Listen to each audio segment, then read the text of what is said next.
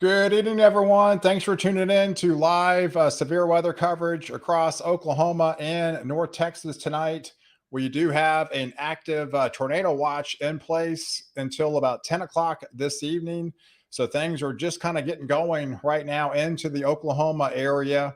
And they should start to be filling in across portions of North Texas as we get deeper into the evening time frame. So thanks for watching, everyone. It's about 5 o'clock right here on Thursday evening. So between now and around 10, 11 o'clock time frame, things are going to be pretty active in parts of North Texas, including the Oklahoma area. So we are doing live coverage for the extended duration of the event. And we do have an active tornado watch happening right now. We have several active warnings, but let's just get to the latest on the actual watch that's unfolding right now. So let's zoom into the Metroplex, and they do have a pretty, fairly widespread tornado watch in place. So this is for a good part of North and Central Texas. This includes pretty much the entire Metroplex and Central Texas. We're looking at a couple tornadoes possible, some scattered damaging winds, isolated significant wind gusts of 80 miles an hour is likely. Significant hail potential, some very large hail up into 5 inches in diameter, folks. This is some serious stuff. The atmosphere is prime time potential tonight to see some very damaging hail. So obviously not everybody will see that 5-inch stuff. We're talking very isolated areas. It just has the potential. The atmosphere says, hey, one of you in North Texas or in Oklahoma is going to have a potential to see a 5-inch hailstone tonight. So it's a dangerous evening. And then in Oklahoma, they pretty much have the same tornado watch. It's scattered activity. The winds even may be more intense up there. I mean, this is 90 miles an hour. You don't see this very often, folks. This is the latest summary from the Storm Prediction Center. We're talking intense supercell development. It's expected between afternoon and the eastern Texas Panhandle into western Oklahoma, northwest Texas. Storms will spread eastward through the late evening time frame. The initial development will be discrete supercells capable of a giant hail. They even depicted CD size. That's basically the last one on the chart in the far right-hand corner, up to 5 inches in diameter potential, and then very intense winds. We could be looking at several clusters of intense supercells that may be bowing out that could have upwards to 80 to 90 mile per hour winds with them. So this is a very dangerous evening ahead. Pretty intense. I mean, I don't need to tell you, it is crazy warm out there, folks. I mean, in fact, we're still getting hotter. I mean, the temperature just bumped up to 93 degrees at the airport, but the dew point is 79. And it was one of those days that we actually broke the all-time record, folks. 81-degree dew point officially in the DFW Metroplex, broke the all-time highest it's ever been here. It is just muggy. It feels like we're in a tropical rainforest in some of these areas. So what I want to zoom in here, there's several storms. I mean, currently right now, we've already had several storms unfolding. The initial development was down here towards the Brady region. They've already had some, 1.25-inch hailstones down there. We have some active warnings. So things are starting to get active further south. But the northern branch, that's the one I'm most concerned about. Let's just talk about this for a second. We had the highlighted activity that essentially originated in and around closer to Oklahoma. And these are diving east-southeast. So let's zoom in because we actually do have several active tornado warnings happening right now within the Lawton region. And if we zoom in, we've already seen some significant hail, folks. We've seen some 2.5 inches there, some 3-inch hailstones. So we're already experiencing some upwards to baseball-size hail with this particular activity. So the things are just now getting going. But what I wanted to highlight for you is this boundary. We've been talking about this boundary, and the boundary is where the most significant storms have been. And so, but you notice the boundary last night, the boundary was further south, right? It was basically south of the I-30 corridor. That's where most of the activity fell. We had some A 3.5 inch hailstone back in Waxahachie there down towards Cleburne. Very active towards the Ennis region into the Corsicana region last night. But notice where the boundary is tonight, folks. It's well to the north, right? And so the northern corridor is going to get hit the hardest. So if you live within southern Oklahoma, where the storms are right now, these are northwest.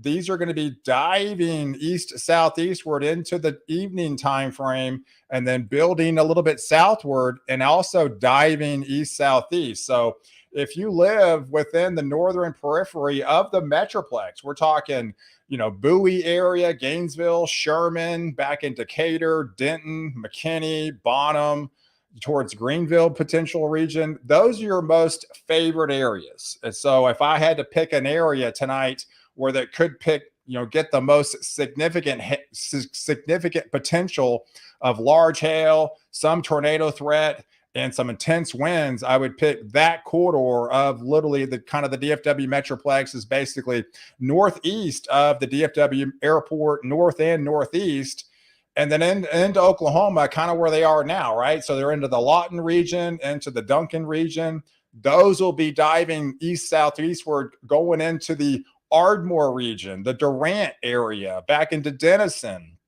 along the Red River. It's this northern corridor that I'm really the most concerned about. We still have to watch activity further south, but these likely won't be as intense as the ones further to the north of that boundary, or like right along this boundary. So there's two stages that we have to watch. I mean, these storms are all going to be diving east southeastward, but as we seen the other day, we could have some splitters. And what I'm talking about that is these little supercells that dove east southeast, and this is why they actually have the tornado watch in place further south.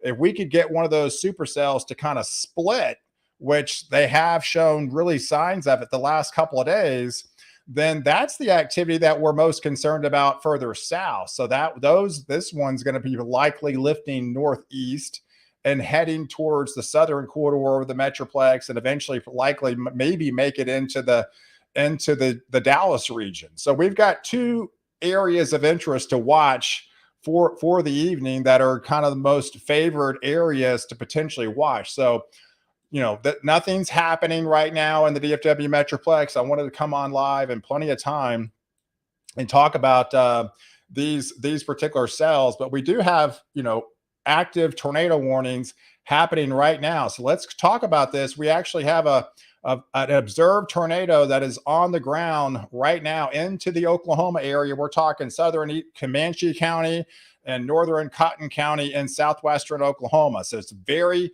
damaging hail. It has been confirmed by storm spotters as of 9 minutes ago.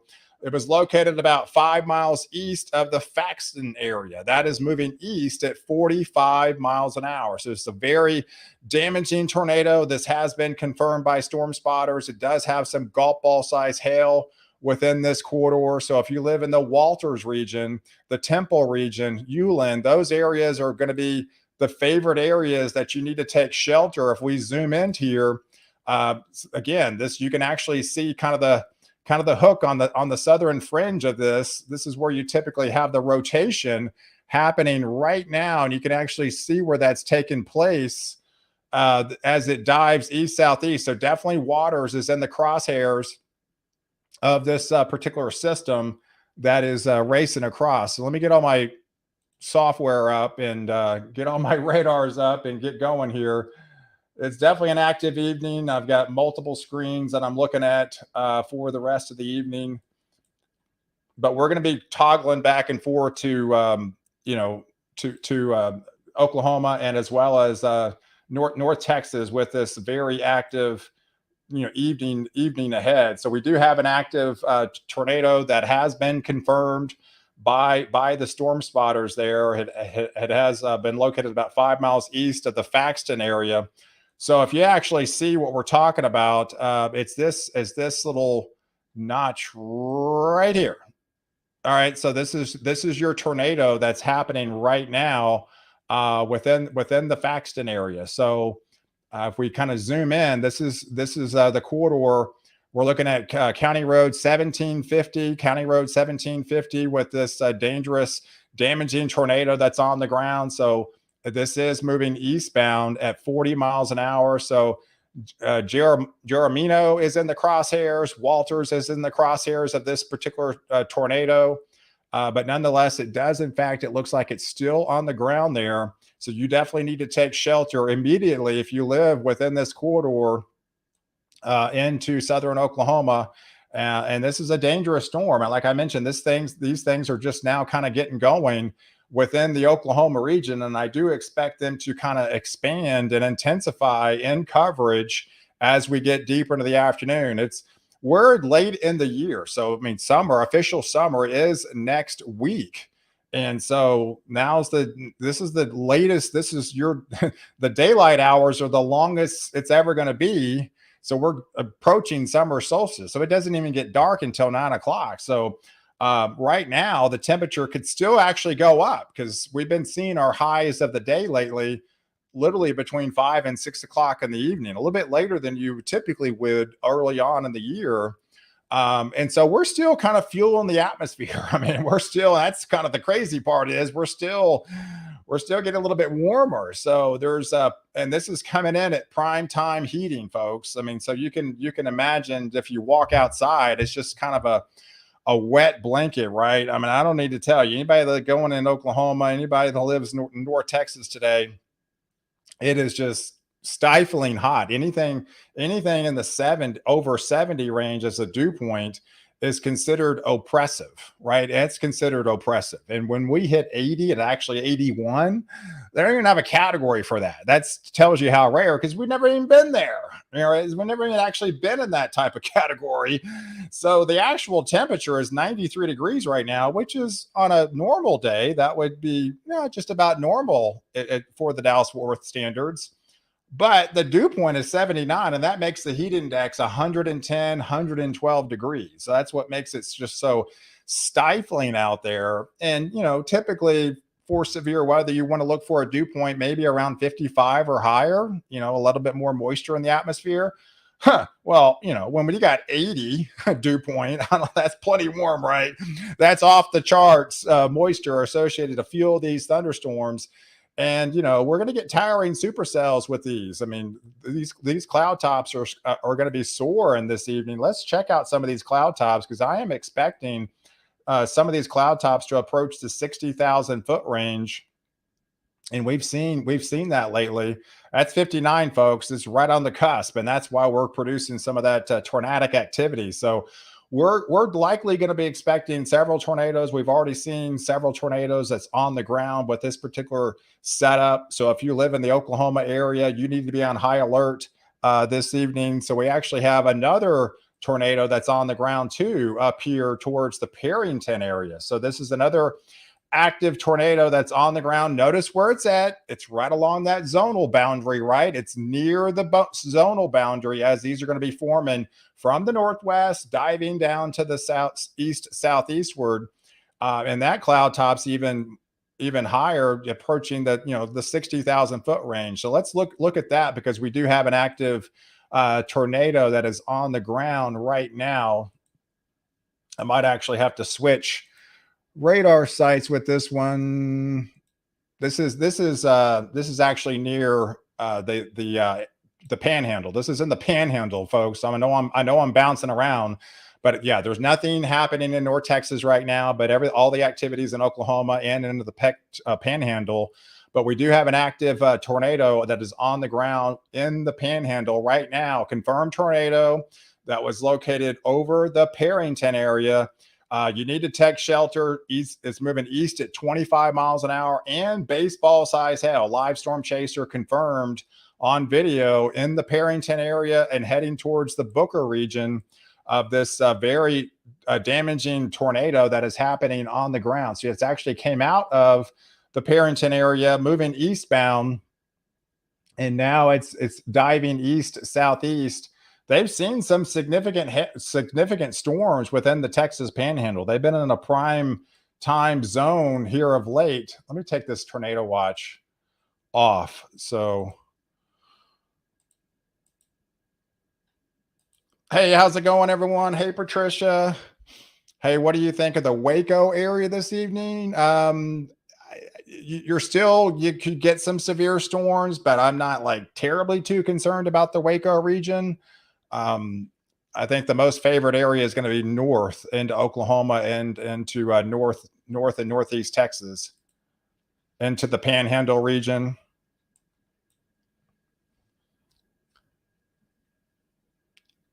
Hey Brady, I won't be discharged. What about Anna? Hey Amber, Anna is in one of the favored zones to see the most intense activity tonight. The Salina area. This is if you're just now kind of tuning in. This is your favored zone. These areas are going to be moving east southeastward throughout the evening time frame, and it's going to be a pretty significant event. So these are already supercells bubbling up northwest. So these are going to be diving east southeastward through the evening time frame. So they're going to be taking kind of this trajectory right here. So if you live anywhere near this boundary to the north side and to the south side, you're going to be in the most favored zone for severe weather. So that obviously puts people into play back towards the Burke Burnett region, Vernon, Wichita Falls, Seymour, Graham, Bowie, Gainesville, Denton, McKinney, Plano, Flower Mound, likely Greenville, Bonham, Sherman, Gainesville, Denison, Durant, Ardmore. Those are the more favored areas for the most significant storm. So we're talking, they've already seen some 2.5 to 3 inch diameter hail within that corridor up into the Oklahoma region. They've seen some actually observed tornadoes on the ground already, and they're going to be seeing more of this. So you can see the purples here. That's some significant hail falling right now and very torrential rain. So like I mentioned, these are all going to be, northwest and diving east, southeast through the evening time frame. And these little numbers here that I have, these are the storm reports. So I'm going to have this on there, and they'll pop up once they're confirmed. But look at that, folks. If we zoom in here, look at Lawton, folks. That is the most significant hail that fell earlier within the Lawton region. That's 4 inches in diameter, folks. So we've already had confirmation of that is softball size hail, guys. That is softball size hail confirmed already tonight with this activity. So remember, the severe thunderstorm, the tornado watch includes hail up to CD size up to 5 inches. So we've already had 4 inches confirmed. So you can see what the atmosphere is capable of.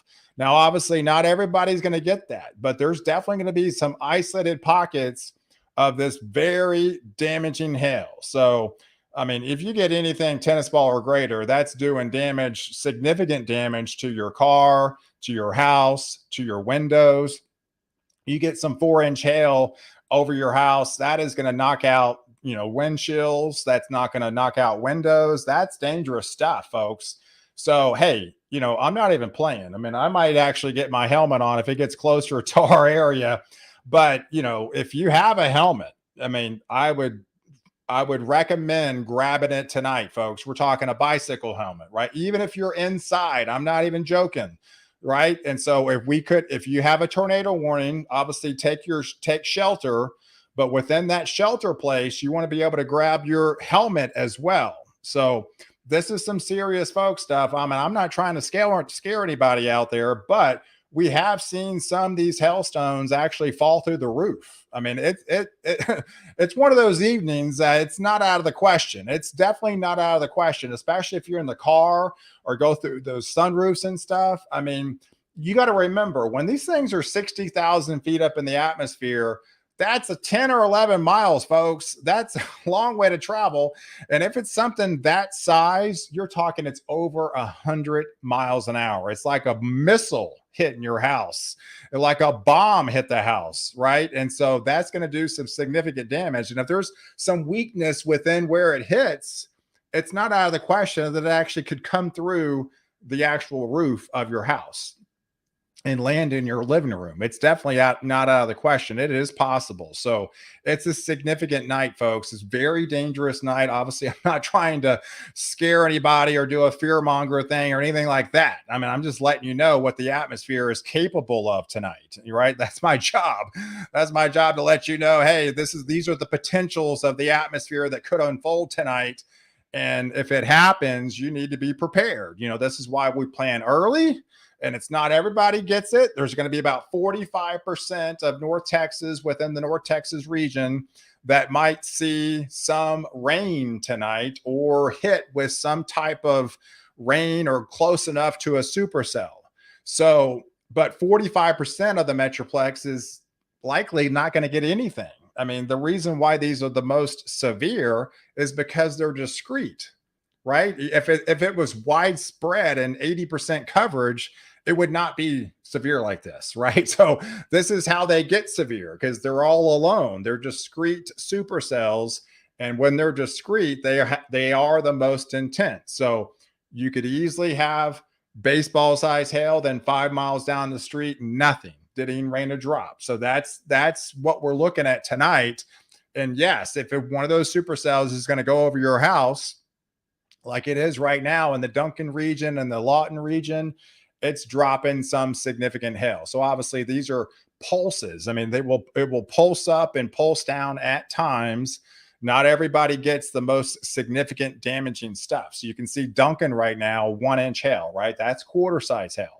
But a couple frames back, that was baseball size, that was softball size, right? A couple frames back, that was quarter size. So not everybody's going to get it. Hail cores are one of those things but once they form, once that cloud top forms, as it dives east southeast, it's likely you've seen those tracks that I posted lately, right? You've had one, like maybe two supercells that went over the entire area of North Texas, but there was only maybe two supercells. It doesn't really take much, but that supercell is likely going to drop significant hail all along the way. And the difference between tonight than the previous nights is we have a high wind threat. We didn't really have that significant wind threat the last couple of events. So this is a compounding thing and a tornado threat. So the tornado threat has increased. This is why we have a watch, folks. It's not a severe thunderstorm watch. It's a tornado watch. So you got to remember, this is a tornado watch. That basically means they're expecting some tornadoes, right? If it was a severe thunderstorm watch, they would not have placed a tornado watch. If they would be expecting more severe thunderstorm supercells. But since it's a tornado watch, they're expecting more potential for tornadoes. So that's why this is more significant. It's happening. Yeah. So major damage in Parrington right now. So if we zoom into the going back, yeah. So this is where the active tornado is unfolding into the Parrington region. So if we could zoom back, so let's look at this active tornado warning that's happening right now. This is an observed tornado that is on the ground. So still, it's located 7 miles southwest now of the Booker region. So we're getting confirmed by spotters this damaging tornado is on the ground, but it's doing significant damage in its wake too. So that is very uncertain, very unfortunate down in this region that we're getting some of that significant tornadic activity here.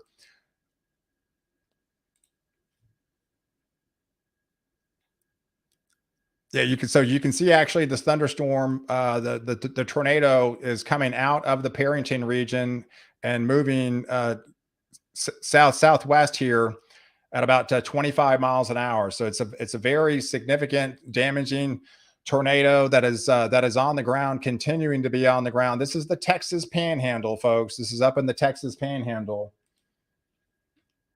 Let's see.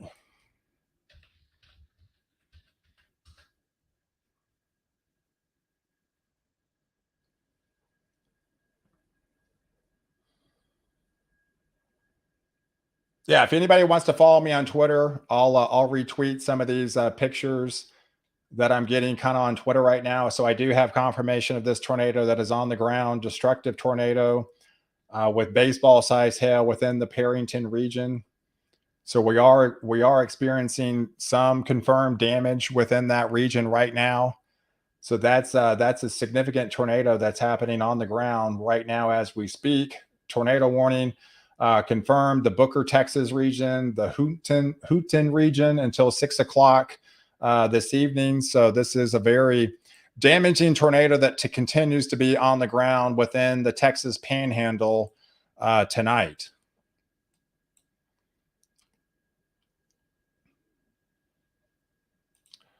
So if we go back to the active tornado warnings, you can actually see what we're looking at here. We've got 1, 2, 3 active tornadoes on the ground happening right now. So let's zoom back into the one in Stevens County in Oklahoma. So this is another active tornado that's happening right now, confirmed by spotters. This was located near the Duncan region in Oklahoma, moving southeast about 25 miles an hour. So let's zoom in to this tornado potential, or that's happening right now within the Oklahoma region.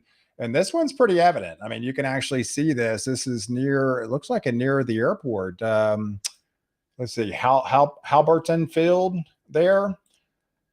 So this is within the Duncan region. This is moving some 80 mile per hour, folks. So this is getting more intense by the moment. Some intense winds happening right now. We've got a tornado on the ground in Duncan, Oklahoma. We've got some 80 mile per hour winds with it. And we've got baseball size hail, folks. That is the destructive storm. And this is the potential of the atmosphere tonight that's going to leave a mark for many days to come with this particular widespread severe setup that's unfolding across Oklahoma that'll eventually shift off into far northern extremes of North Texas later on this evening. So this is why we're doing live coverage tonight for the extended duration of the event. But this continues. I mean, you can see the Boeing feature, right? So you can actually see these winds coming out, and that's the most intense winds that are coming out of these features.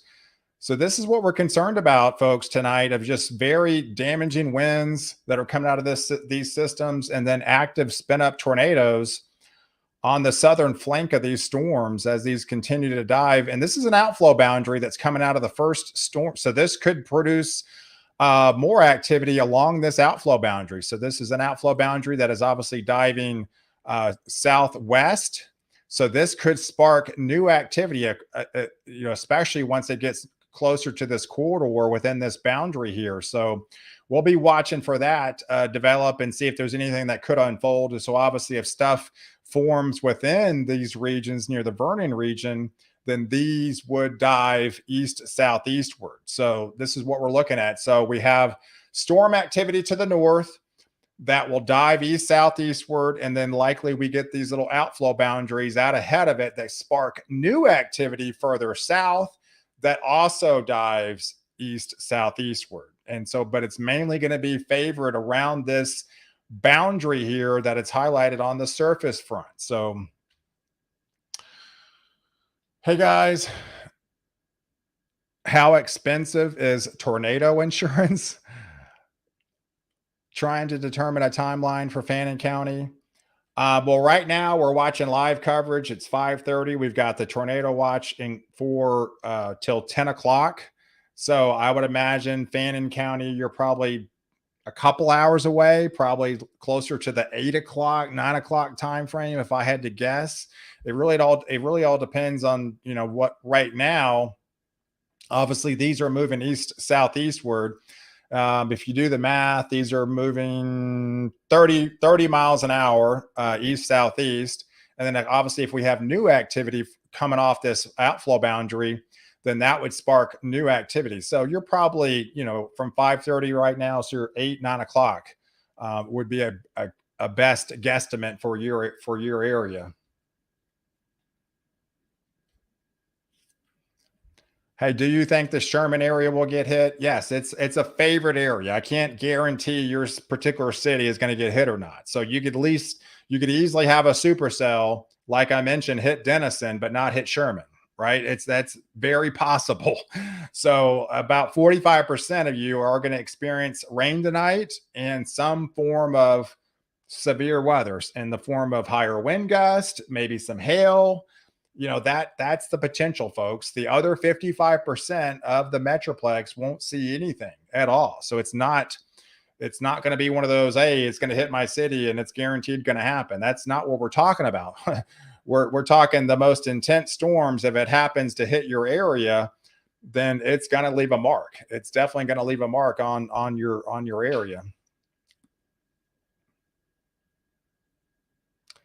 All right, so let's put the radar motion so you can actually see the outflow boundary unfold as these dive southeast. That's producing an outflow boundary, and we've got new activity also trying to form right here. So this is be south of the Vernon region. This is south of Vernon. There's Iowa Park.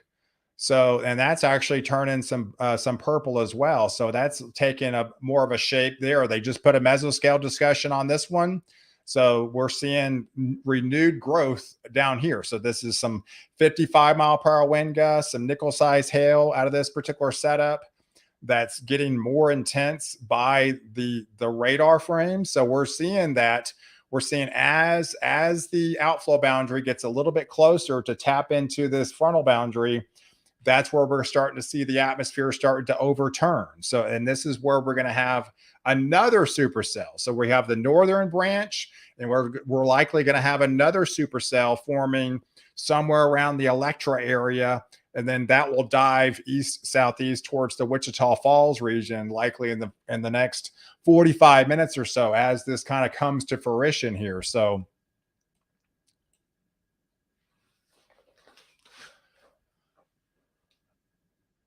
I was wondering if I missed the answer. Sorry, I'm trying to talk weather and read all the questions at the same time. I've never been heard they call DVD size. Well, that's how rare it is. I mean, it's on the chart. It's always on the hail chart. It's just we never talk about it because it doesn't happen very often, and you don't want it to happen very often. We're in rare territory to see giant hail, especially when you have the National Weather Service say, "Hey, the potential has 5 inch." I mean, they don't put those forecasts out very lightly, folks. I mean, there's a lot of thought that goes into, but hey, we already had confirmed 4 inch in Lawton, right? So we're not that far away. I mean, somebody's going to get probably a 5 inch stone somewhere tonight, right? I mean, so yeah, I mean, it's definitely on the chart. It's been there. It's just it doesn't get highlighted very often because it's a very rare event if something like that happens. But you see it's happened. I mean, we saw it in Mansfield the other night, 5 inches. We saw it in Brookville, Mississippi, right? We've seen some 5 inch hailstones already just the last couple of days. And so, but when it's forecasted specifically to happen, we're likely to see more, not maybe just one of them. We're likely to see several stones like that. So, and that's the potential. So,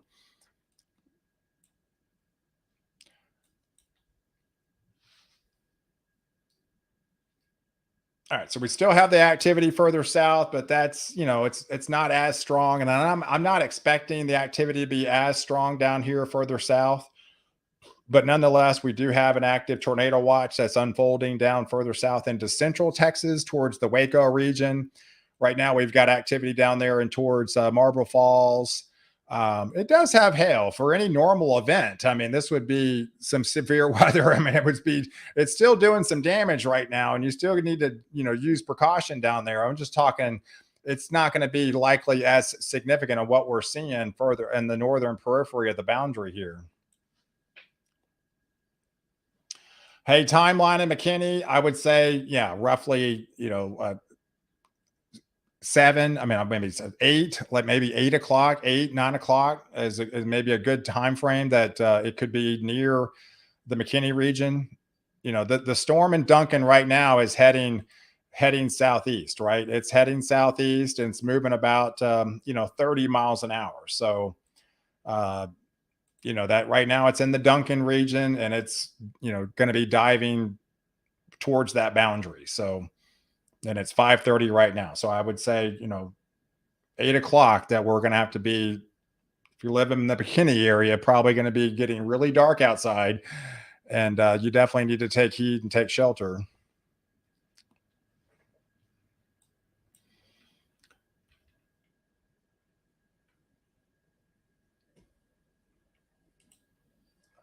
Um, Forgot to turn my reports on. So yes, yeah. So active eating tonight across the Panhandle, across North Texas, across southern Oklahoma. We do have some active tornado watches in place until 10 o'clock this evening, and we've already had several, confirmed tornadoes that were on the ground as well.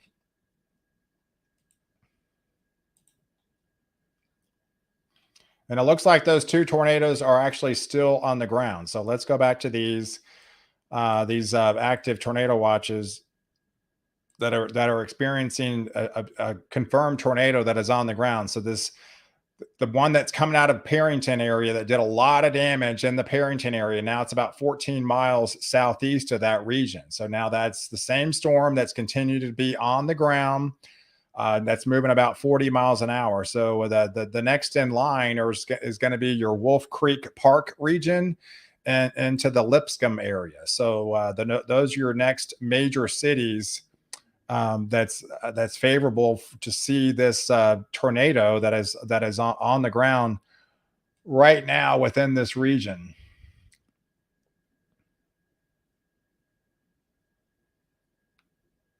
This, if you're just now kind of tuning in, there's the Lipscomb area. This is the Lipscomb area. This is the area you know, that's the tornado, the active tornado right now towards the Twin Grove area. So the next in line from this particular cell is going to be the Lipscomb area, that you need to take shelter immediately up there in the Texas Panhandle of this dangerous confirmed tornado that's unfolding right now. So let's put the motion on this one.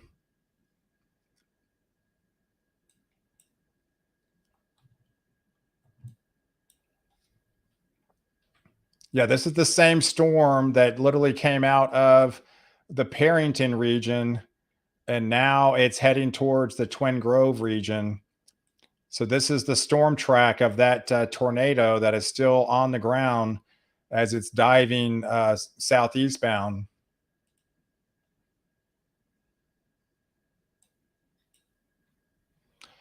Hey, Julian. Yeah, best time frame McKinney's maybe 8 o'clock. So that's we'll watch all this unfold right now. But like I mentioned, I can't guarantee it's going to hit McKinney. I mean, the McKinney's in the favored area to get the most significant storms, but these are isolated supercells, so it could easily hit Anna, not hit McKinney, and then hit Frisco, right? So don't. I mean, this is not a guarantee. This is just when the favored area could be over your area.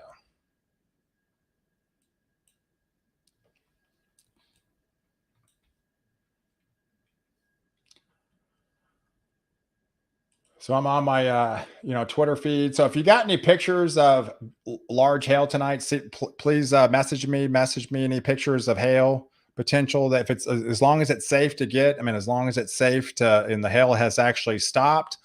I'd love to see some pictures. So um,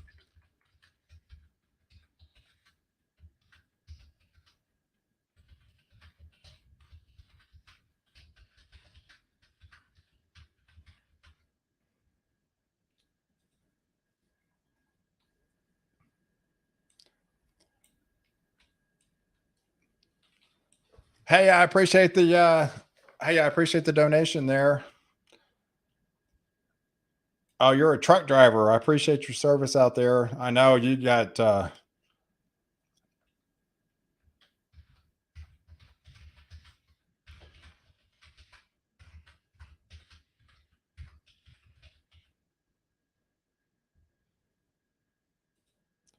Hey, I appreciate all the donations out there. It definitely helps, with the live streams and doing these live coverage events. And of course, I'm an independent guy. I've got my YouTube channel. This is what I do for a living. I'm 100% full time weather guy. I am kind of unique, so I'm not on TV. I'm not on the news channel or anything like that. I'm on Facebook where you're listening to me. I'm on YouTube, and I do the weather every day, broadcast nationwide on YouTube on a daily basis. I'll be really diving into storm coverage on my second channel coming back in a couple of weeks. The Palpondra Ultra with daily, active tropical weather as well. I think the tropics are going to be starting to ramp up in a couple of weeks. And so we're going to be doing extensive coverage on my other platform, maybe in the afternoon time frames, in the Caribbean, down there in all the tropical regions. And so, yes, but I'm 100% full time weather guy. I've been at this for about 2.5 years, and so Pal Ponder on Weather is I own the company, so I'm an independent guy. So this is how I'm able to do this for a living. Is all my sponsors out there and my supporters and people that are able to donate.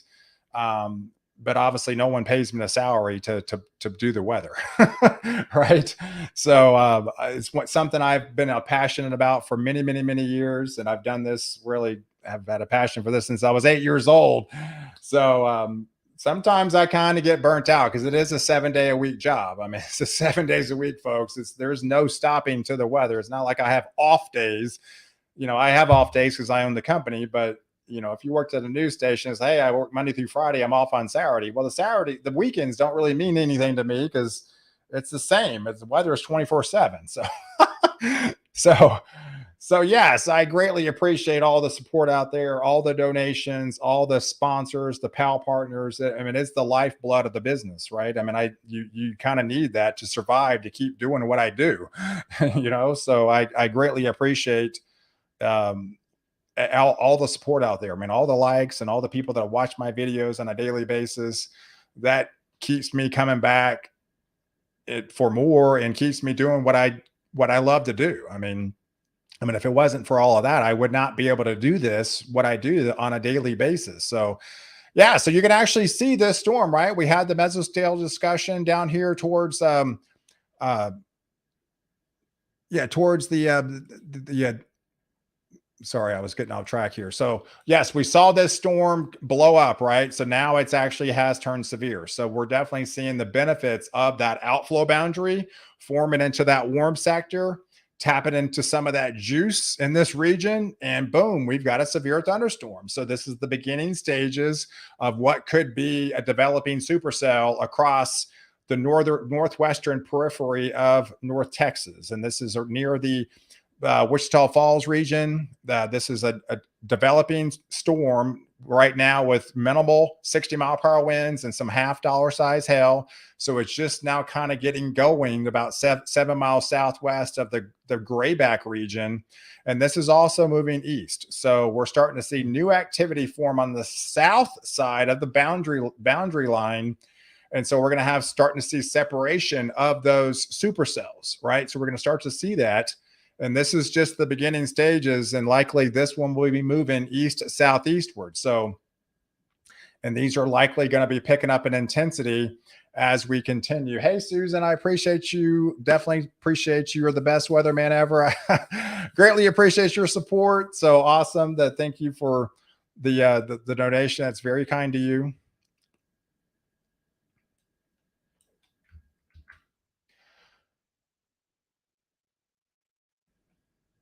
So yes, if you are tuning in with me, I mean, like I said, if you like to donate, they do have stars as an option on Facebook. You can obviously do that.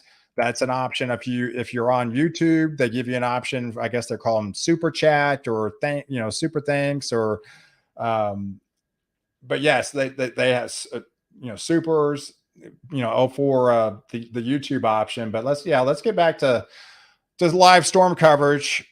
So through tonight, because we do have some activity. Even further south, this activity is getting a little bit more active, right? So this down here towards the Burnett area, down towards Marble Falls, we're starting to see renewed growth down here. So we've got some pinks and some even some blues, and that's more some bigger hail core that's forming within this region down here further to the south, you can actually see where the hell core is currently right now over the Cherokee region. And that's the southern flank of this storm. This is by the Brady region where we've seen several storms form as of late. So, but what we're looking for down here, obviously these cells are going to be forming and moving eastbound. But if there's any like left hookers, like left hook turns, basically, those are the most likely significant storms that could unfold coming out of this region. We actually had one the night before that kind of formed into the Brady region, and that's the one that turned northeast and then ended up making it all the way to the Mansfield region.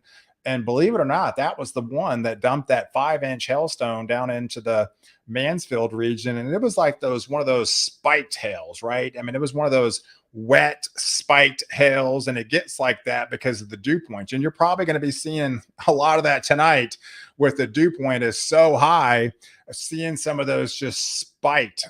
The melting process. You got to understand the cloud top 60,000 feet, right? It's got a lot of the updraft's got to be really very, very, very strong to keep a 5-inch hailstone, up in the atmosphere for that long, right? I mean, that's how it's able to grow. It's the updraft outwinds the weight of the hailstone. So whenever the hailstone is, wins the war essentially from the updraft, it's allowed to fall to the surface. So that's how it's able to get bigger and bigger and bigger and throw it up higher and higher in the cloud top. And as it's pretty cold up there, obviously, and it's freeze, melt, freeze, melt, freeze, melt. And so it finally was able to hit the surface. And by the time that actually happened, it was 5 inches. So imagine how big it was up there. Imagine how big it was, probably 60,000 feet. I don't even want to think about that. Right. So, yeah, 5 inches is what they're calling for tonight, potentially in some areas, what this CD size hail potential. So,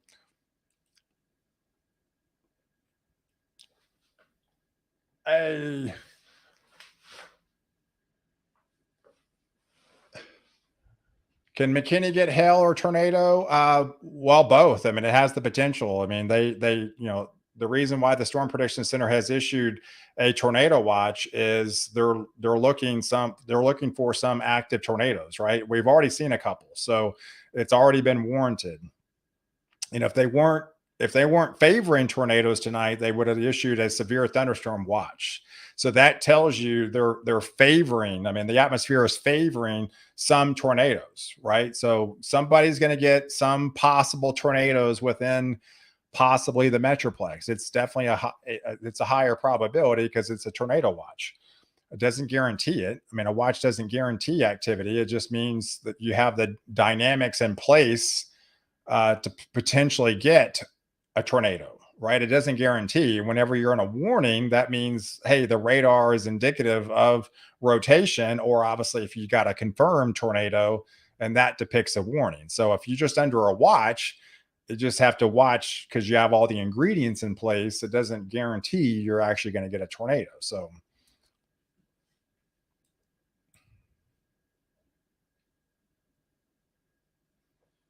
hey, where is the 5-inch hail supposed to hit?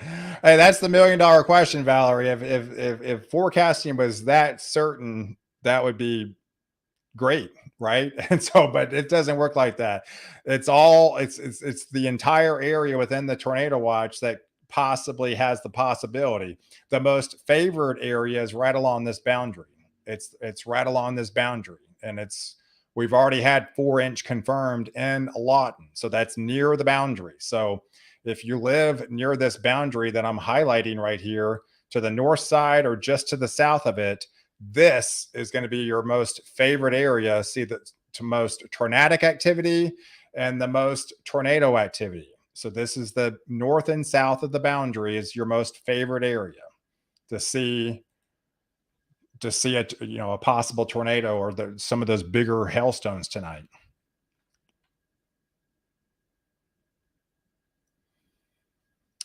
But right now we're zooming in. We've got the Fort Worth radar on, and there's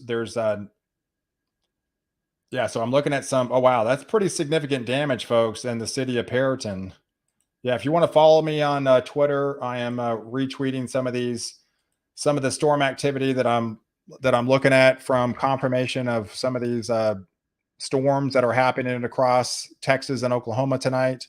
So if you want to follow me on Twitter, you can see some pictures there. If you have any storm activity tonight, please send me a direct message. I would love to see um, any hail pictures you might have, and as long as it's safe to do, then yes, I would definitely love your pictures out there. Yeah, but definitely a very large destructive tornado that happened just about an hour or so ago. And I don't, is that tornado still on the ground?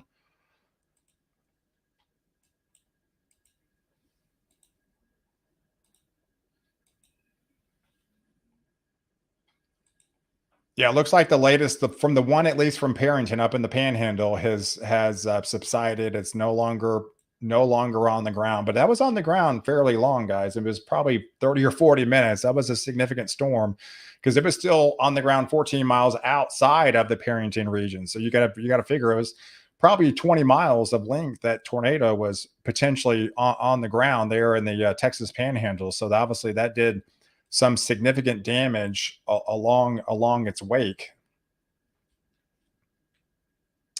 But yeah, renewed tornado warning happening right now for the city of.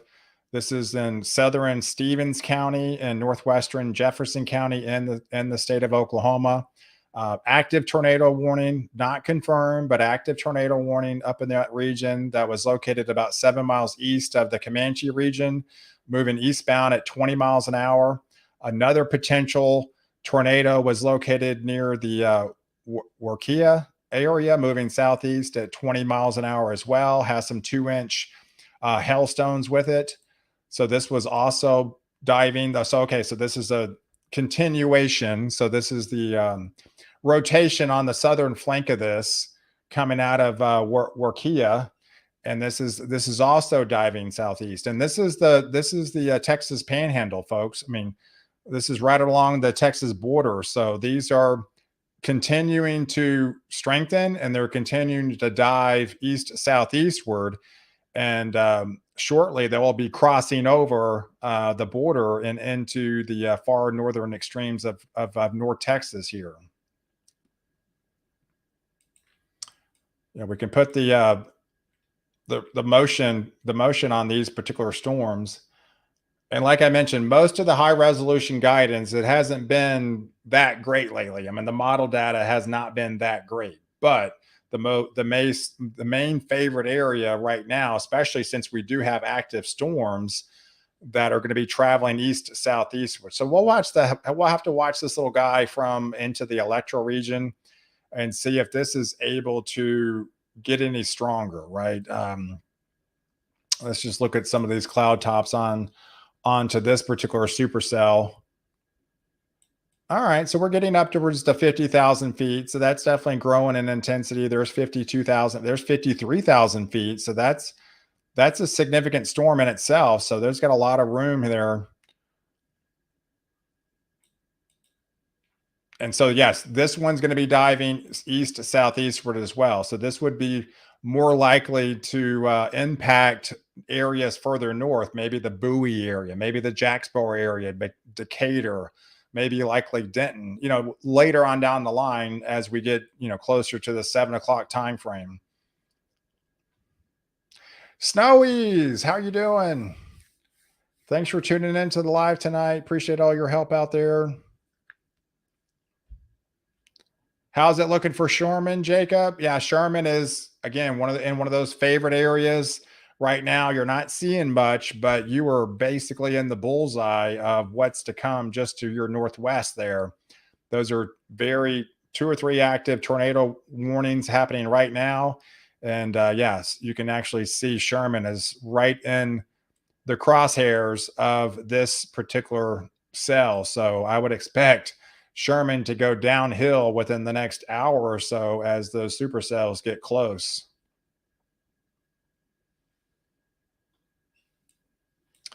Yeah, Anna would be the same. Anna would be the same thing.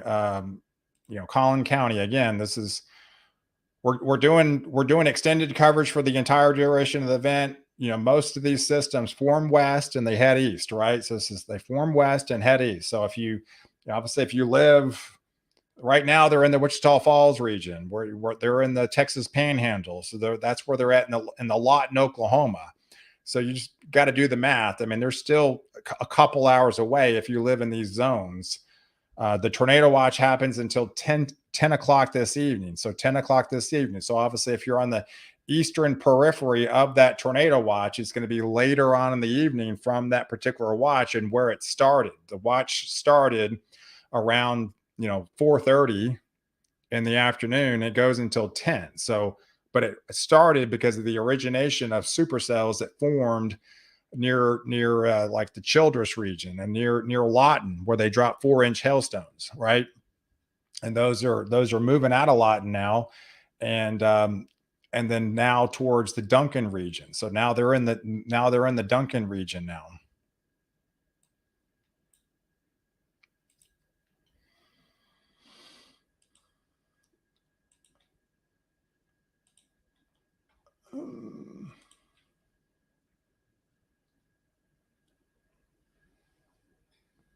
But it's been busy. I mean, obviously it started off in North Texas with the Allen event back on May 19th.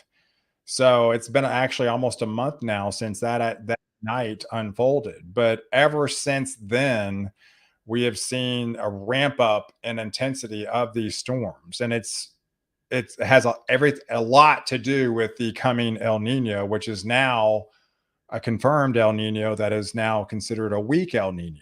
And so that's the dynamics with the more active subtropical jet bringing in I say the tropical juice, if you will, the mugginess, the wet blanket air, right? So you have that, but the most important thing you have the mid level jet. The mid level jet stream is much further south than what it typically is this time of year. It's usually well into the Oklahoma region, well into the Colorado region by then. And so when it's dipped this far south, and obviously Texas is typically warm in June, right? I mean, average, we're like basically average. 93 degrees is essentially average for this time of year. But what's not average, obviously, is the higher dew points, right? And that's what makes it so crucial. So when I don't have to tell you, if you got severe storms hitting a 90-degree environment, that's a dangerous setup. So, typically in the springtime, when there's like April is an active time frame, well, the average high is like 75 degrees. So then you're talking, oh, well, supercells are going to hit that 75-degree air, and so usually that's pretty intense enough as it is, but it's rare. We're in kind of rare territory tonight to seeing something like this, getting severe weather like we are with temperatures well into the 90s, right? That doesn't happen very often, right? It just doesn't happen very often. But those are the dynamics that we have. We haven't seen an El Nino since 2015, like what we have now. So it's been a while, but people don't remember what maybe El Nino brings. It's been a while. It's been 8 years. We've been in this La Nina for the last 3 years, so it's a whole different ball game now with this El Nino in place.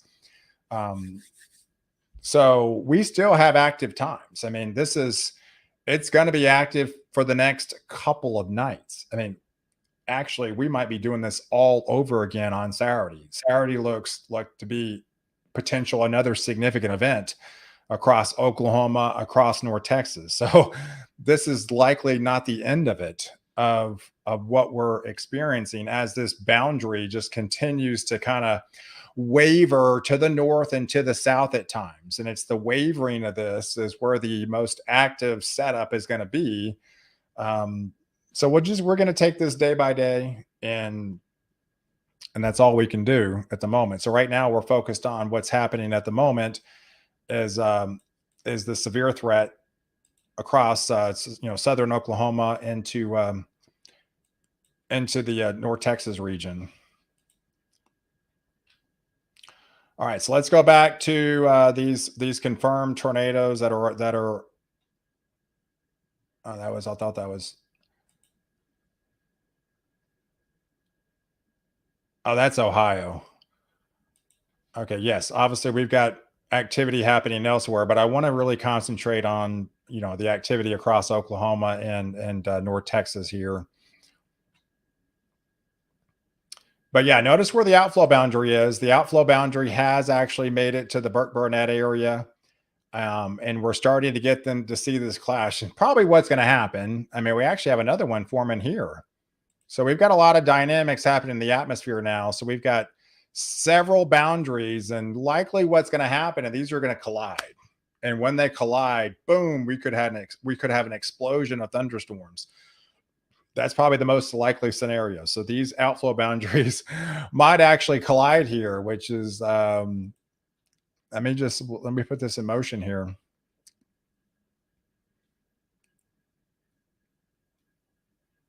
Yeah, so that could easily happen right along that boundary there within the Vernon region down to Electra. You see it actually intensifying because there's building lightning strikes within this region.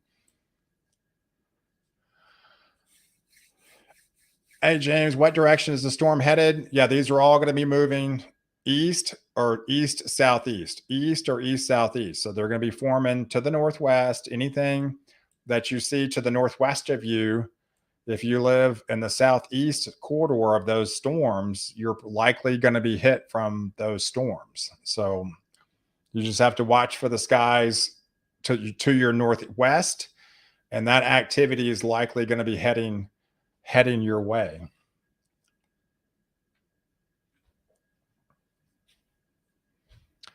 Yeah, diagonal, because it's this boundary. This is the boundary, folks.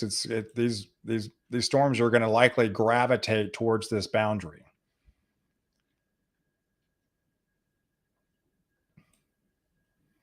So yeah, we still have storms elsewhere, folks. And I know we're only talking about one area, but I mean, even if you zoom into these are some storms just continuing to unfold down here in the Macabre region. That's golf ball size hail. Even down here towards this is likely in the Mississippi area, southern Mississippi area, even in the Florida Panhandle. That's some 2.5 inch hail. That's a tennis ball size hail in itself, folks. So this is a widespread event. I mean, it's literally severe weather draped across this entire boundary. So I know we're only focused on Oklahoma and North Texas, but it's really this entire boundary that's getting severe weather tonight. So this whole area is under a slight, and then you have an enhanced, and then you have a moderate risk well into the Oklahoma. So this is a huge area. This extends from the Panhandle of Texas down through Oklahoma into North Texas, going through portions of Louisiana and Arkansas, and then diving through, central and southern Mississippi, southern Alabama, getting into southern Georgia, and into the Florida Panhandle, and recently reaching on the outskirts of possibly even the southern Carolinas there. So this is a widespread severe weather, threat, and then we have the southern flank too. So, like I said, we still have that southern flank, but I'm not, terribly too concerned about the most significant storms down there.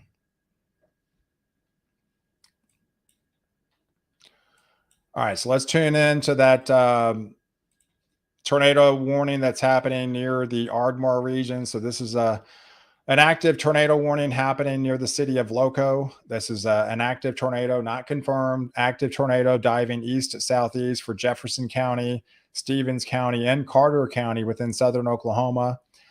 These areas in its path are going to be the Wilson region, the Loco region, the Graham, Milo, and potentially Fox here.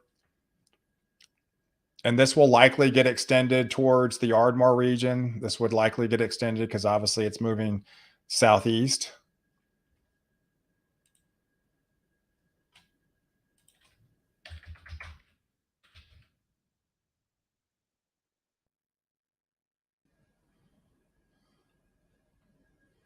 Yeah, so there's pretty active storms now in Ohio as well. Ohio's getting hit hard with some tornadic activity as well.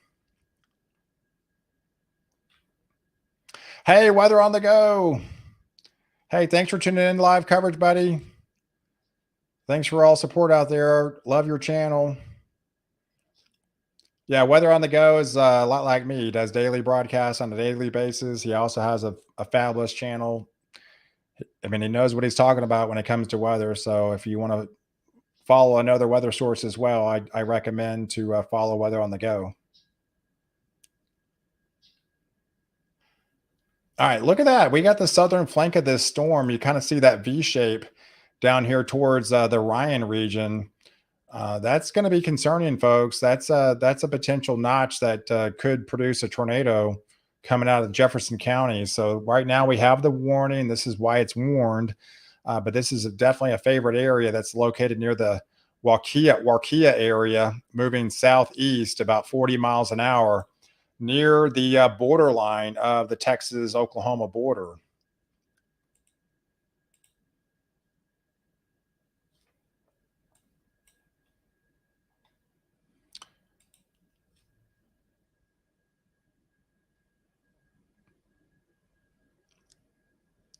ETA for Keller and Fort Worth border. Yeah, so well, I mean, I guess it really depends on if that storm and Electra forms. I mean, this one's kind of getting its act together, and that would be, that's the cell that would you kind of one to watch to favor more your area because it's probably not likely this one would hit Keller region, but it might be more likely the this one towards the Wichita Falls could possibly impact the Keller region. I would imagine Plano's probably a good time away, maybe towards the 9 o'clock time frame. 8, 9 o'clock, probably still 2 hours away easily. Still pretty good distance away. Right now they're in Wichita Falls and just north of Ardmore here.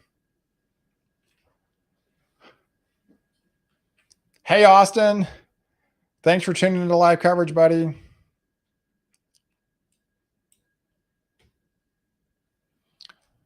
Yeah, so if you're watching me from Facebook or YouTube, definitely important to hit the like button as well and share this to any friends and family that might be going to be impacted from this region. If you know friends and family that live in the Oklahoma area or within North Texas, please share the live feed with them. Let them know we're doing extended coverage. For the entire duration of the event. I mean, most news sources kind of only break in during if there's an active tornado on the ground. So we're doing live coverage for the entire duration of the event, like before things happen, to let you know of the possibilities and the time frames and the large hail that could be hit with these potential storms and the destructive winds that are also forecasted potentially for tonight as well. So, and it's also important to hit the follow button as well if you're not already following me on Facebook. I'm very active on a daily basis. People that know me on Facebook, I tend to post a lot, right?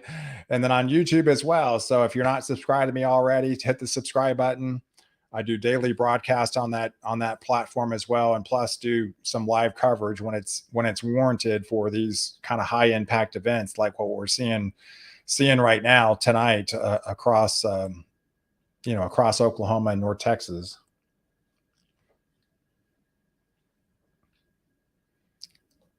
Expected hail size in DFW. Well, the forecast is anywhere from 1/4 to 5-inch hailstones. That's the National Weather Service put out possibly CD size hail up to 5 inches has that potential.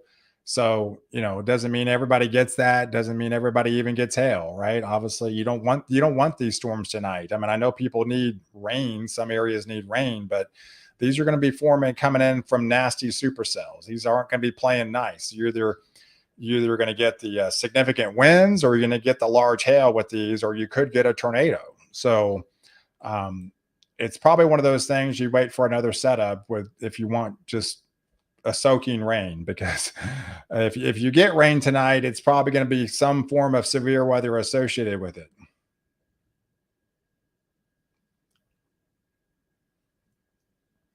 But you can see the damage that it's leaving now. I mean, it's produced some pretty significant hail towards the Lawton region. A lot of damage coming out of that particular event. 4-inch hailstones confirmed in Lawton. That looks to be the biggest of the evening so far. Very damaging softball size hail, but out there. But now, yeah, so now the active tornado threat has shifted on the Texas side a little bit. So this southern flank of this storm is definitely showing some signs of kind of broad rotation down there, and right along the border, coming out of the Oklahoma, coming out of the Warkia area, and this is diving east southeast towards the Ryan region. So kind of broad rotation, not anything confirmed. But yes, in fact, there's definitely some circulation down in that region, and there's kind of more of a kind of a V notch too. So those are the ones that, it's definitely more concerning to watch this region, especially on the southern flank of this storm.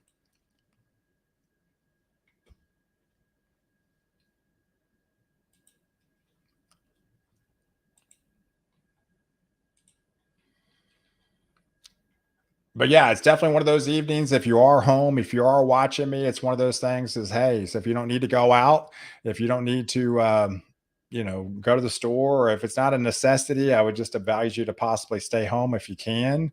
You don't want to be left out there. I mean, you can't guarantee, it's going to hail at your house, but you need to take all necessary precautions if in fact it does. So if you got time right now, if you live in the Metroplex, where there's not anything going on, you need to go outside right now and secure any loose objects. I literally went out and got all my bird feeders and anything that could be flying anywhere. It's all inside. I took all my glass objects inside. I took everything that could potentially be damaged, all that's inside. All my vehicles are parked in the garage. I mean, I'm ready and hoping for the best, right? Obviously, no one wants this hail. I don't want it. I don't want to see this in the house. I know what kind of destruction it can be. So, and we've already seen a lot of hail, folks, across North Texas. I mean, the roofers are slammed. Okay, I know plenty of roofers that are just begging for no more hail, because there's plenty of business, folks. I mean, we don't want this stuff.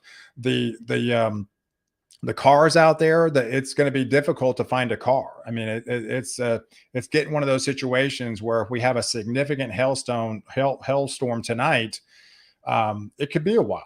I mean, because it's going to be such a backlog. There's going to be such a backlog because we've seen several huge events across North Texas that did a lot of damage. We probably already had $1 billion worth of damage since the Allen event. So in the last month, I would easily guesstimate $1 billion across North Texas with properties and home, but cars and the kind of hell we had just in the last 3 days. I was actually looking, we had 500,000 homes that got hit with tennis ball size hail or more. That's an extreme amount of homes just in a 3 day period. So it's crazy what's happened, and these are over major populated areas. Obviously, there's an enormous amount of people. There's over 1 million people that just live in Collin County alone, right? Numerous rooftops out there. So we don't want this stuff. Trust me, you do not want this stuff at your house tonight. Um with with and this is another component tonight, is the wind. So, and straight line winds can do significant damage in itself. I mean, it could knock down trees. If you've got, any trees out there, sometimes it could be kind of overgrown. Some of these trees are, 50, 60, 70 years old, and 60 feet up in the air, and you get a downburst wind, you get a microburst wind to hit that. It could take down trees. A tree could come out of your house. A tree could fall, and hit your car. When you got a burst of winds of 70, 80 miles an hour like that, it could happen, right? I mean, or the hail, or a potential tornado that hits. So there's lots of potentials tonight to do significant damage. For a while, and it takes a long time to recover from that, to get all this stuff fixed, to get the roof fixed, to get the windows fixed, to get the AC fixed and the car fixed and all that stuff. It's a nightmare to go through. I mean, no one wants to experience that. So you got to take all the necessary precautions, to get your car under cover, to get the car in the garage. Do what you can. Obviously, you can't, protect it, put a bubble over your house or anything, but you can, take all the necessary precautions that you can right now. Uh, if something like that does happen, you're ready for it, right? You're going to be ready for it.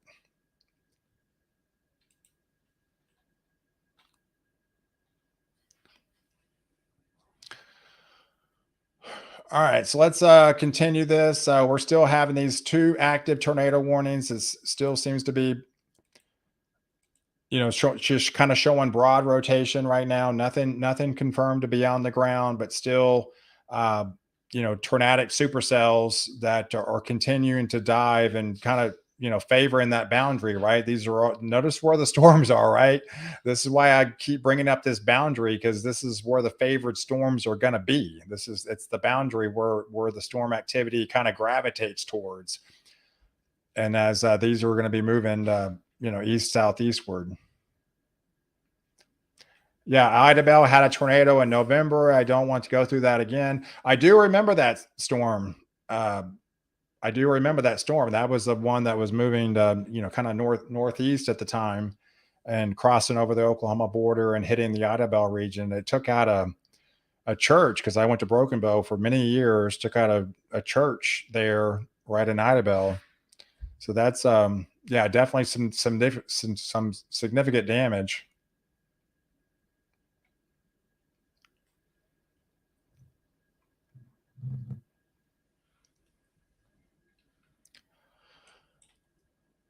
But it's definitely been active, folks. I mean, this has definitely been active, and sometimes these storms, they happen, and sometimes they don't. I mean, it's one of those things where the atmosphere, there's subtle disturbances. There's so much going on. You got to understand, there's a lot of chaos in the atmosphere, outflow boundaries, subtle impulses of energy.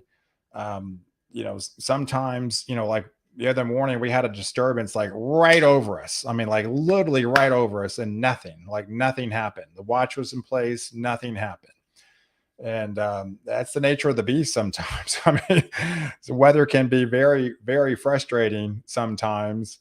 But we have active storms. That's the concerning part. We know the atmospheres are already turned over, so it's not like we have to, like, oh, we need to break a cap or something.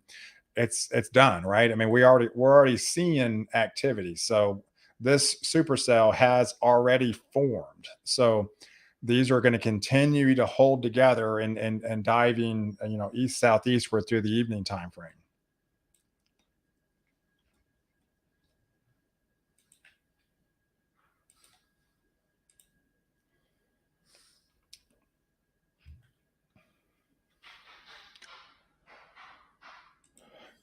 Yeah, I want to check my messages too. Um, Significant damage in Lawton. Some of these may be a little old. My wife will be driving home. Is it so bad? And it's in the Sherman area. Looks like Eric messaged me from, looks like in Sherman. Yeah, so Sherman's going to be the, one of those areas that's pretty favored in line, right? So that's not that far away now, right? These are active tornado warnings. Going to be heading towards the Sherman area shortly.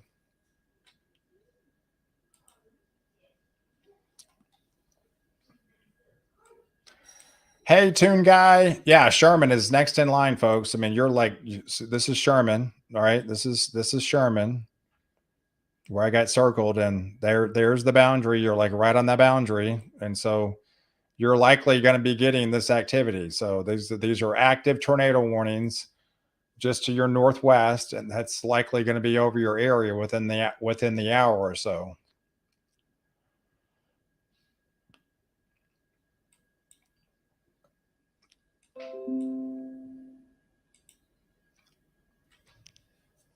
All right, so we got some activity again further south. These are like kind of borderline severe, and we'll watch this in case it does kind of get out of hand. But I'm not really expecting. I mean, they still have the active tornado watch down here, but again, I'm not really favoring these supercells to get that far out of hand down here.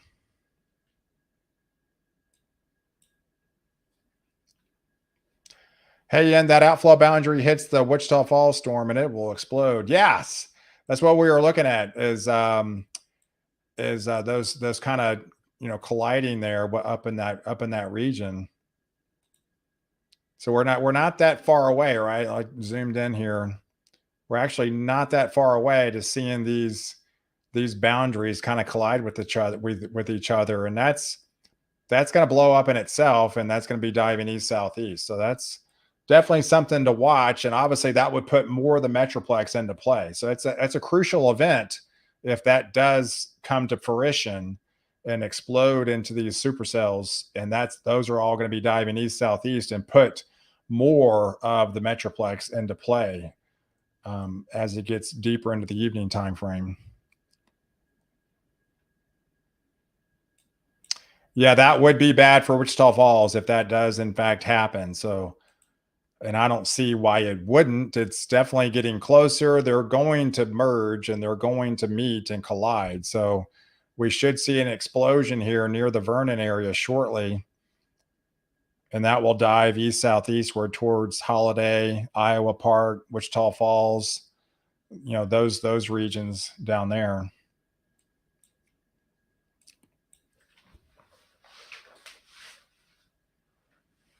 I hope you have your lemonade. I know my wife's like, "What'd you eat?" I'm like, "It was a busy day." Thursdays are always busy for me. Thursday is probably one of my busiest days of the week, and of course, some of the severe storms have been on Thursday, so it's already been a long day for me. It's been a long day for me already.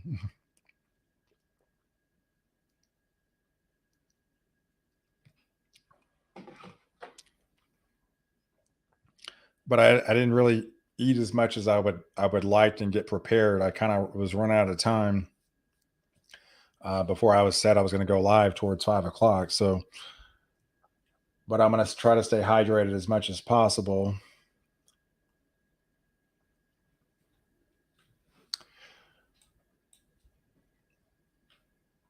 So, how's everyone going out there? Hey, yes, definitely like and share. Definitely appreciate everybody tuning into live coverage. We're just kind of getting going, right? I mean, I know you're looking outside. It's partly cloudy. I mean, we're 6:30, right? We are under an active tornado watch. We've got about 3.5 hours to go, and I was kind of surprised it ended at 10. I would have probably extended it towards the midnight time frame, and there very well could extend it as if it's warranted. But definitely surprised that it definitely ended at the 10 o'clock time frame because I still feel like there's going to be activity um, over the watch zones past the 10 o'clock time frame.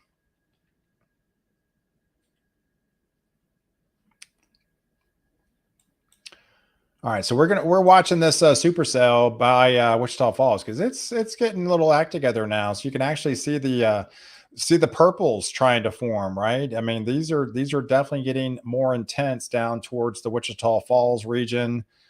The cloud tops are getting a little bit higher up in the atmosphere, and we're watching the upscale growth with these storms approaching 50,000 feet. That's nothing to sneeze at down there.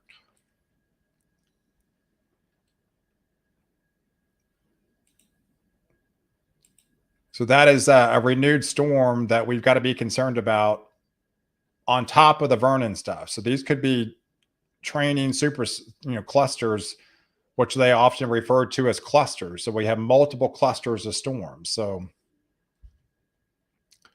and these could be training over the same areas. That's one thing too, right? If you have an east southeast directory, and if you're in line, you could. It's kind of feast or famine. There's areas that might get hit really hard, maybe one after another. But if you're outside that zone, you miss out. You don't get anything, right? And then you may get hit with another one because these tend to be training thunderstorms, training supercells as well. So that's, makes it even more significant. Obviously, if you do get hit one of these storms, then you have an increasing likelihood of possibly getting hit again. So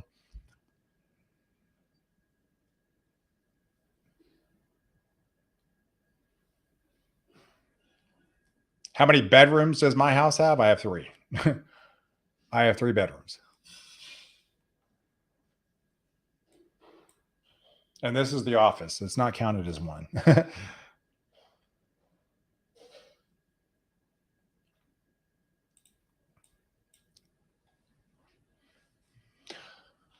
All right, so we're continuing to watch live storm coverage tonight. So right now we're watching several active cells out there. Isolated. They are isolated. That's why they are severe. So we're watching a kind of a unique situation unfold here with these outflow boundaries, and watching see if this activity kind of comes together and explodes over the Vernon region. So that'll be probably pretty cool to watch that transpire. Yeah, looks like people are messaging me.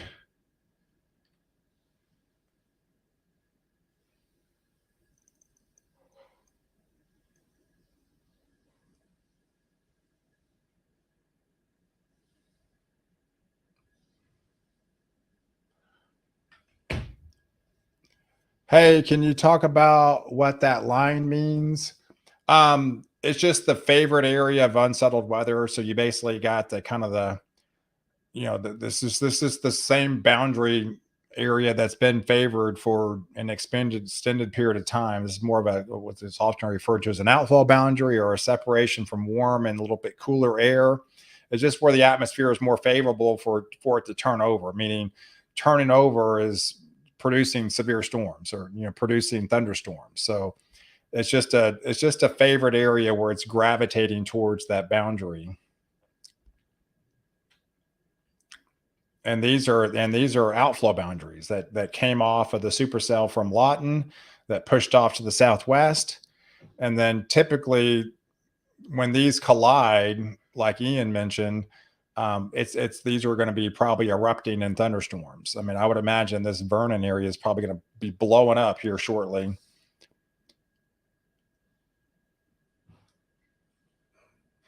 So the outflow boundaries is what potentially could spark additional storms. So, and that's where we're watching the transfer, kind of the transformation of that.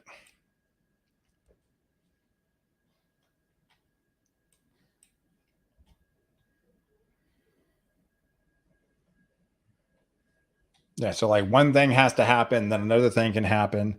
So it's kind of a jigsaw puzzle, if you will. That's why it's such a broad area. But when you're doing live coverage, it's more obviously now casting these events, and you look for potential setups that could unfold. And right now it's like, hey, if these two outflow boundaries form and they collide, then there's probably going to be activity forming over the Vernon region. And as that forms, that's going to dive east southeastward. So obviously, that if that were to come to fruition, then that would put more of the metroplex into play for those severe supercells, right? So it wouldn't be from this activity. So if this activity from by Nakona is not going to hit like Dallas, it's just that it's not moving in that far south. So other storms, other things have to happen for the activity to push far enough south of this boundary to put more of Dallas and areas into play, right? So it's kind of a jigsaw puzzle when things happening, but that's typically how that would work.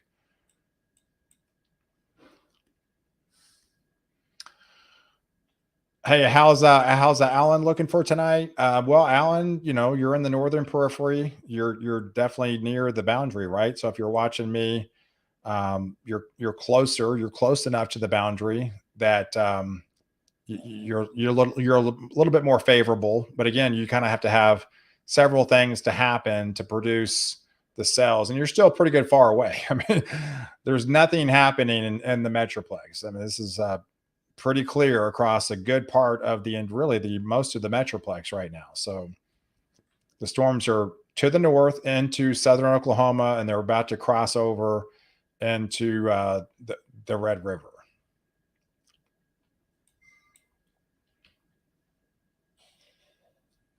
Yeah, all the storms are moving southeast. It's either southeast or east southeast. Yeah, sometimes moving due east, but most of the trajectory is east southeast through the evening time frame.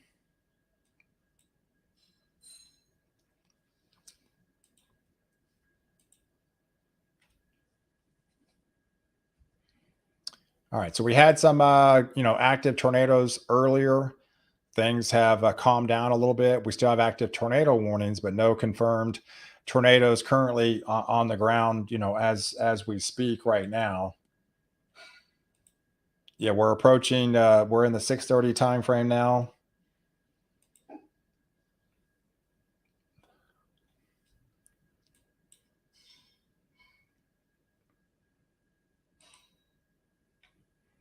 How's Oklahoma City looking? Well, they've got the southern flank. I mean, Lawton, Oklahoma got hit hard. Ardmore is getting hit hard right now. So Oklahoma City, you're in this area by Woodard, just north of the Texas Panhandle here by Canadian. That's the activity would likely push into the Oklahoma City region, later on into the evening time frame.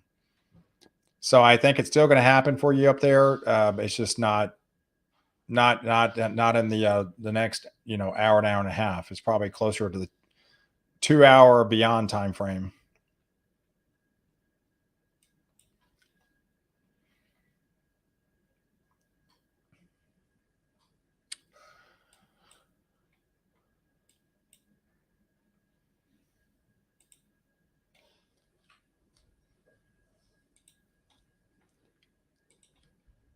Yeah, but this activity is, still showing some broad rotation up there into far southern Oklahoma. The Marietta region is next in line, so the Ardmore region is in line. So if you're watching me from those areas, you're likely going to be getting to into that tornado warning being extended for your region. So it's one of those things you want to probably get, take heed to the warnings of go into your safe place when if in fact when this does get extended, which would be in the next 10 minutes. So you can probably go ahead and get in it now, because it's in the next 10 minutes you're going to be under a tornado warning. There's no question, as this continues to dive east south bay. And if you live in the Nakona region, so Nakona's in the crosshairs. Probably more in the crosshairs is Thackerville and probably Gainesville. So this is probably more in line in these regions. Nakona, um, you might get a glancing blow, because again, these are moving east southeast. So you can see the extension. They did in fact extend this to a severe thunderstorm warning further south, right along the border. So this would um, this is going to be impacting the Leon area. This is going to be impacting the Leon area right along the Oklahoma border. And like I mentioned, these continues to dive southeast. So Ardmore's in the crosshairs, Marietta's in the crosshairs, Thackerville is in the crosshairs, and then likely beyond that would be Durant, uh, Colbert, Denison, likely Sherman then. So you're probably at least an hour away in Sherman, but you're definitely going to be in the crosshairs from this, these supercells up there in Oklahoma.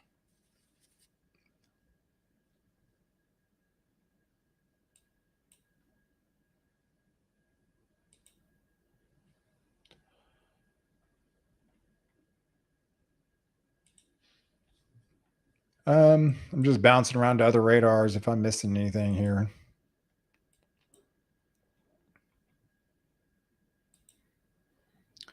Let's get a better view of this viewpoint down here further south.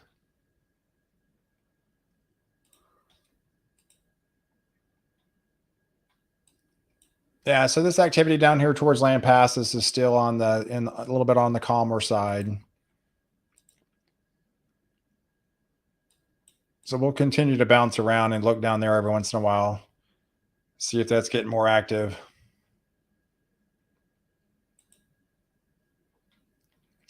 All right, so here's these boundaries, definitely getting close to each other. It's gonna be kind of cool to watch this unfold, really. So that boundary is right on the Vernon region. So it's entering Davidson.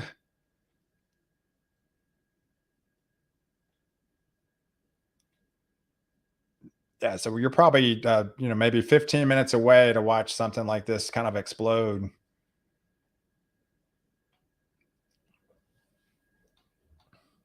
Yeah, but this whole line should really start to explode. In fact, you're starting to get new growth here. So, right, it's new severe thunderstorm warning just got issued.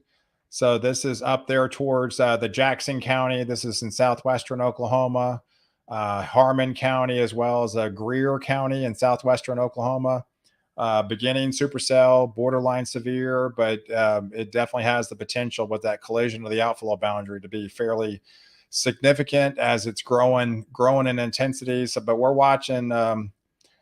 It is really pretty cool to watch this kind of unfold, of which these boundaries are getting closer to each other and exploding the atmosphere, kind of like really before your eyes.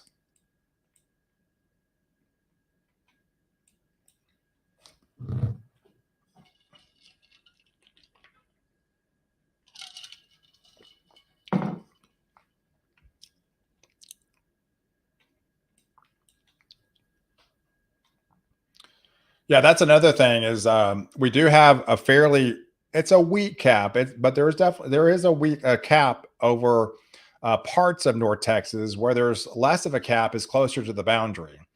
So yeah, the idea was with the if this does come to fruition and then dive, this activity would actually help weaken the cap further south into the Dallas region. So again, it's a combination, but where there's less of a cap, where the most significant storms should be is on the northern periphery, north of the DFW airport, northeast of the DFW airport, where most of the activity is happening like right now. So that's where the cap is. It's already obviously turned over. There's no cap in this region, but as you get closer in the Dallas area, there is a little bit of a weaker capping inversion that it would have to take that storm to run into that to kind of overturn the cap in those regions. So that's why I talked about it. Even though you are under a watch, it's definitely not a guarantee, and it's a less probability. You're probably going to be more likely in the 55% range that from maybe Dallas southward that might not see much tonight, right? So you have a lesser probability of seeing that. So you're in the more favored of not seeing anything, and not in the most favored is right along that boundary, which was obviously different from last night. Everything was the boundaries last night was draped across this region, right? It was pretty far south. That's why all the activity was in Waxahachie, Ennis, Corsicana. It was all down here last night. The boundaries well to the north tonight. So that puts the zone to the north and less favorable to the south tonight. Heading to book club with some ladies in McKinney in the clear. Well, it's not in the clear. It just hasn't made it to McKinney yet. Yeah, just be safe, I know, yeah. So I mean, just be careful out there. But yes, we are expecting more activity, towards the McKinney region. 8, 9 o'clock tonight. We have a tornado watch until 10. So tornado watch until 10. Again, McKinney's always northeast of the Metroplex, right? McKinney's probably one of always the last ones to get it. Yeah, so if you always have a watch, and if it starts at 4:30, it's going to be west and northwest of the Metroplex. I mean, storms form west and they move east unless there's like some sort of spin in the atmosphere. And sometimes they do, from east to west, but that's definitely more rare. So yeah, when the storm initiation at 5 o'clock, everything's playing out like it's supposed to. I mean, there was this storm initiation by northwestern Oklahoma, Panhandle, towards the Abilene area, towards the Childress region, towards the Lawton, Oklahoma region, and then they're moving east southeastward. So this is all really what was forecasted tonight for this particular event. So I wouldn't say if you live east of this boundary that you're in the clear. You're not. It hasn't even got to your area. It's not even remotely in the area yet, and you're still closer on the far end of that tornado watch, which I thought should have been extended. I mean, I can give you arguments this lasted through the midnight time frame,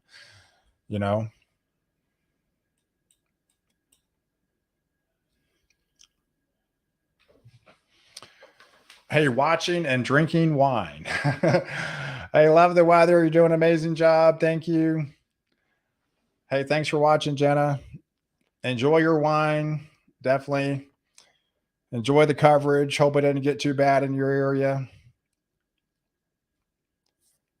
Hey, will it hit Rockwall, Texas? Hey, Matt. Yeah, Rockwall's. I mean, again, you're under the watch, but you're going to be less likely, less favorable for the severe storms. You're probably more like in the 55% that's not going to see anything. Yeah, Rockwall's fairly far south of that boundary. It's pretty far south of the boundary.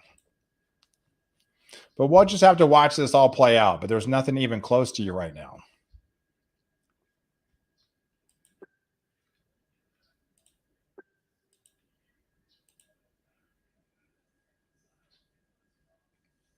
I mean, I agree. I mean, some of these watches have been a little bit overdone. I mean, like last night's severe watch. I mean, it was all south of I-30. It was all going to be south of I-30, but yet they put more of the Metroplex into play, and even as far north as McKinney, which I mean, to me, that was not warranted. I mean, nothing in the data showed that it was going to be that far north. I mean, everything stayed well south and, south of the I-30 corridor, like I talked about, even though the watch was there.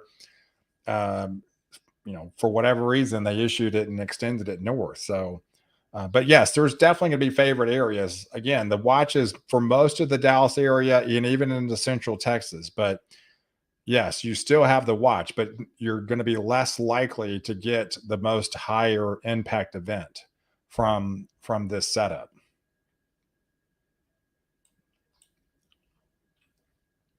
Hey, the Allen Event Center parking garage is filling up. I bet.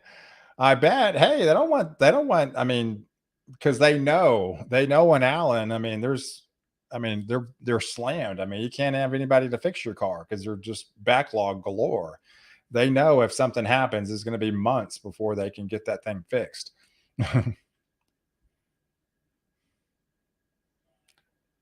So in times like this, they're definitely taking the warnings, seriously. Which, hey, I agree. It's better to be safe than sorry. If you have that option, if you have a carport, if you got a garage, by all means.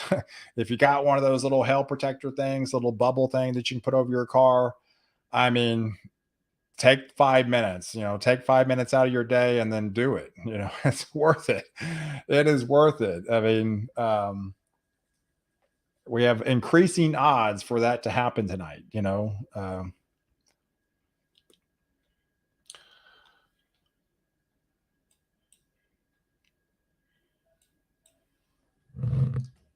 What else we got going on here?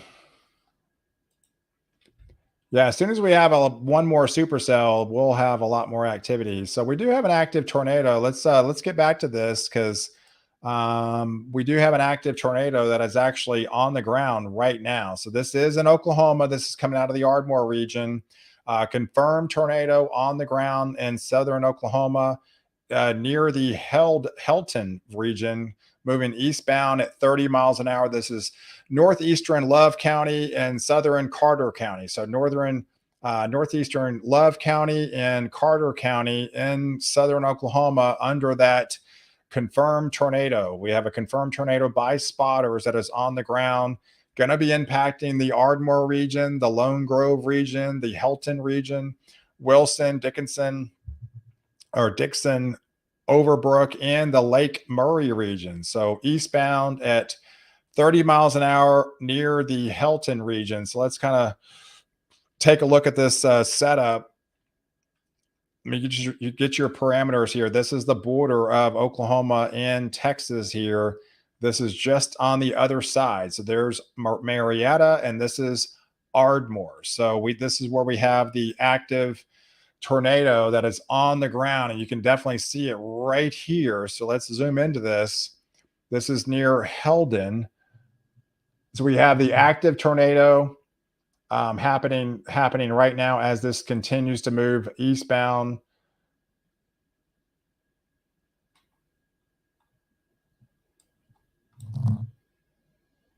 Yeah, so the cities in its path are going to be the Wilson region, the Lone Grove region, the Ardmore region. Damaging tornado happening right now on the ground in southern Oklahoma. This is going to be crossing. This is near Highway 76 there. Highway 76, going to be crossing Interstate 35 in probably the next 5 minutes or so. Damaging tornado happening right now in southern Oklahoma.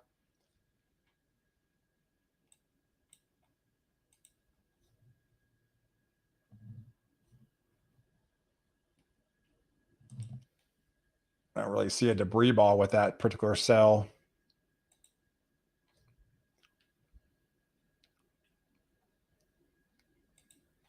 Yeah, but definitely a tornado that's happening on the ground right now near Wilson. This is moving east, likely a little bit southeast.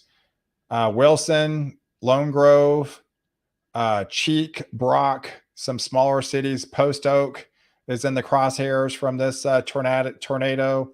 Needs to be in your safe zone. Immediately, Overbrook is also in the zone from this particular tornado, and likely going to be Marietta. So Marietta is also in the crosshairs. So if you're anywhere within this tornado warning happening right now, which is a confirmed tornado, you need to be in your safe zone immediately for the next 40 minutes or so, as this damaging tornado is unfolding.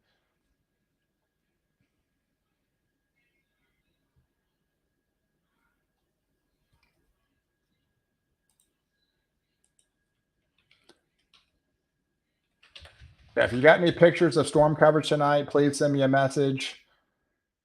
Looks like Timmer is southeast of the Loco, Oklahoma. Wow, man, really intense, folks. So he was in Loco, Oklahoma earlier.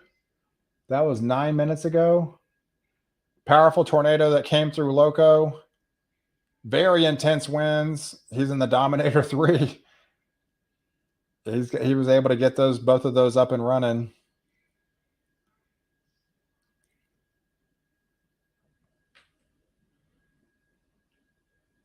Yeah, I'm looking at some of the storm pictures earlier from that storm in the Panhandle in Perrington. Did a lot of damage in the city of Perrington.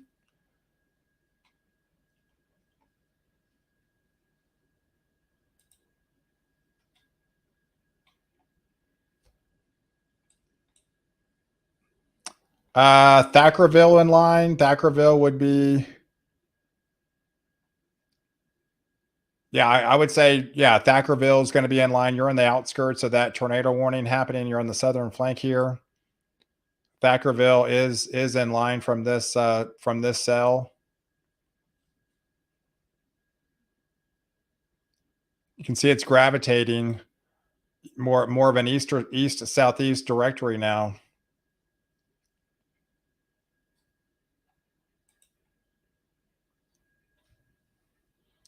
Yeah, there's two actually tornado warnings. The one further to the north is the one that has the active tornado that is on the ground, but it's definitely on that southern flank.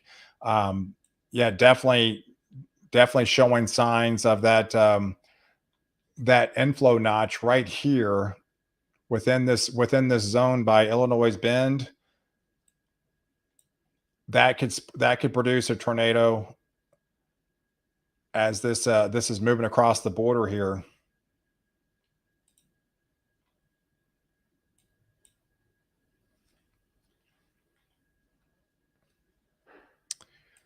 Here's the cell in Wichita Falls. So the Wichita Falls zone is getting a little bit greater intensity.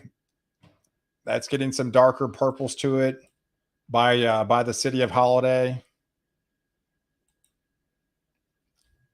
Yeah, so let's go back to that boundary here. So it's still a good ways away, but it's over Davidson right now. So it's over Davidson, heading to Vernon. So it's not terribly that far, but it's definitely taking its sweet time. But the dynamics are not that far off now. This whole atmosphere should explode in coverage here.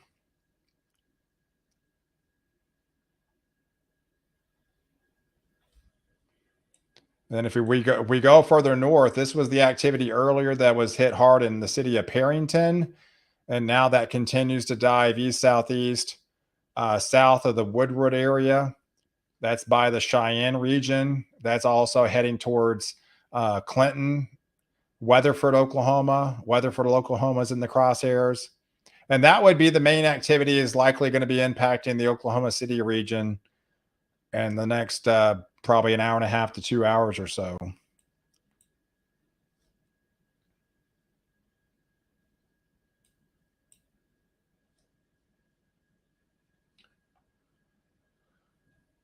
So yes, we're approaching the 7 o'clock time frame. The 7 o'clock time frame. We are just tuning into live coverage for the entire duration of the event. We are under a tornado watch until 10 o'clock. Um, the northern periphery of the boundary is the most favorite area, so it's important to hit the like button and hit the subscribe button on YouTube if you're watching me on YouTube. Hit the subscribe button, hit the like button as well. Definitely share this with friends and family, maybe any groups that you might be associated with it as well, and get the word out that things are fairly calm right now within most of the metroplex, but that's probably not going to be the case as the atmosphere overturns, especially if you live north of the DFW airport, northeast of the DFW airport. You're going to be in the most favored zone tonight of seeing high impact storms. So you're the ones that needs to be on more high alert from these particular supercells.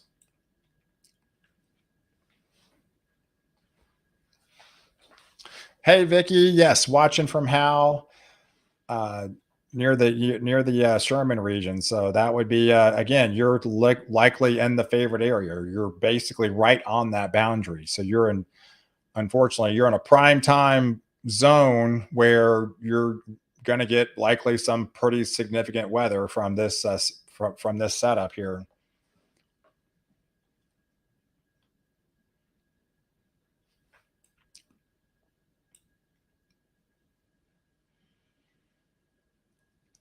But right now, we're like I said, we're really only dealing with several cells, and that was really what was the forecast. I mean, these are just isolated cells; these are just isolated in nature.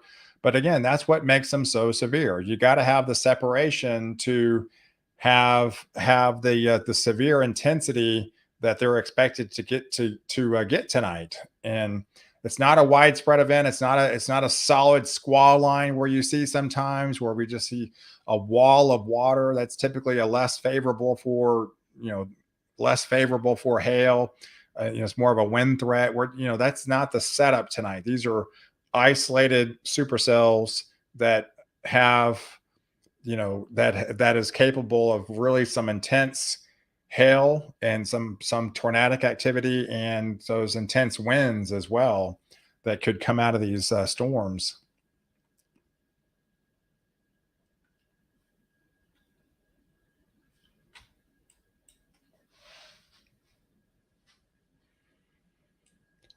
But you can see the hell swath of what this is already kind of unfolded tonight. This is near the Holbert area, about golf ball size hail.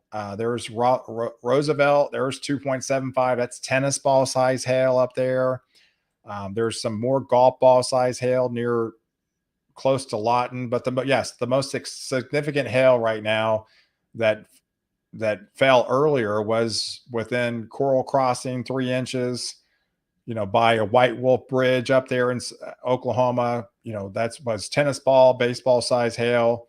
And then Lawton was the most significant hail core, 4 inches. So 4 inches in diameter. I mean, I don't need to tell you, that's done some significant damage to a major populated area in Lawton.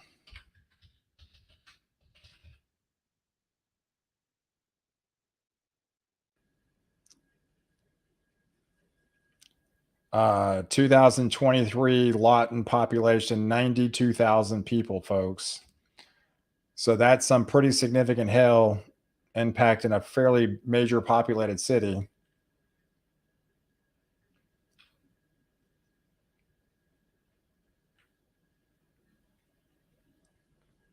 Should they stop working? Yeah, it'd probably be a pretty good idea. Highland Park. I mean, okay. Highland Park, that's in Dallas. Yeah, I mean, you're still pretty far away. I mean, there's not much happening in Dallas. I mean, if they're still working right now, they could probably continue to work for the next hour or two until it really gets dark. Dallas is not in the favored zone for active severe stuff. You are under the watch, but you're not in the most favorite area. So there's nothing around you right now. So I mean, you're probably safe bet to work until it gets dark, until the 8:30 time frame.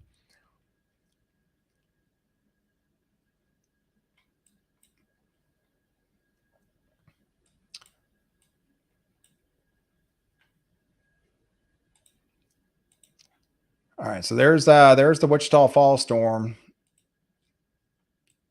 and there's the hell core with this one. It's right over Highway 82 there, in between Holiday and Wichita Falls.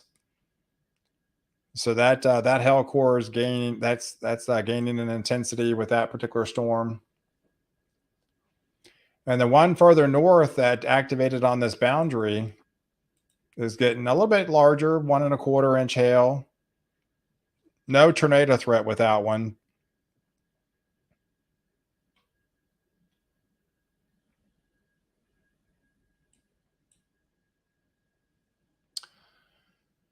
Hey, thunder up in Wichita Falls.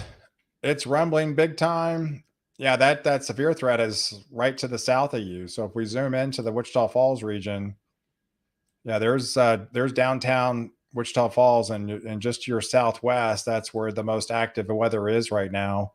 Looks to be northwest of that North Texas State Hospital in Wichita Falls campus, Allendale, the Kelly Freeway. It looks like Kelly Freeway.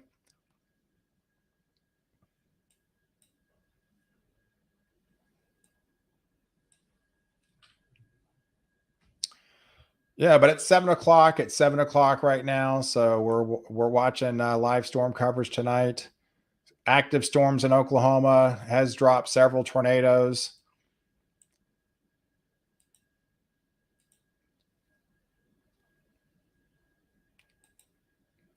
All right, let's go back to this one because we do have a renewed tornado that is on the ground. Again, we have another confirmed tornado on the ground near the city of Durham. So this is a reported tornado by storm spotters, confirmation of tennis ball size hail and a tornado near the city of Durham, moving east at 20 miles an hour. So if you live in Radon, Crawford, Roll, and Durham, you need to be in your safe zone immediately, as this confirmed tornado is on the ground moving east at 20 miles an hour. So let's zoom into this one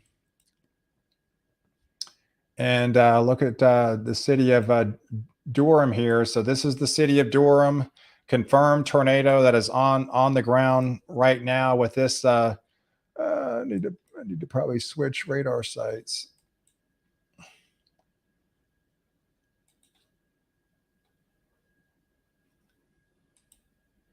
All right, yeah, this is probably the best one to use. All right, so let's zoom into this activity here.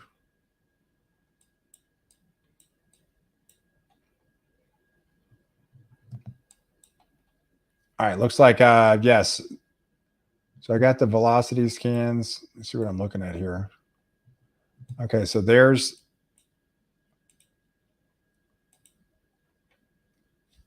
okay. So here's your active tornado right now. So this is moving east.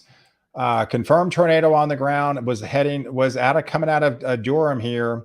Now it's heading towards the city of Crawford. So this is your active tornado happening right here, moving eastbound. So Roll is in the crosshairs of this storm. The city of Roll.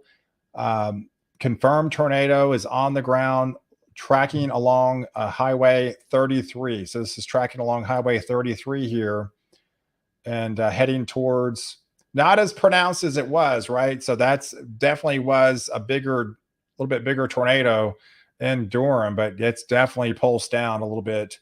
I think it's still there, but it's not as intense as it was. So yes, it has come down a little bit, but nonetheless, it's still coming. Confirmed tornado continues to move eastbound at 20 miles an hour, heading towards Crawford and heading towards the city of Roll. So if you live in the Roll area, you need to be in your safe zone immediately with a confirmed tornado just off to your west there. And if we expand the view, if we continue this, kind of expand the view and kind of give you a big picture, these are some of the cities in play with this particular cell. Could be near the Butler area if this kind of the same circulation holds together. The Butler region, maybe the Clinton region, Custer City area. These are the more favored areas, possibly could get impacted from this cell.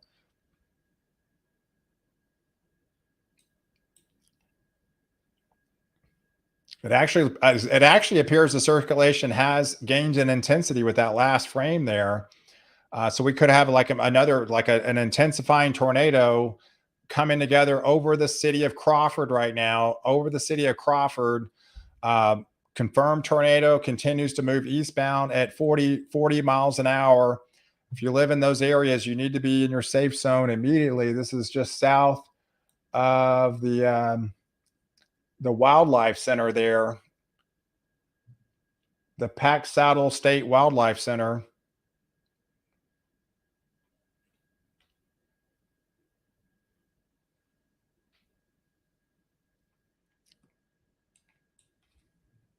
But yeah, the latest velocity scans has this tornado kind of bumped up in intensity there, right over the city of Crawford. We could be looking at a little bit more of a significant tornado unfolding right here into this region, right over the city of Crawford right now, crossing over. Uh, Looks like 283 here, 283. The city of Roll is definitely in the crosshairs from this tornado as this continues to move eastbound at 20 miles an hour.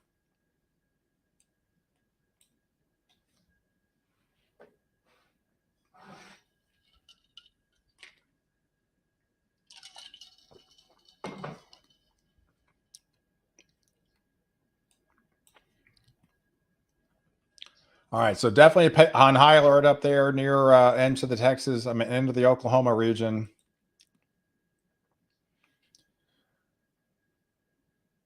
All right, so it looks like we have another tornado on the ground now. We have yet another tornado happening on the ground. I think this was the same one earlier. It continues to be on the ground. So let's look at the latest update from this. This was the one that was coming out of Love County that was near the Heldon region. It looks to be continued to be on the ground there. Look for about the last 20 minutes or so, coming out of Heldon and heading east. This one's heading east about 30 miles an hour, it appears. So the cities in the crosshairs from this one was that Wilson, Dixon, Overbrook, the Lake Murray region. From this particular cell,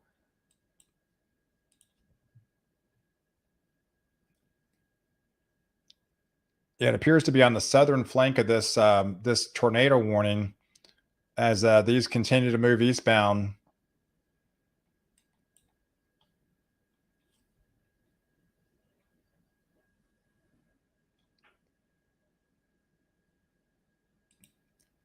At the best, I constantly have to switch radar sites to get the best one to view these storms because I know it's harder when you're toggling back and forth to different coverage areas.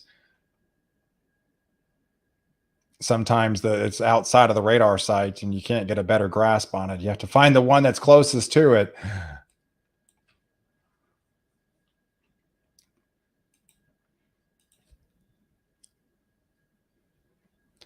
All right, so now the southern flank of this does include more of Texas into play. Does actually include the Gainesville area. So yes, the southern flank of this storm has now shifted into portions of Texas now. So we're seeing the transformation as it continues to dive east southeast towards Gainesville, towards into the Thackerville region. Those areas are now under that tornado warning with this supercell that's stacked. We actually got three of them stacked on top of each other, and the furthest north one, that's the one that has the confirmed tornado that is associated with it.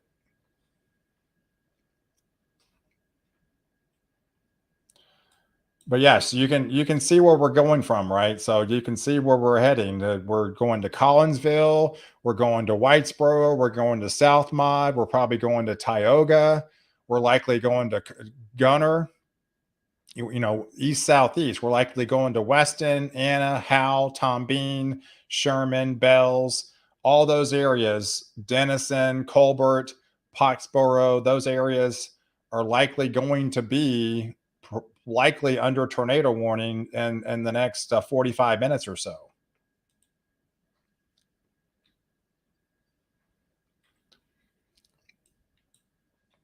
And if you live in the Denton area, if you live in the McKinney area, you might start getting some of the outflow from these storms. You might start getting some of the outflow.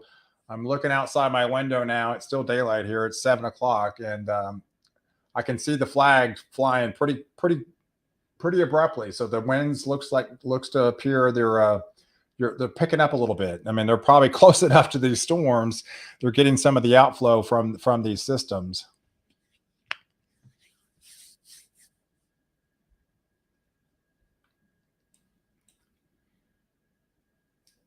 Yeah, nothing in Anna currently right now, but this is the trajectory of these storms. Yes, Anna is going to be in the crosshairs from an east southeast directory for sure.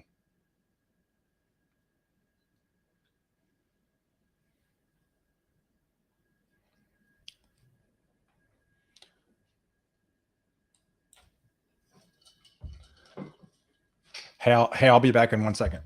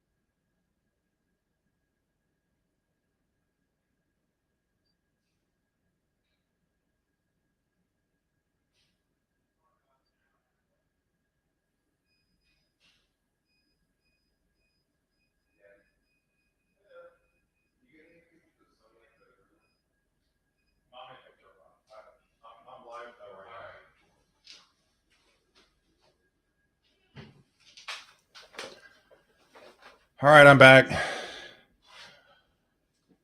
All right, so yeah, so again, you know, notice where most of the activity is, folks. It's just again, it's gravitating right towards that boundary. It's going to be your favorite zone for the evening. So,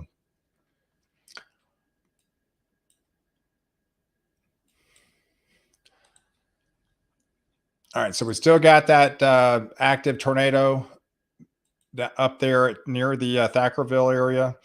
So now that is confirmed, it's moved over the Overbrook region. Man, moving at 55 miles an hour. So that is gaining and gaining in speed. So yeah, confirmed tornado still on the ground up there into Oklahoma. So there is the Overbrook region, continues to be on the ground right here. So this is what we're looking at is this active tornado that's heading towards Lake Murray, the Hokes Bar area, maybe the Eville area. Active tornado happening right now, confirmed tornado crossing over Interstate 35. So this is literally about to cross over Interstate 35 here, and likely going to be near maybe Marietta, towards the Enville region, Lebanon. We're right on the border here. So this is on the border of the Texas Oklahoma border.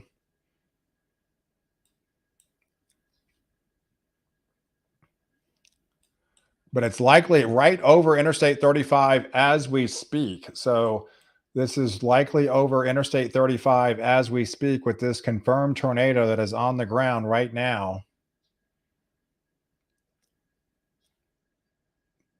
and it looks to cross right over Lake Murray. And it's booking it pretty quick. I mean, 55 miles an hour is the fastest speed we've seen tonight.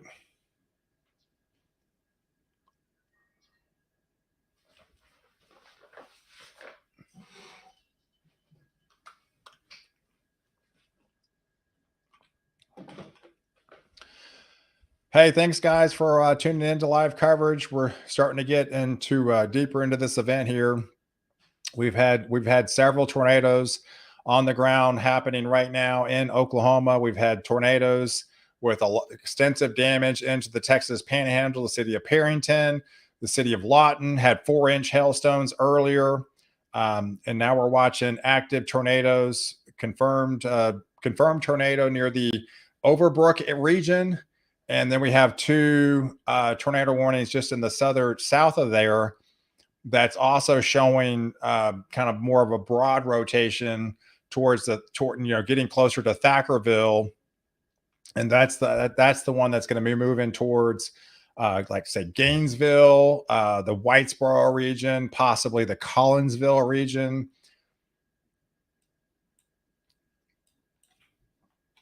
And we have that supercell earlier that kind of formed off that boundary that's showing some bigger hail trying to form up in that region. So we'll have to watch that one. And of course, we have this activity that's coming out of the Texas Panhandle and getting closer to the Elk City region, and that's the one that's likely going to be impacting the Oklahoma City region. And then you have the southern flank too. So there's 3 areas of concern that could impact some of the same general areas over the evening time frame, and these are all going to be moving east southeastward over time.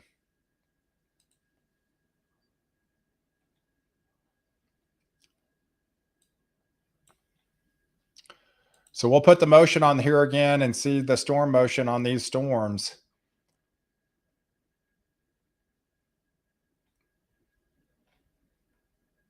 All right, let's see where we are in this outflow boundary and see if this has actually activated anything. It's getting close, guys. You can actually see it's getting close. We've been watching this trying to come together, and it's these 2 boundaries, and this is where we're looking at, is to possibly watch storm development really blow up around this boundary as these 2 outflow boundaries kind of collide with each other.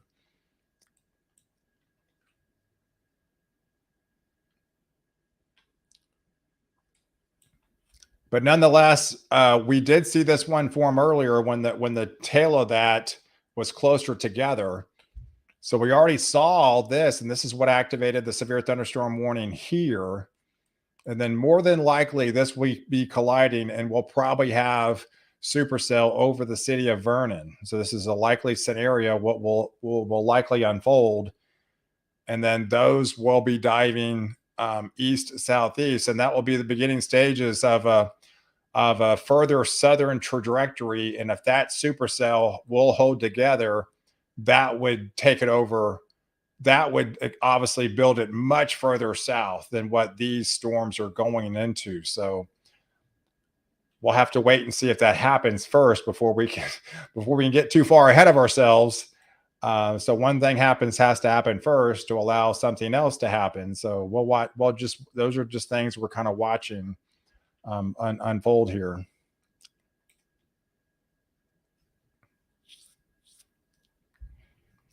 McKinney most likely won't get hit. Why would you say that? I mean, it's pretty close to that boundary. You're definitely in a favored zone. I mean, McKinney is not that far away from this boundary. If you lived in Cleburne, I would say, yeah, you're probably not going to get hit tonight, but McKinney's in a more favored zone for sure.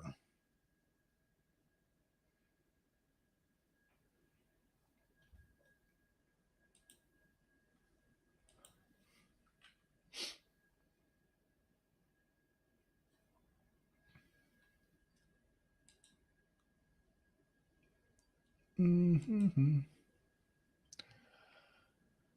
Hey, what about Alan and Amy? Well, I mean, Allen's in the crosshairs, but we're still a good ways off.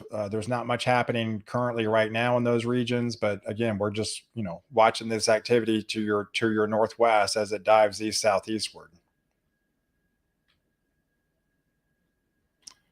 It's 7:18, so it could be closer to maybe 9 o'clock time frame where it's a little bit more likely to be in that zone by then.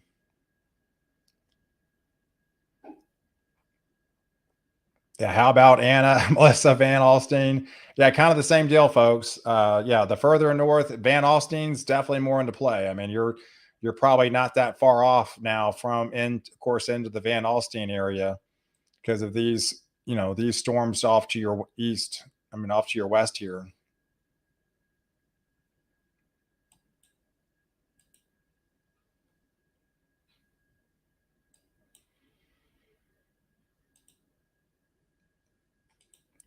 But let's go back to this tornado because it continues to be on the ground, folks. We still have that tornado on the ground in the city of Overton. So we do have a confirmed tornado that is on the ground heading towards Lake Murray. So it's not that far from Lake Murray now. And that this continues that eastward trajectory. And these will obviously likely going to be extended. So these tornado warnings, when they expire in 10 minutes, would obviously likely be extended with this continued renewed circulation and into in this area.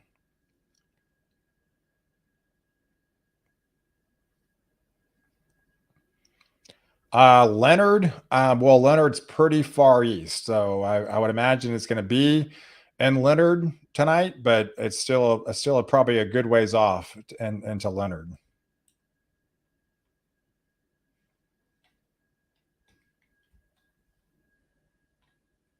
And like I said, if I had to guess, I would imagine this tornado watch would likely get extended. That's just it would likely get extended.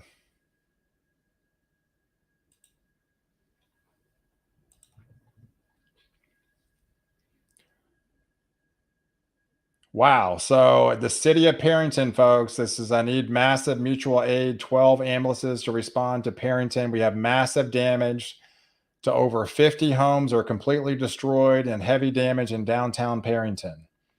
So that is in the Texas Panhandle.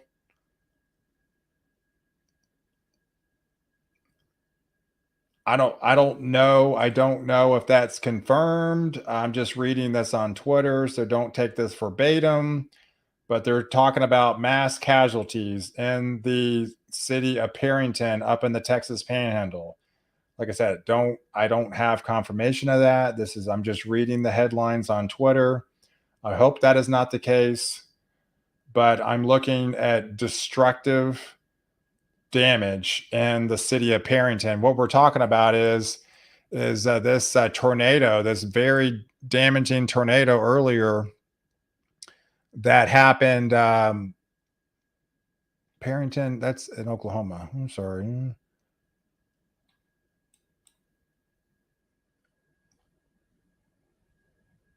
Yeah, so that's they had pretty significant damage in the city of Perrington. But I'm looking at they're oh my gosh. That looked to be a pretty massive tornado that came through that city, folks.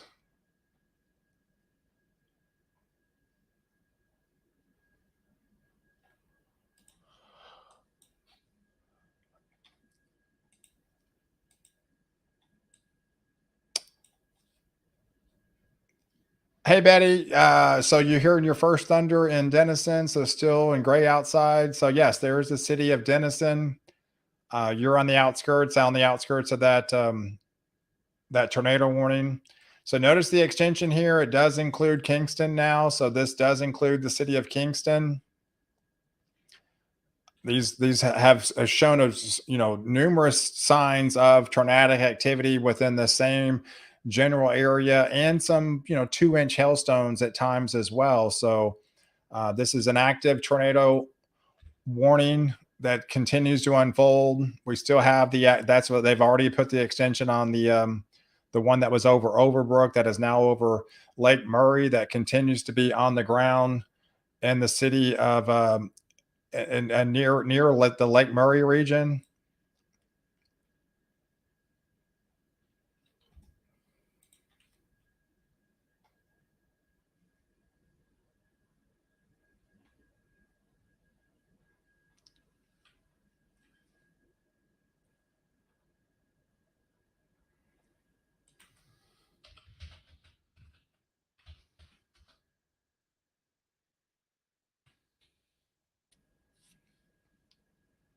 Yeah, if you guys want to go on my Twitter feed, I'm retweeting some of this damage that's happened in Perryton, Texas tonight, and the Panhandle. It doesn't look good, folks. It looks like it was a major tornado earlier that unfolded in that city.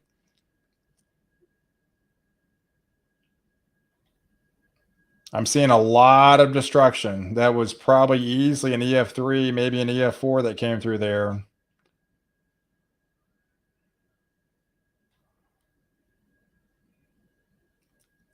It looks like we have confirmed reports of several people have lost their lives. That looks to be confirmed. I'm not thinking, other reports showing mass casualties. I hope that is not the case.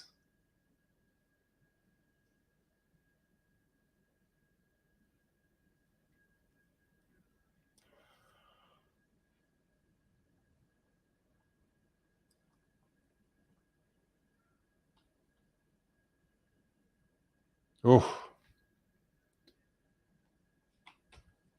All right, so Pal, hey Sherman, hey Toon Guy, Pal is Sherman is going to get a tornado. Well, you're gonna be in probably a tornado warning here shortly, folks. I mean, yeah, you're definitely gonna be in the tornado warning. I can't promise you're gonna get a tornado, but you're definitely gonna be in a warning as this whole general, this whole general area is going to continue to move east southeastward. You see, it's approaching the Whitesboro area. It's approaching Sadler.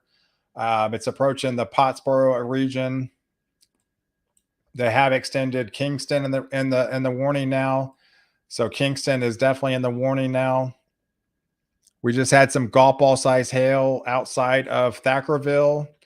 So confirmed golf ball size hail out of Thackerville by the spotters. And this does include the city of Gainesville.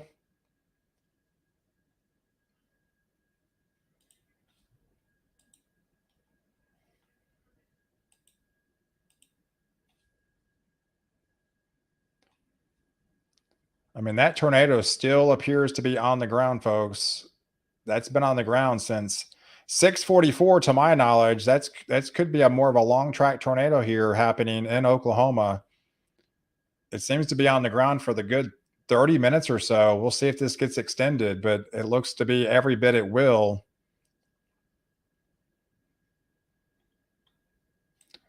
Oh my gosh, that is not pretty, folks. This last scan over Marietta, we could be looking at a dangerous tornado developing.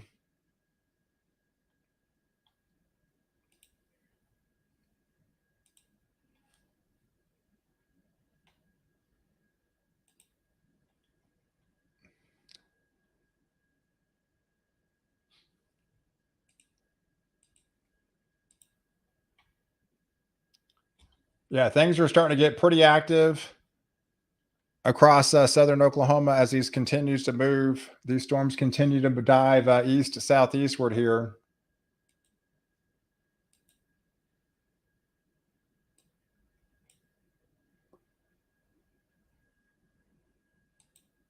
Um,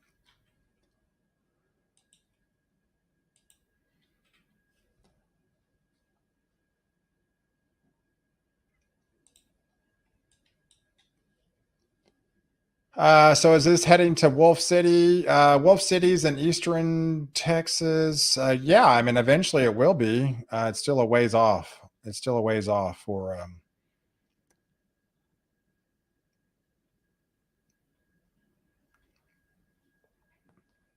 BLA. It looks like we got numerous tornado warnings stacked up on top of each other here. We've got two tornadoes observed on the ground still in Oklahoma. This continues to be a devastating storm. near Love, Oklahoma, and Roger Mills, as well as Ellis, Oklahoma. Let me take you back to this one further north, into.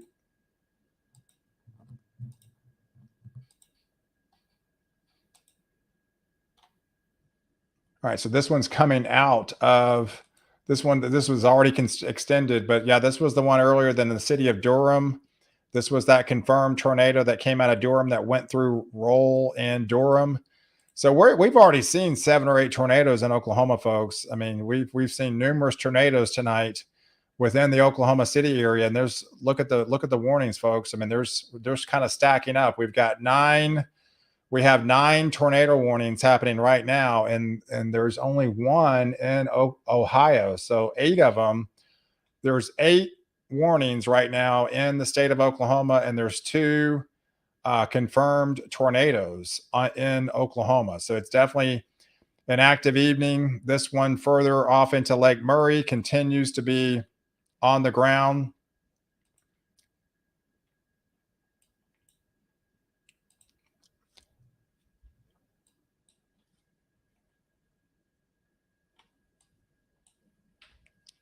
All right, so that storm near Wichita Falls looks to also be gaining in intensity, and they have a renewed severe thunderstorm warning that has pushed eastward. So that's going into the city of Henrietta. That's a new cell, stronger cell that's getting more active, expanding in coverage. And then the one further north by Friendship is also getting a little bit more intense as well. Has some ping pong size hail associated with that one. That one's further north, but it still continues to be on that same kind of general trajectory as these will be, diving east southeast. Is the one in Ohio on the ground? It does not show currently the one in Ohio on the ground right now.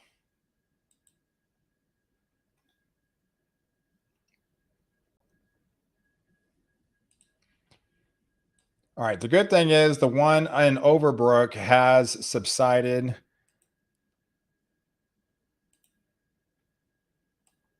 The one in Overbrook has kind of pulsed down a little bit, so it's not confirmed. You can see the one that came on the northern branch here has faded as it moved further east, but that still was on the ground for a while.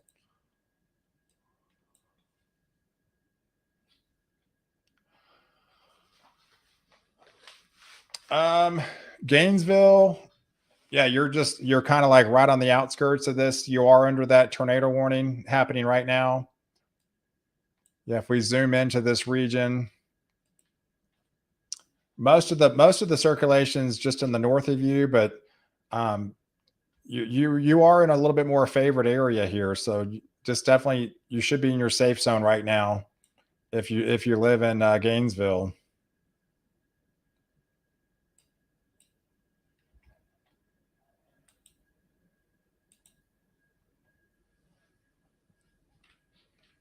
Yeah, there was that storm in Cook County. In Cook County at 7:30:29, severe thunderstorm capable of producing a tornado over the Hubert Moss Lake area. It was about 8 miles northwest of Gainesville, so 8 miles northwest of the city of Gainesville, and that's moving southeast at 30. So 740 in Gainesville is Lindsay area by 7:35 and Gainesville by 7:40. So that gives you some times of where the most highest impact activity could be within your area. So definitely in Gainesville, you need to be in your safe zone.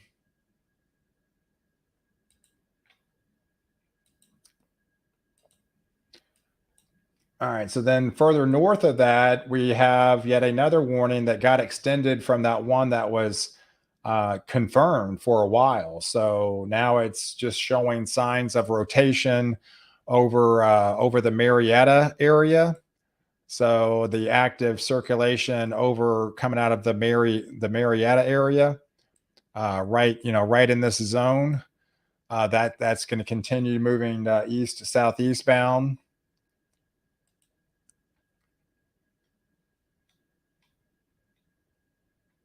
and that will likely impact Durant. So that's going to be fairly close to you know, maybe the Durant region, or maybe just south of there.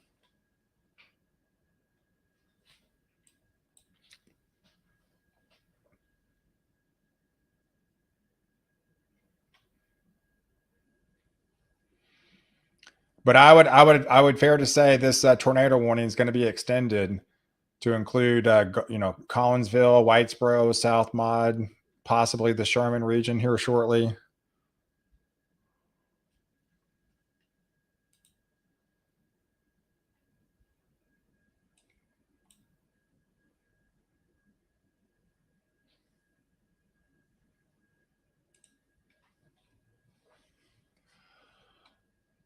Let's see. Tornado warning issued. Yeah, Norman, Oklahoma. I keep getting tornado warnings code red and Sherman. Yeah, because you're not that far away. I mean, you are going to be in a tornado warning here shortly. So you definitely, if you're at home, stay home and get to your safe zone. When they extend this warning. So okay, so they did extend it, but not the warning yet. So they did extend the severe thunderstorm warning that does include Grayson County. So we have the confirmed extension, the northeastern Cook County and Grayson County. This is a severe thunderstorm warning with a possible tornadic cell with it. Not a tornado warning, but an active severe thunderstorm warning with possible rotation with it. This is a storm that was located over the Lake Texoma or Collinsburg region, moving southeast at 40 miles an hour, southeast at 40 miles an hour. It does have some golf ball size hail with it, so it can still do significant damage with golf ball size hail as this is continuing to dive east southeastward. So not a tornado warning, but definitely it shows the possibility of showing rotations entering that area. So if you are listening to me from the Collinsville region, the Howell region, Sherman, South Mod, Whitesboro, the Sadler region, Collinsburg, you got to be high alert over the next hour or so to have, you know, golf ball size hail associated with this supercell and the possibility of an active spin up tornado within this region. So this whole area has had a confirmed tornado with it really all day long, and it's really this main area by Marietta is showing the most significant rotations. Obviously, it's got an extensive amount of lightning with it, so it's an intensive supercell, and this will just continue to dive, you know, southeast about 40 miles an hour. So it's moving fairly quick. So definitely don't take your guard down. It'll be on your doorstep before you know it. So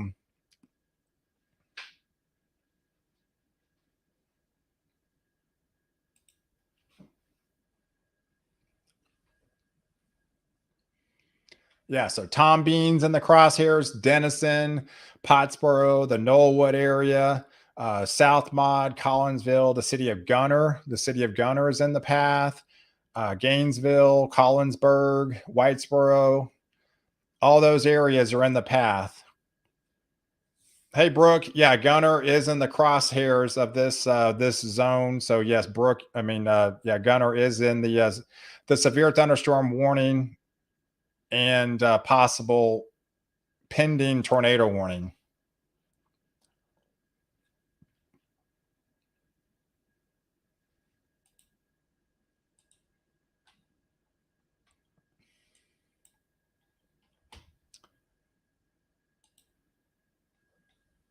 Um,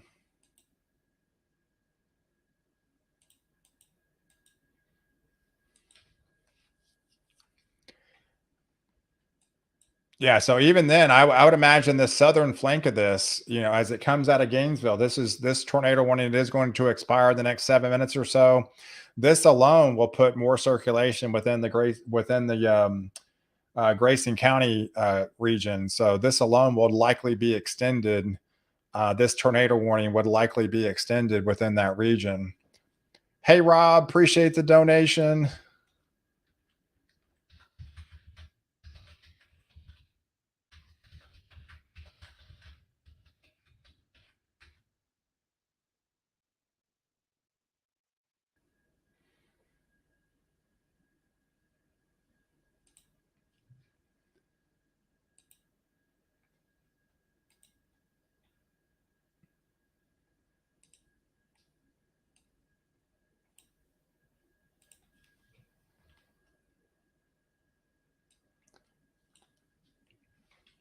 Hey, MJ. Hey, thanks for coming, a member of the channel. Appreciate it. You're awesome. Hey, you're in Grayson County. Yeah, so Grayson County. If you live in the Grayson County region, folks, you need to be on high alert of this supercell that's impacting your area. You are under that severe thunderstorm warning right now with possible golf ball size hail with it, but pending tornado warning with this active circulation off to your northwest.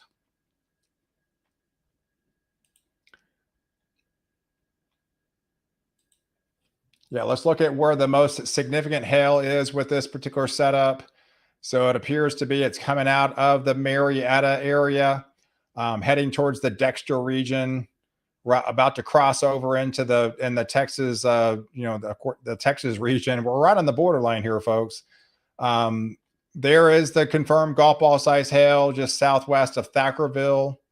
That's also diving southeast. So, Oak Ridge, Custer City, Gainesville, you're likely to see some larger hail from this storm. It definitely appears the most significant hail is definitely coming out of the Marietta region.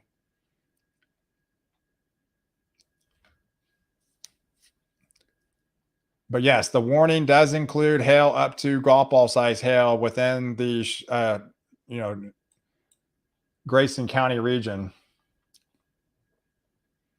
It looks like to be another significant hail over the city of Jolly that's coming out of the Wichita Falls region. That's also heading towards Henrietta.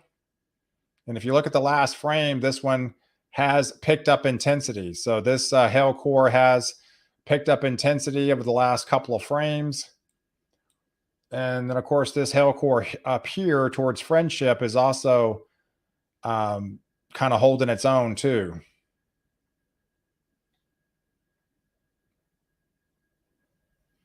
And of course, we got all this activity up further north with active tornado warnings, and that's hitting Elk City. That's going to be hitting Clinton. This was the same cell that came out of the Perrington region. So this is the city of Perrington up in the Texas Panhandle. We have confirmed reports of a major tornado that made landfall tonight, extensive damage, over 50 homes completely destroyed. And we have confirmed reports of possibly a couple of casualties. The mass casualty has not confirmed, but yes, extensive damage up there in the city of Perrington, Texas tonight.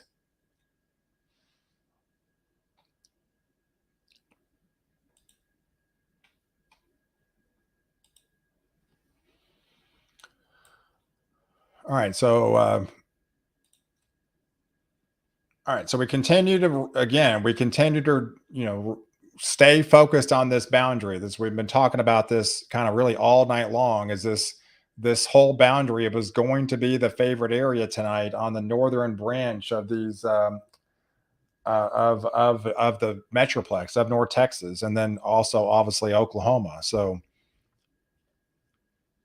hey, David, yeah, if you go on my Twitter feed, I've been retweeting some pictures from the Perrington region. So yeah, if you just go on Twitter, there's numerous pictures, guys. It's not pretty. I mean, it looks to be at least an EF3 that impacted those areas.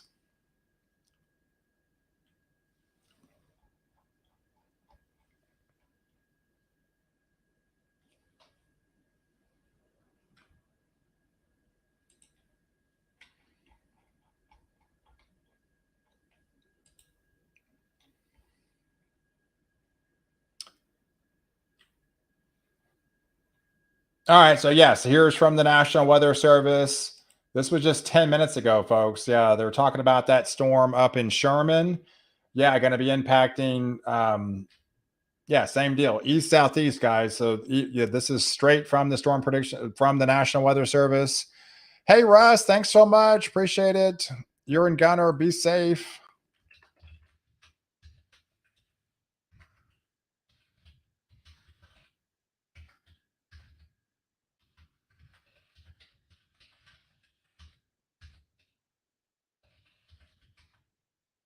You're awesome. Russ, that was very generous for you. I appreciate it very much. Yes. Okay. So if you're listening to me, folks, this is from the Fort Worth National Weather Service. Um, talking about that storm diving east southeast. This is the storm that's coming out of Grayson County. It's heading towards Grayson County right now. Renewed activity. And they highlight the Gainesville area. They highlight Tioga, Sherman, Denison. They highlight Plano, Rockwall, McKinney, Greenville, Bonham, McKinney towards maybe the 9 o'clock time frame. But yes, this is continuing to move east southeastward. And as we're talking, they now have an active tornado warning for Grayson County, folks. So this is definitely getting serious. And this is an active tornado warning for east central Cook County and northwestern Grayson County. So this is at 7:42. That was that same cell on the southern flank that has produced numerous tornadoes with. It don't have a current tornado, but nonetheless, they have extended to near Gainesville. There was that rotation near the city of Gainesville moving southeast at 25 miles an hour. So we're talking Carlsberg, 755, Lake Kiowa, 805, Whitesboro at 810, and Collinsville at 820. So if you're listening to me from those cities, you do have an active tornado warning, and you need to be in your safe zone immediately. And then also, if you live on the outskirts, we're talking Woodbine, Sadler, Tioga, South Mod, into the Lake Ray Roberts region. You should also be in your safe zone. We're talking about this cell right here, as it's essentially over the Gainesville, or at least near the Gainesville region, as this continues to be, diving east southeastward. So it's this little inflow notch on the southern flank. It's got great inflow, and it's this little V shape right here. That's the possibility of a spin up tornado, and this is what's warranted the the active tornado warning right now within that region. So if you need to be in your safe zone, and within the Carlsberg region, within the Oak Ridge, Whitesboro, South Mod, Collinsville, even into the Gunner region, Dorchester, Howe, all those areas, even on the extension, because this will likely be extended in your area. The tornado warning needs to be in your safe zone now.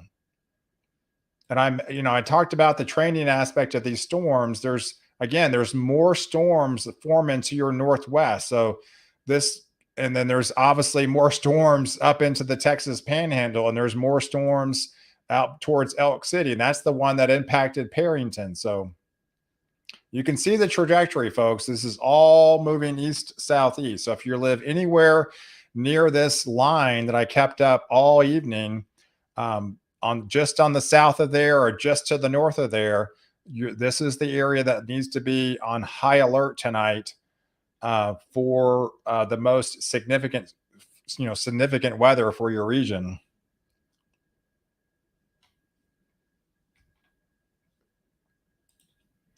But yes, that is the latest update. If you live in the area shaded in red, which also includes the Sherman into the Collin County region, you need to stay on high alert through 10 o'clock. Those storm complexes produce very large hail, damaging winds, medium chance of tornadoes as these move southeastward. So that is directly from the National Weather Service that they just tweeted out. And also the possibility of damaging winds upward to 75 miles an hour. That's straight from the National Weather Service, folks, not me.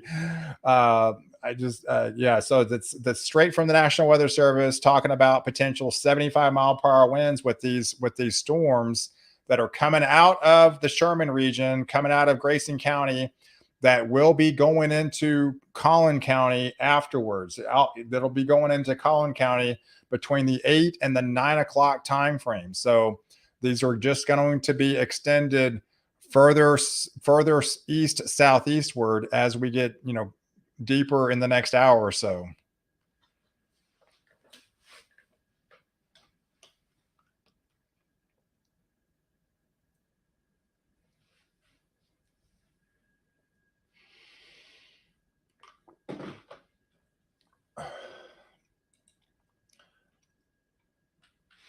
Gotta stay hydrated.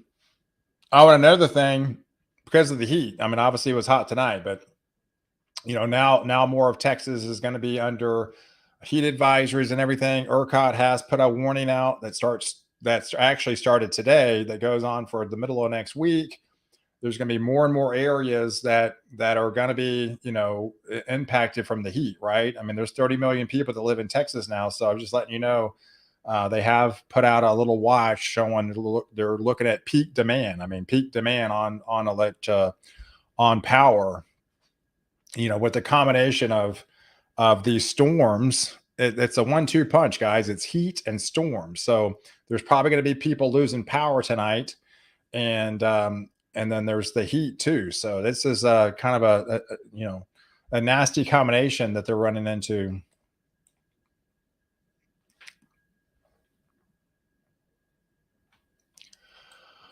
All right, so let's zoom back to the most active area.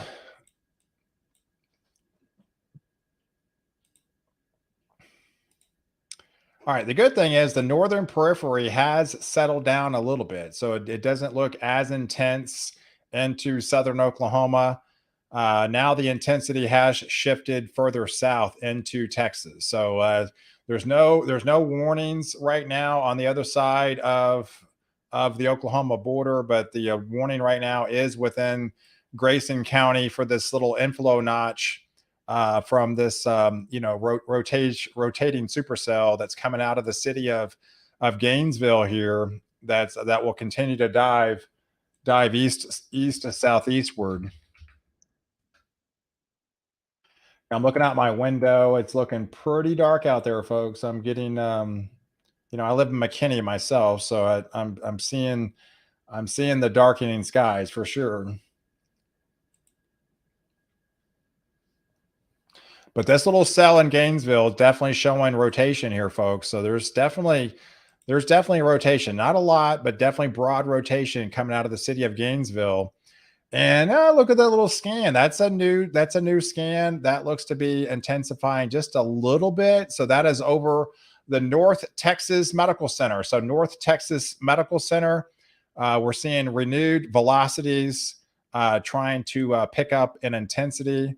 That is right over the Gainesville area, North Texas Medical Center, Highway 82 and Interstate 35. So this is the area of circulation showing on the velocity scans within that region, and it has bumped up a little bit. So it definitely has bumped up a little bit on the south side of this. So Collinsville is definitely in the crosshairs. Woodbine, Lake Kiowa, Cook, Oak Ridge. These are all like maybe favorable areas to seeing some rotation within this supercell. Hey, CKR, thanks so much. Appreciate the donation. Greatly appreciate it. Make sure you smash the like button. Make sure you share this live coverage. It's about to get. I know I get it. I know I'll have a lot of followers since I live in McKinney. I do have a lot of followers within the Collin County region. Collin County will be under a tornado warning here shortly. So just to let you know, there's going to be bigger activity as we get closer to the 8:30, 9 o'clock time frame. So I hope I do not lose power. Of course, I don't have any control of that if I do.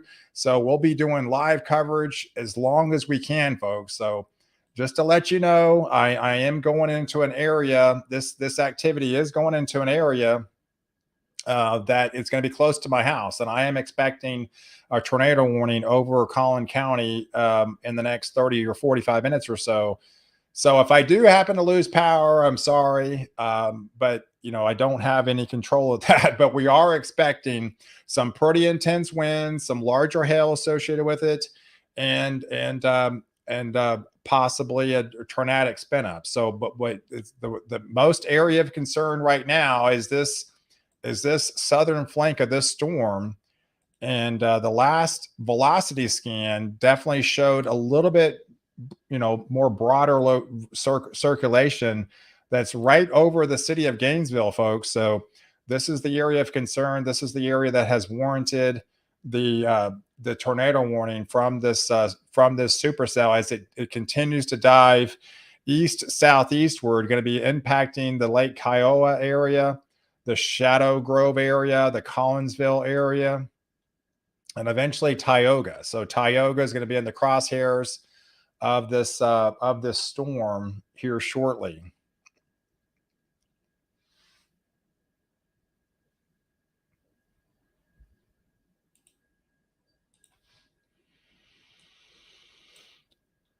All right, so let's expand the view. Let's keep expanding the view here. All right, so it looks like right now the good thing is we do have 6 confirmed tornado warnings, but we don't have a confirmed tornado. But we do have some pretty significant hail with this one in Oklahoma. So let's look at this.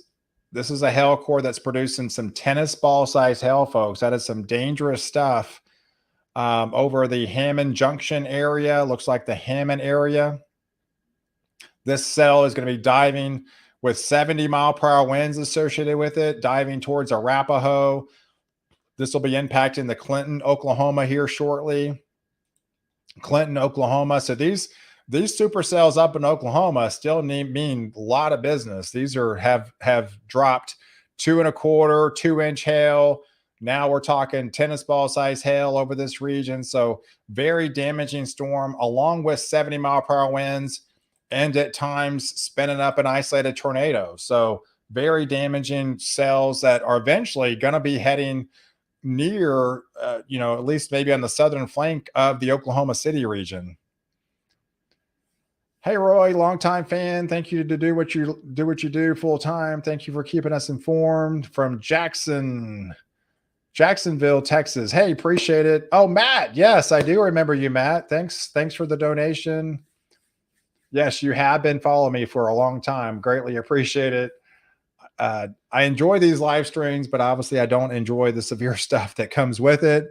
But I enjoy getting online with you guys and kind of hanging out for the evening and letting you know of, potential dangers in your area and what may be to come. And this looks to be a significant event. We've already had, I would say, 7 or 8 tornadoes in the state of Oklahoma. And we've had obviously numerous storms, hailstorms, and we've had a devastating tornado tonight in the city of Perrington, Texas. Unfortunately, we're hearing multiple casualties out of that city. At least 50 homes have been completely destroyed from devastating tornadoes. So definitely devastating for that region. And now this continues to shift east southeastward, folks, and it's crossing over into Texas, and it's getting into more of Grayson and eventually into Collin County. So we still got the storms in Oklahoma, but definitely storms have shifted. The storms have shifted on the south of this boundary here.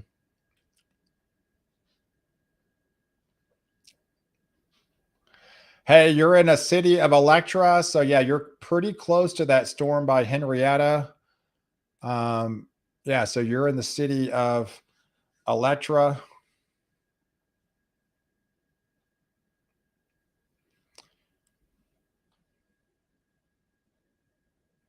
Yeah, so that outflow boundary should be kicking off here.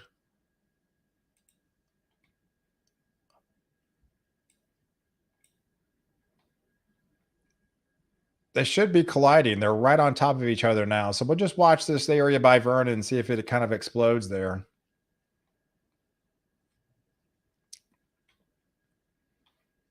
That's also some pretty significant hail. Now that I zoomed in here, this also tennis ball size hail.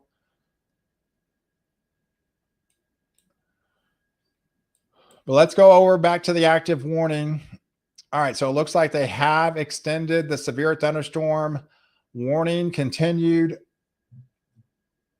65 to 75-mile-per-hour wind. So this is northeastern Cook County. So let's say Collinsburg, that was a warning I already went over. But nonetheless, you can actually see this continues to dive east southeastward, folks. So continues to dive east southeastward.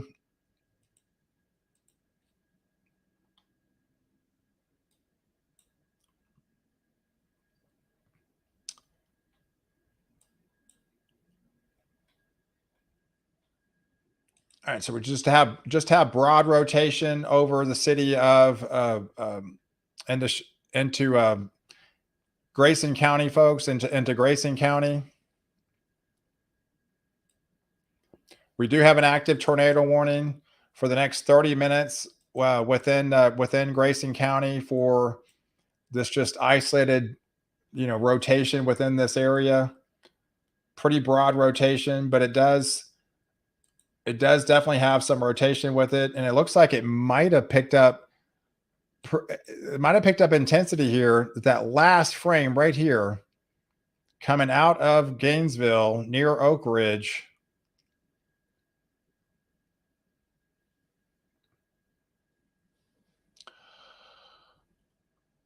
Hey, when the weather gets bad, we usually lose internet. Does it look like the worst of it is be south of northwestern corner of, hey, Christina. Um,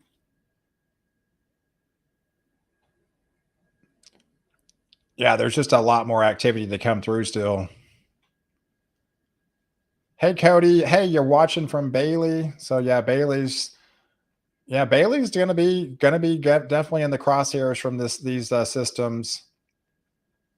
I mean, if you live in Leonard, Wolf City, Cooper, this is all, again, if you're anywhere close to this boundary, folks, this is the boundary. This is we're highlighting all evening. You're in the favored zone. So even Paris, I mean, even that's could be later on this evening. So even the city of Paris is going to be in the crosshairs. Hugo, Boswell, Durant, Bonham, Leonard, Bells, all those areas. Anna would likely be in the crosshairs of this activity here.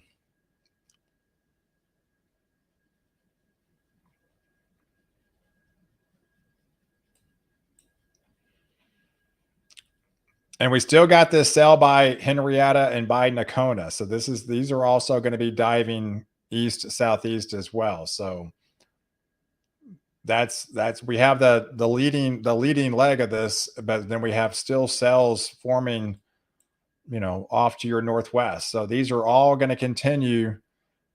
Looks like that activity in Oklahoma has actually gotten closer as well. This is renewed activity closer to the Oklahoma City area that has some, 70-mile-per-hour winds. This is a destructive wind threat, likely going to be heading into the Oklahoma City area.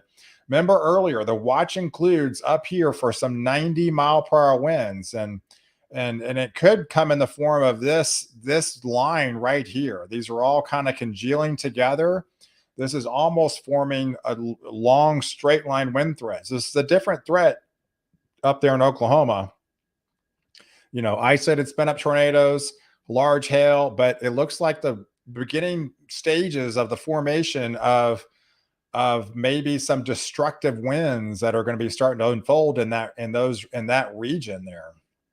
And again, that the tornado watch does call for up to 90-mile-per-hour winds in this area. So right now, the warnings do include winds up to 70 miles an hour. So, I mean, that's almost hurricane strength heading into the El Reno region, heading into the Oklahoma City region. But it's this backside activity. It's the same energy that came out of Perrington. It's starting to really start to come together. And you can see the back building of this. You can see the back building. What I mean by that, this little tail end of it, right? This little tail is starting to show signs of development. So this also is going to be feeding off itself. And then we have renewed outflow boundaries that are forming out ahead of it. So we're watching really more activity starting to expand in coverage is what I'm kind of get at here. All right. So we do have another tornado warning, folks. This is an interesting twist because this is diving southeast, right? So we watched the collision of the outflow boundary. We watched that storm form over the city of Jolly. Now it's diving southeastward, and that's going to put more of the Metroplex into play. But right now, the current tornado warning is for Central Clay County. So this is Central Clay County coming out of the Norman, Oklahoma office. This does include the tornadic spin up over the city of Henrietta, folks.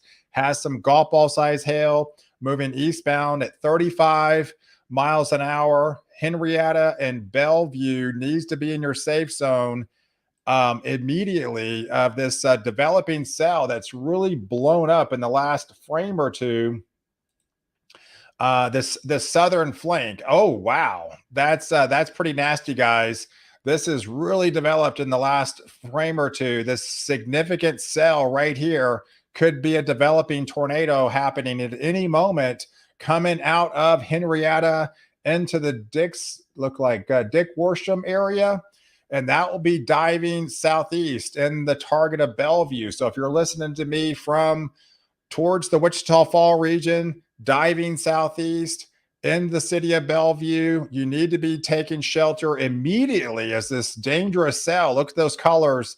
Looks like it's really starting to get its act together up there with a lot of rotation. We could be looking at a developing tornado happening at any moment here.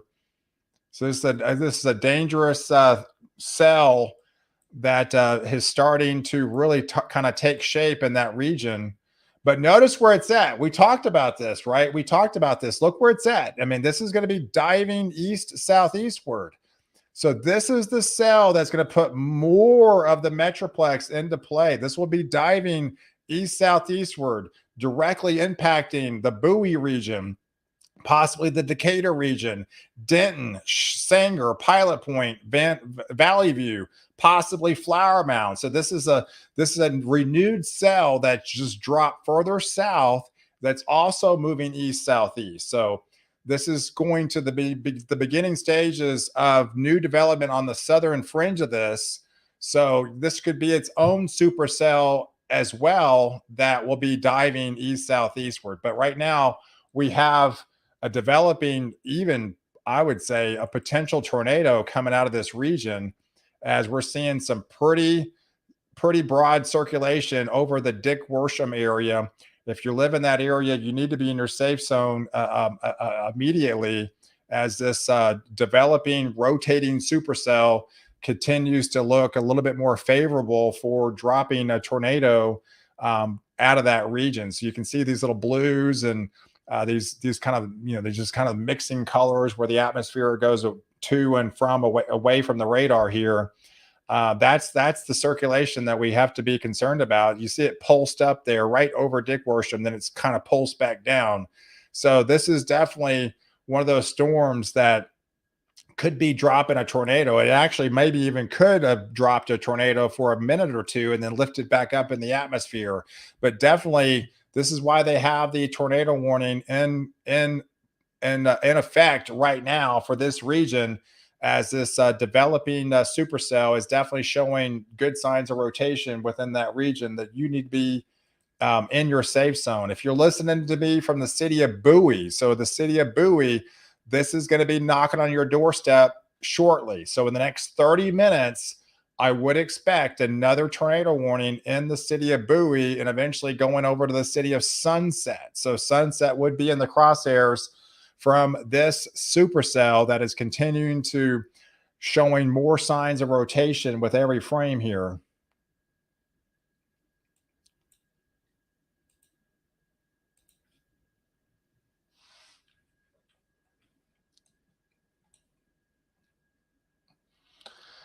Hey, anything for Salina? I mean, I mean, it's getting there. I mean, there's definitely getting there. I mean, Salina's definitely in the crosshairs. I would definitely put Salina. If you're not going to get hit by the Gainesville one, you're probably going to be hit by the Henrietta one. But these are two supercells that are going to be high impact supercells that are diving closer to the metroplex.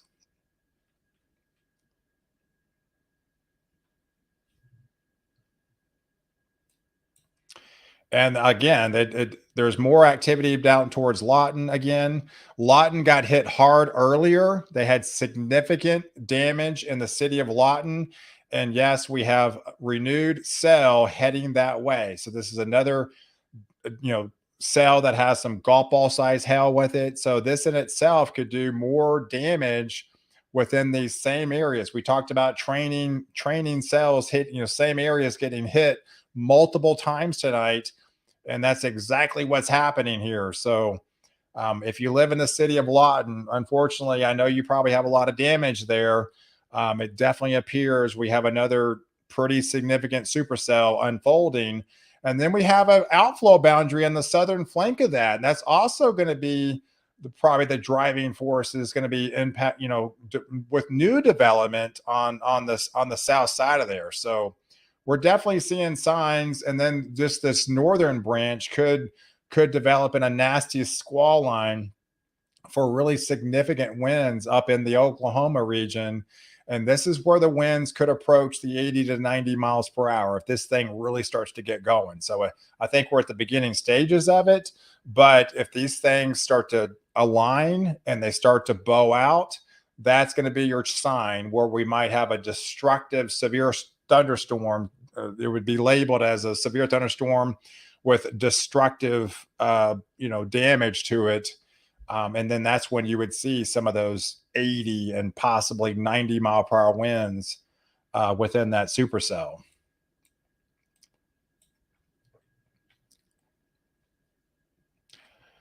Hey, I'm nervous up here in Leonard. Hey, Charlotte. Yeah, just keep watching the live feed. It's definitely going to get turned. It's definitely going to get turned downhill. Turn downhill for you shortly. So it's I would say you're definitely in the favored zone tonight, unfortunately. But yeah, definitely just heed the warnings and get in your safe zone if and when that would occur.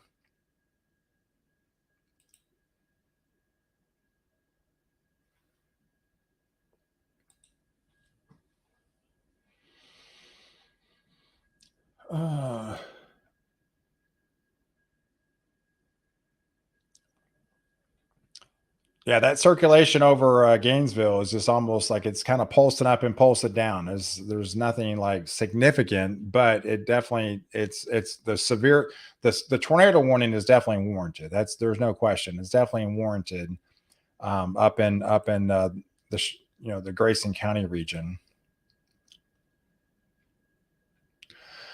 Hey, waiting on you to tell us something about Van Alstyne. Hey, Gabby. So Van Alstyne is. So your bikes, yeah, okay. So yeah, you're still a good ways off, but you're probably not that far. This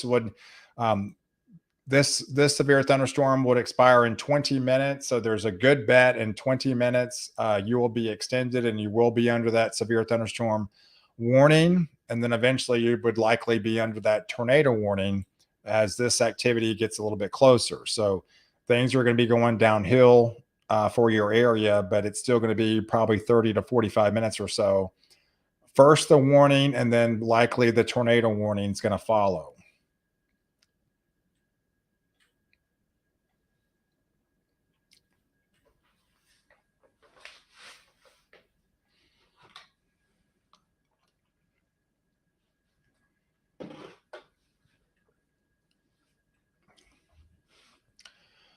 So thanks everyone. Thanks for tuning in to live coverage tonight. We are streaming live on Facebook as well as YouTube. If you're used to watching me on Facebook, go to my YouTube channel, hit the subscribe button. I do daily updates on that platform. Also, hit the follow button on my Facebook page. Hit the like button, and then share share the feed with anybody that you may feel that's going to be within the crosshairs of this storm, because we are doing live coverage for the entire duration event. I'm betting the tornado watch gets extended well past 10 o'clock. I don't really see any signs that it wouldn't. So I'm expecting the tornado watch to be extended into the deeper into the evening, probably into the overnight hours. As there's plenty more activity from our northwest that's going to be diving east southeast into the nighttime.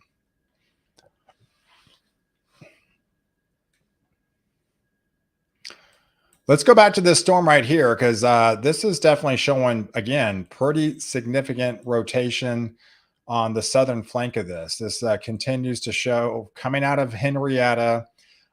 This is maybe just north of the Bellevue area, but nonetheless, Stoneburg would be in the path of this. It went right over Dick's Worsham there. But yeah, pretty significant rotation. I don't think we had a confirmed. Oh, we do have a confirmed tornado. Okay, so yes, we have a confirmed tornado out of here, 7 miles southeast of Henrietta, folks. Confirmed tornadoes. spotters within the region did confirm that it is on the ground. Um, so yeah, damaging tornado, golf ball size hail. This was 7 miles southeast of the Henrietta area. So this is moving east at 35 miles an hour. Bellevue is in the pass. So I was thinking we had one. We actually probably had one on Dicksburg, but I never want to call it until we got confirmation. But it definitely blew up right there around Dick Worsham. But yeah, this continues to move eastbound. This is a damaging tornado. In the path are going to be the Bellevue area, the Stoneburg area. This is a confirmed tornado, and it will likely going to be extended into the Bowie region. So these areas within this zone, right along 287, 287 is the area that you have to be most concerned about as this continues to dive east southeastward of this confirmed tornado that is that is on the ground right now within that corridor.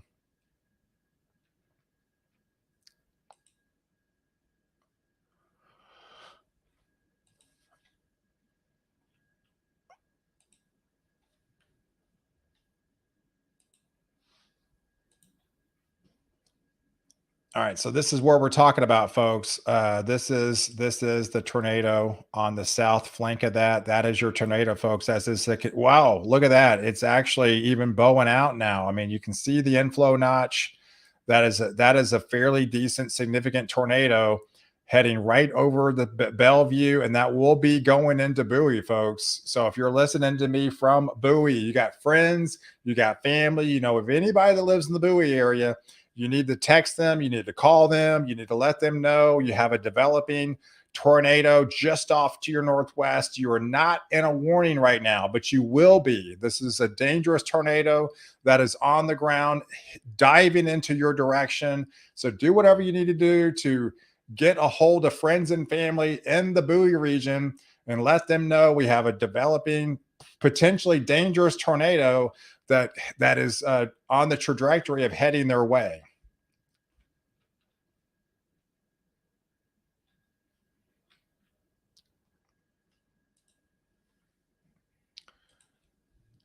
All right, so let's put the storm motion on this. You can see where this developed, right? It developed that hook on the southern flank of this, and this was coming right out of Henrietta, folks. This was complements of that outflow boundary. That collision of the outflow boundary blew up the storms and then dive southeast. Once it made that east southeast turn, that's when we had that tornado really spin up, and it's still gaining in intensity, folks. We're seeing a great circulation right there on the southern flank coming out of just on the northern side of the Bellevue region, and did in fact extend this tornado warning. So it did in fact include maybe just on the northern fringe of this, but it does include areas. Let's see, it's new tornado warning. This is for central Montague County. So central Montague County.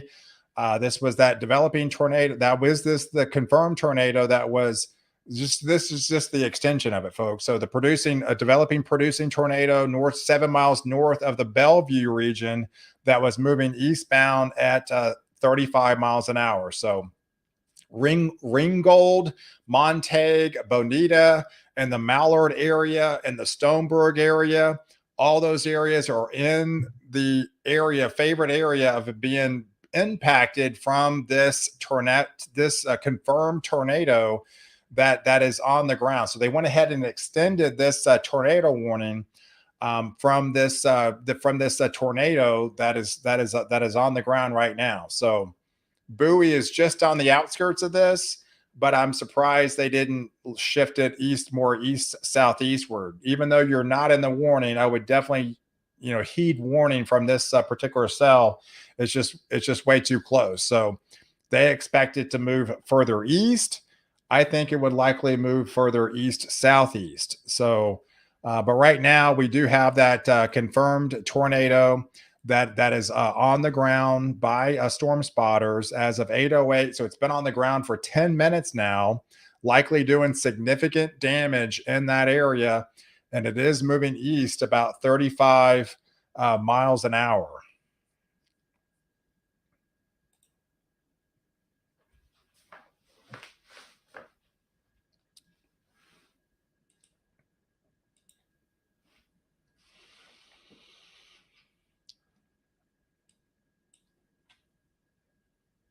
Okay, so we have a new tornado warning over Collinsville. So brand new tornado warning. This is another severe thunderstorm warning that is now upgraded to a tornado warning. Another storm that was capable of producing tornado located over the city of Lake Kiowa or near the Whitesboro region. This is also moving southeast at 25 miles an hour. So another dangerous storm. So areas in the path would be the Woodbine area, the Sadler region, the Tioga region, the Southmont region, and the Lake Roy Roberts region. All those areas need to be in your safe zone immediately. As again, the southern flank of this that's literally about to likely go over the Collinsville right now over Shady Grove, heading over the Collinsville region of another active tornado warning within that sector.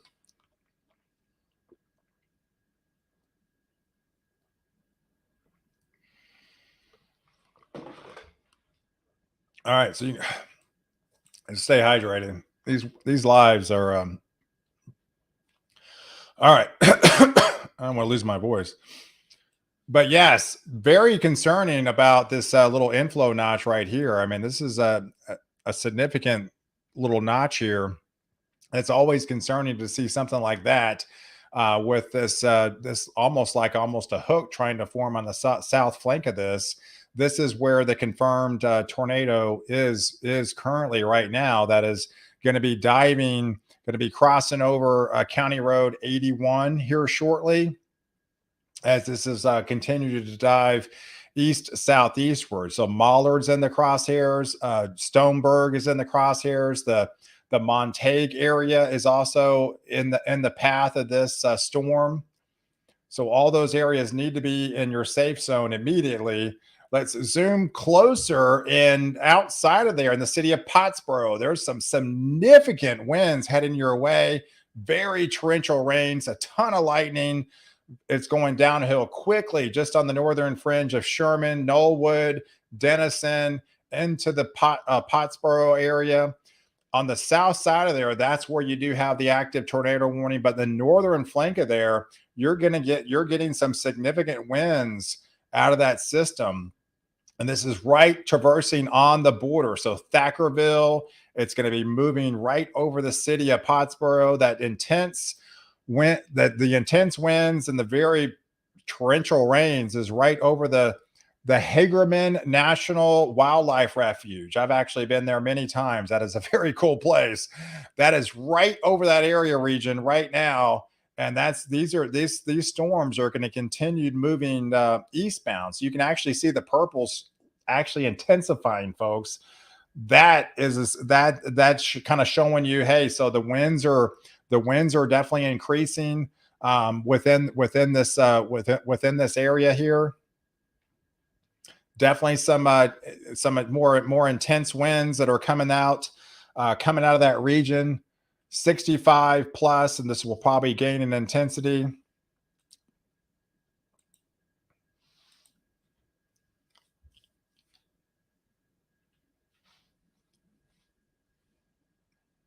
Yeah, so right now we're watching two developing inflow notches, one right over the city of Collinsville, and there's one coming out of Bellevue, really, and these are all going to be diving east southeastward.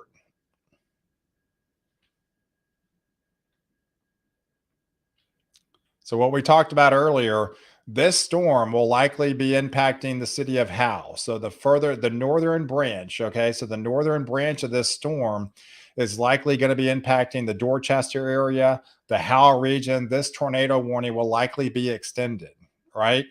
And so okay, so then further south, this is the one you're probably going to have to be more concerned about because again, this is going to be moving east southeast. So this is the one that's likely going to be impacting, Valley View, likely the Bolivar, like Sanger, probably Denton, right? So this is going to be moving east southeast. Oak Point, Krugerville, Little Elm. Once this gets closer, it's going to impact a lot more of Collin County. This is this storm right here that has a confirmed, did have a confirmed tornado, not right now, but this is the storm that's going to be likely impacting Denton and Collin County in probably the next hour or so.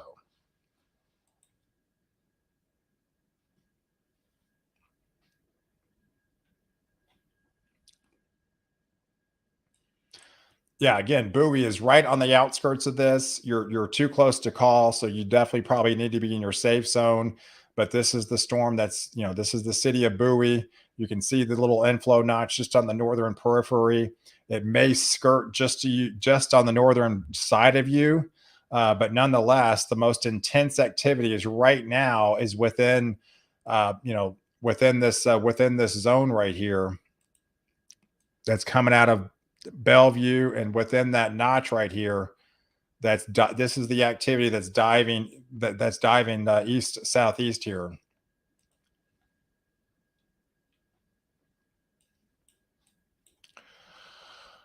Hey Paul, how's it going? I'm in Tom Bean, which is the south edge of Sherman. I'm in the tornado zone. Yes, yes, you definitely are. Tom Bean is in the tornado zone. Let's go back in here. All right, so Tom Bean. All right, yeah, here we go. Yeah, so you're right here, Paul. So yes, you're going to be in a tornado warning, and probably I would say, okay, so they're going to be extending this in 5 minutes. So likely you will be in a tornado warning in about 5 minutes, or almost on the edge of this. So it's going to be from this storm that's coming out of Collinsville and Whitesboro. So I would expect you being fairly close to this tornado warning. But either way, if you don't get under this one, you're going to be under the next one. But this storm is going to be impacting your area, no question.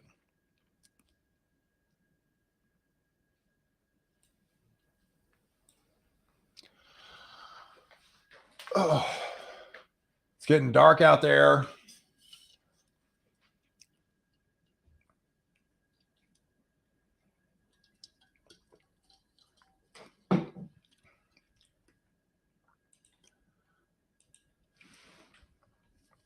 All right, so we still have. Oh wow, we even have a tornado warning in Florida. That's likely the Florida Panhandle. But yeah, so there's 5 active tornado warnings. One for that Cook and Grayson County, the other one in Ohio right now. There's also, including Ohio, get some active storms right now. But it looks to be 3 in Texas. So there's 3 in Texas, and the one concerning is the one in Collinsville. That's the circulation that is coming out of Collinsville right now. That's the one that's warranted the tornado warning, which you can see pretty evident there, right over the city of Collinsville right here. And this is the activity that's diving east southeastward. So Elmview is in the path. Elmview, Dorchester, likely Gunner is going to be just to the north of here, but the city of Howell would likely be in the path of this. Van Alstyne's probably close enough. Yeah, but this warning will be extended in 3 minutes, folks. They're going to be extending this warning.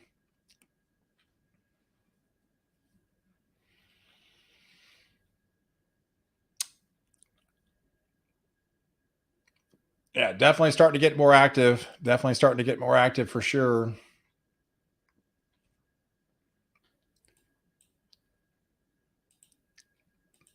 Yeah, this one up here by Nakona, by Bowie, and this one could easily drop another tornado really at any moment, folks. I mean, you never want to see that, and there's nothing on the south side of there, so that's going to be having plenty of room to work with as this continues to get closer into Denton and Collin County. So this is the one that you're gonna have to be concerned about, because there's nothing there's nothing on the southern flank of this. This is going to continue to dive east southeastward, and likely possibly have a spin up tornado at times. It's showing good, good formation right now to produce one at any moment.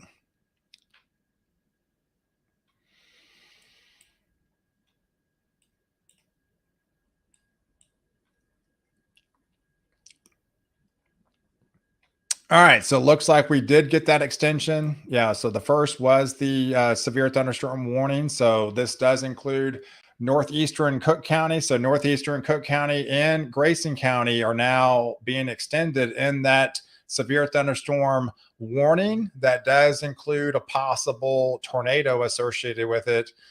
There was that storm over the city of Whitesboro that's moving east at 35 miles an hour. So it's got some 65-mile-per-hour winds with it.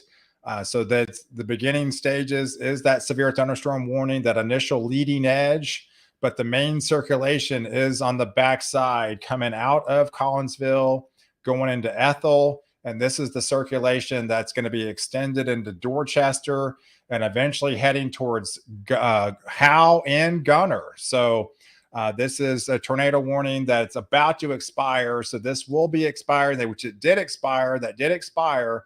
And we'll see if they continue this. So they first initialized a severe thunderstorm warning, but they will likely be issuing a tornado warning here shortly for this area right here. So, but let's go back to this one because they have, in fact, extended the tornado warning further off to the southeast. So this is for central Montague County here. The extension of that tornado warning that came out of the Henrietta area, that we had a confirmed tornado by Henrietta. Now it's like 11 miles southeast of the Henrietta corridor. And this puts more of the Bonita area, the Ringgold area, the Mallard area more into play. So this continues to dive, east southeastward. And this will, again, these will, Gainesville is in the crosshairs. Valley View would be in the crosshairs. Sanger would be in the crosshairs from this potential tornadic supercell that will continue to dive east southeastward.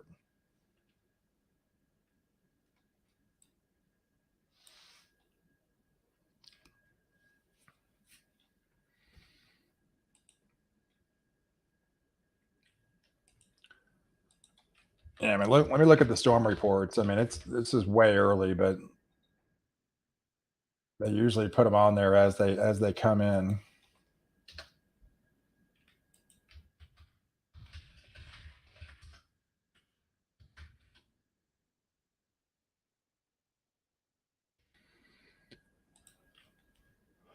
Um.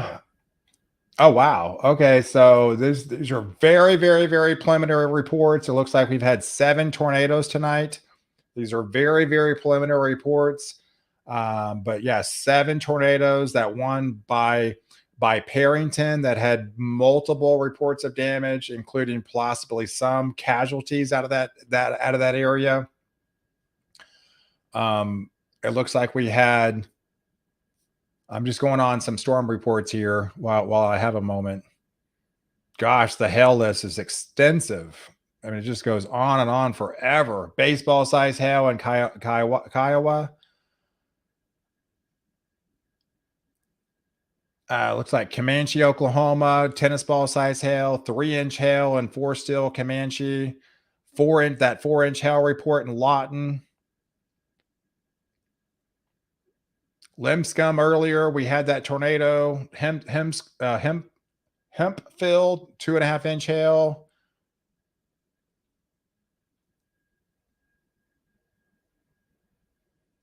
And of course, this is just very, very, very preliminary as things are happening. So they'll put the reports on, but it looks like the most significant hail so far tonight was in Lawton with 4-inch confirmed.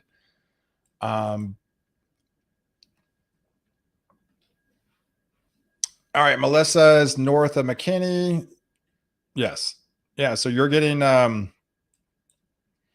right, so there's the city of Melissa. So like I said, you're not likely going to be impacting from this. If you're watching me from McKinney, Melissa, anywhere in Collin County, it's this storm right here. It's the one towards Bowie. I mean, that's the one you're going to have to be looking at for, which is still a fairly good ways away. So, but that's the one that's going to continue to dive east southeast that will be impacting Denton and Collin County, over the course of the next hour or so. But it's not going to be from this. This is going to continue to dive east southeastward. That's not going to be impacting your area.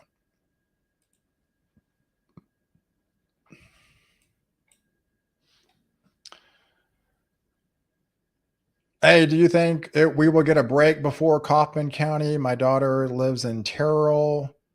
Yeah, I mean, again, the southern flank of these storms. Yeah, so I wasn't expecting much. Even these have fizzled. So I get it. I know they extended this tornado watch further south.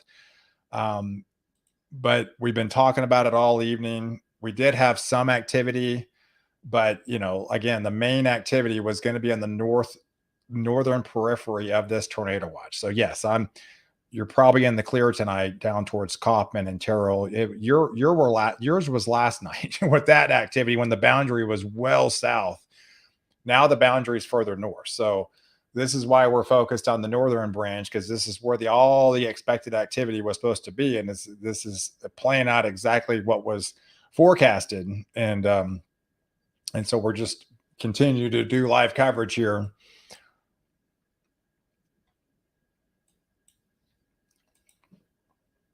All right, still continues to be pretty significant winds coming out of just south of the Oklahoma City area, heading into Newcastle. Those are some 70-mile-per-hour winds going to be impacting the city of Norman. So Norman, Oklahoma will likely be getting impact with some 70-mile-per-hour winds here shortly.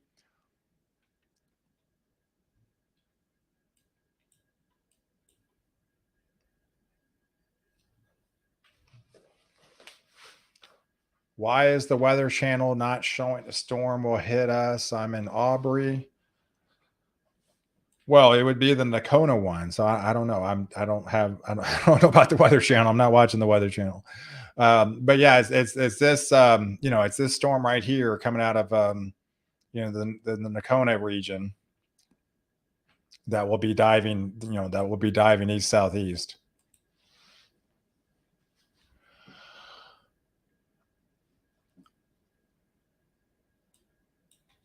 Yeah, what about Melissa? Again, you're in that zone from this storm right here in Nakona, so you're probably an hour or so away. But this is the storm we got to be looking for if you live in those areas.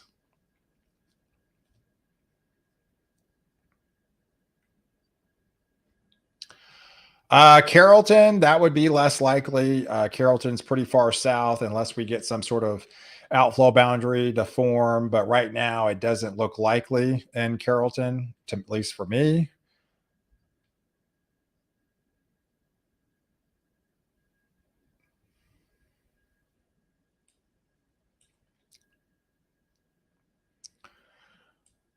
All right, so let's zoom back into this Grayson County. All right, so that's all right, so those heavier winds, some of those 65-mile-per-hour winds are crossing over into Pottsboro right now. Going to be impacting Denison, the Knollwood area, into the Sherman area. So it looks like they went ahead and let that tornado warning expire in this region, but again, still has that possible tag because it's not like it's gone away; it's still there.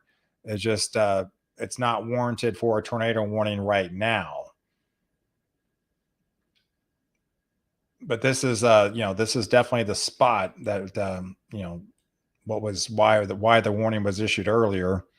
That's going to be diving east southeast.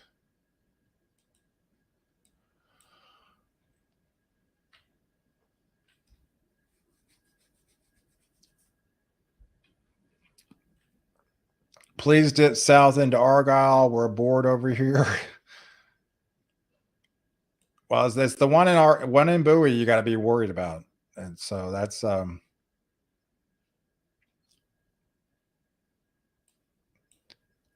there's more storms forming just to the northwest of that, back behind that one. So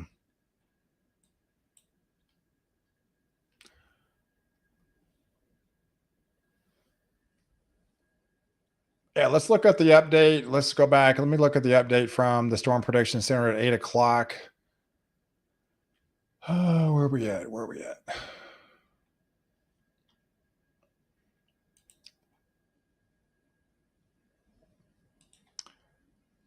All right, so I want to see the where we are at with the latest update, what their latest thinking was.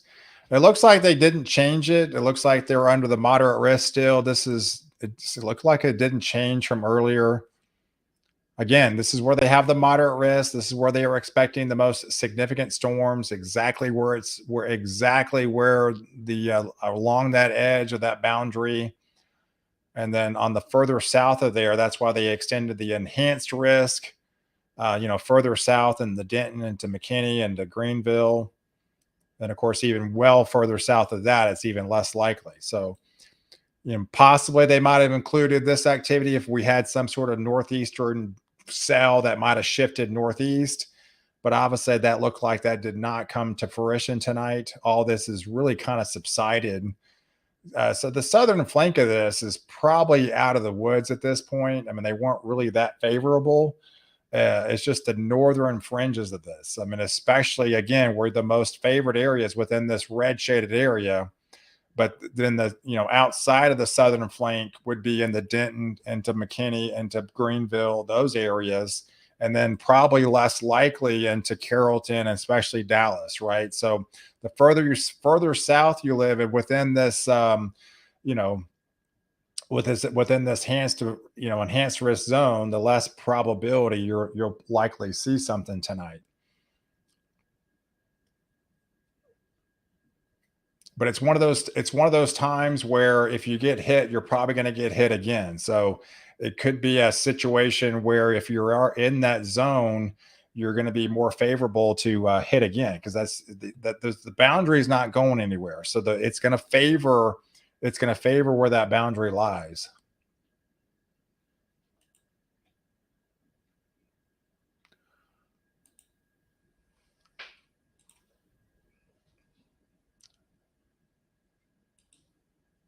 All right, so here's the most tornado threat. Again, pretty warranted. This is the new update.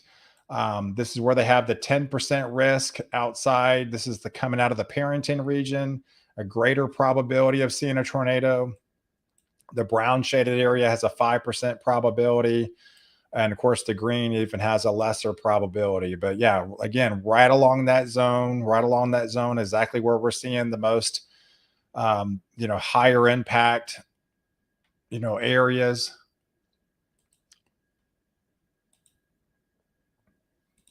And then there's the wind. Of course, there's the wind threat. So again, it's right where that moderate risk plays. That's where the most significant winds could unfold. A 45% probability of those destructive winds. And we could still see this congeal squall line trying to form too, but we have not seen that yet. But nonetheless, yeah, there's the wind threat. So everything's pretty much in line exactly where the Storm Prediction Center had the highest setup for tonight. And of course, there's your big hail threat. And all this has been warranted too. The most significant hail was, within the most favored area, Elk City, Clinton, Wichita Falls, for the biggest hail, Bowie, Collinsville. But even in the red shaded area, a 30% probability of bigger hail. Some of these southern flank storms fishtailing down to the southeast. So I was just trying to see the latest update. It really didn't change from the 3 o'clock. So nothing has really changed from the last update of what they had. It's really been mainly favoring that boundary, which is what we've been talking about since we've been doing live coverage.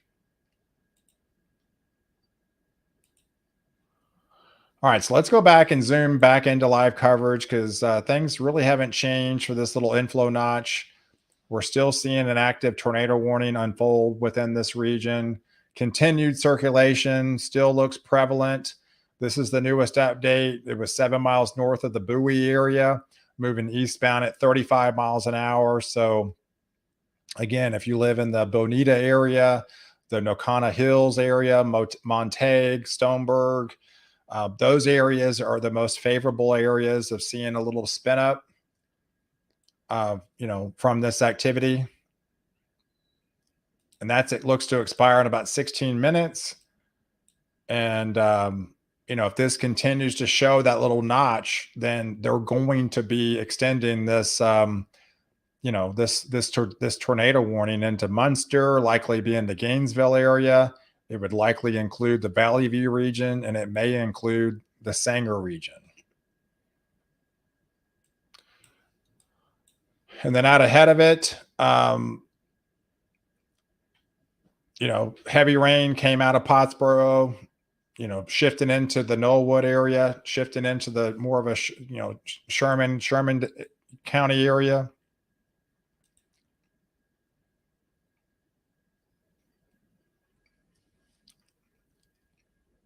Yeah, this one doesn't have that big of a hail associated with it.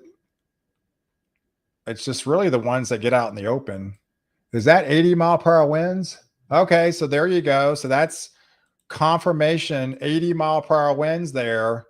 And Walters, Oklahoma. Walters, Oklahoma has reported 80-mile-per-hour winds, folks. So, yes, you can see these storms are really packing a punch. I mean, it's not everybody that gets the 80-mile-per-hour winds. I mean, it's not everybody that gets the 4 and 5 inch hail, but there are reports that have seen it. So, I know the headlines show, hey, well, CD size hail could up to 5 inches. It's like, oh my gosh, this is going to be a war zone. Everybody's going to get it. Well, no, I mean, it says, that whole area, somebody out there has the possibility of getting that, and the same thing about the 80-mile-per-hour winds is very, very few spots that are likely going to get the 80, 90-mile-per-hour winds. But the atmosphere says it can happen. And we're seeing confirmation of that. It's going to be isolated pockets, but it's definitely happening.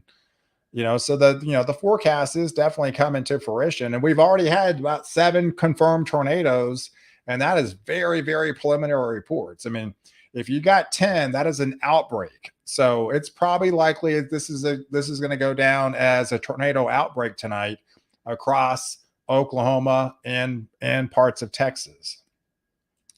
And we still got several more hours to go with this event. So I put the storm reports on this because I want to see as this comes in, and you can see Lawton. I mean, this is an area that I got hit really hard. There's probably a ton of damage to these people's roofs, having 3 or 4 inch hail within that region. There's probably some holes and stuff in those roofs. And now you got torrential rains, and now it's a compounding problem. There's probably water seeping into the attic and stuff like that. It becomes even more dangerous or even more damage if you get heavy rain on the backside of a significant, hail event like that. Because obviously, if you get 3 or 4 inch hail, there's probably going to be windshields busted out on that. And then your car obviously is left out in the open, and you get the heavy rain and that just saturates the car. And then it basically becomes a total loss at that point, so it's a combination of events that unfold. But this is exactly what likely happened in the Lawton region tonight. And now they're seeing that heavy rain come through on the backside, still doing major damage just because of the damage that was left earlier. This is a compounding event that's doing a lot of water damage within this area right now. And now we have another cell that's moving over Norman. So that's a fairly significant cell that has some very intense winds with it, up to 70 miles per hour, some torrential rains, including some golf ball size hail potential within that storm. And there's the hail core, fairly good size hail core coming out of Newcastle region, coming out of Bridge Creek region. That's heading into Norman. So Norman's going to be on the doorstep. You're likely going to be impacted with some 70-mile-per-hour winds, some golf ball size hail. And then, things are going to go down here quickly for you down, up there in that region into the Norman region.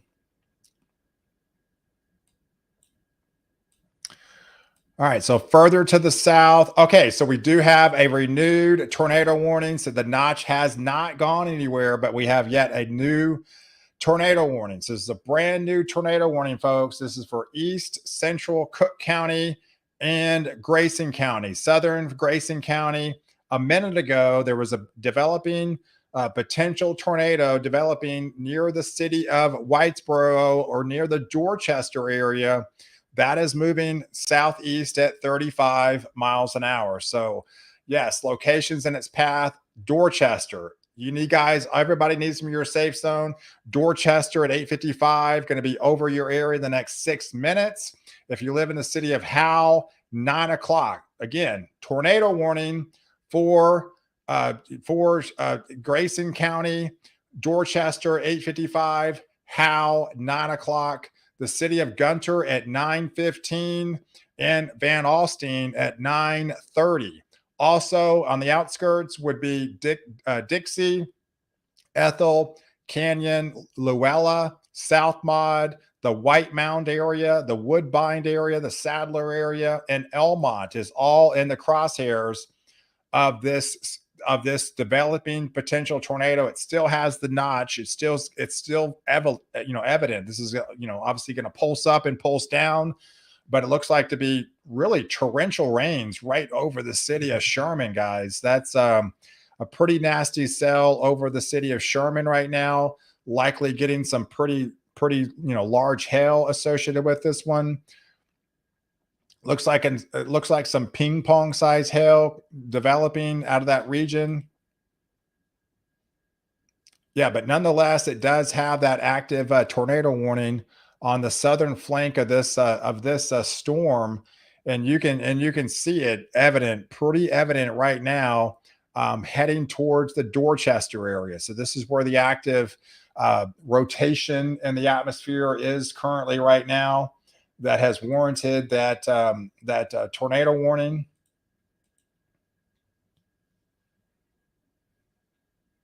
And these are going to be moving east southeast. So yes, the city of Anna is on the northern fringe of this, but continues to all these areas within the Grayson County region. Definitely needs to be in your safe zone for the next 40 minutes or so. It could easily drop a tornado really at any moment with that inflow notch. You can definitely see what we're looking at right on both of these. They're right here. This is the inflow notch that has warranted the tornado warning that's within these regions. That's why I was telling you, that's why I'm concerned about Denton and Collin County from this storm right here that is coming out of the Bowie region. So this is the storm will likely hold together and likely have a tornado warning associated with it when it gets into your region.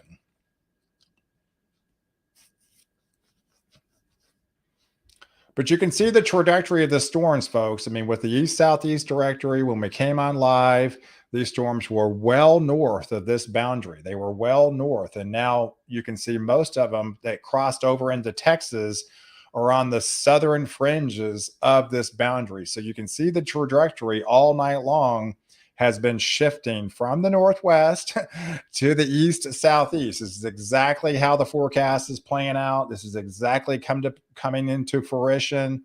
A dangerous night. We've had 7 or 8 confirmed tornadoes. We've had numerous damaging, destructive hail. We've had wind reports of up to 80 miles an hour in some isolated areas. And now we have 2 active tornado warnings crossing over into Texas. That's now going to be close to the Bowie region and now coming out of the Dorchester region, heading to the city of Howell. So if you live in this zone, this is impacting Dorchester right now, going to be impacting Howell probably in the next 5-10 minutes or so. And then eventually, Paul, if you're still listening to me, Tom Bean is right there in the crosshairs as well. Cannon, Van Alstyne is also included in the tornado warning, as this would likely continue to dive east southeastward. So definitely a dangerous night. You just got to keep weather aware. Stay tuned to me. We still have another hour left of this tornado watch, which again I would feel like it's going to be extended with all the activity still to come from the northwest here.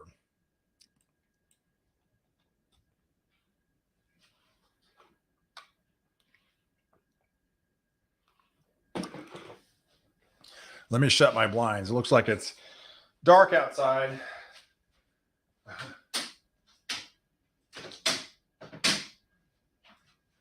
Hey, in fact, let me get a protein bar while we have a little bit of a lull because the things are probably going to get pretty active here in the next hour or two.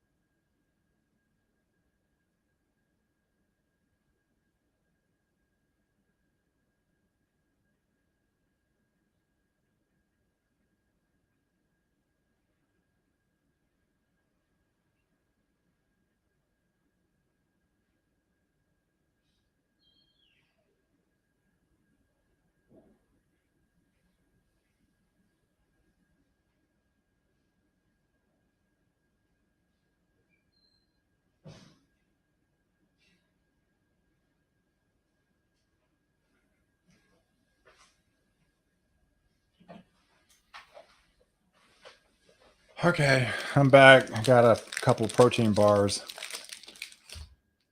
All right, so all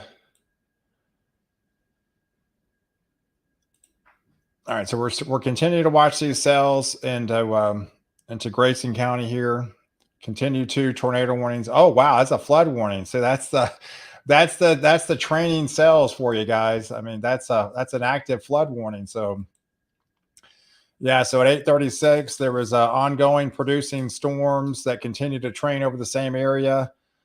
Flash flooding setup potentially likely with this scenario. So that's another thing that could happen. We talked about the training thunderstorms, right? So now you get a cell that's been continuing to train over the same areas.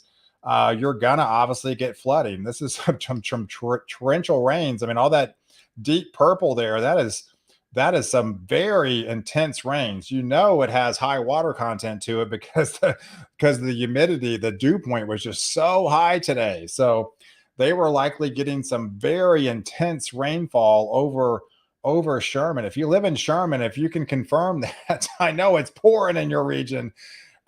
This is why they have warranted the flood warning, in your region. So that's just another compounding event. I mean, this area is a little bit drier on the drier side, but very heavy rain in a very short amount of time can cause rapid flash flooding quickly. And of course, that adds another whole element to this, which is also dangerous because obviously rapidly rising floodwaters is also you know bad in itself on top of the large hail, the winds, and then also the potential tornado threat.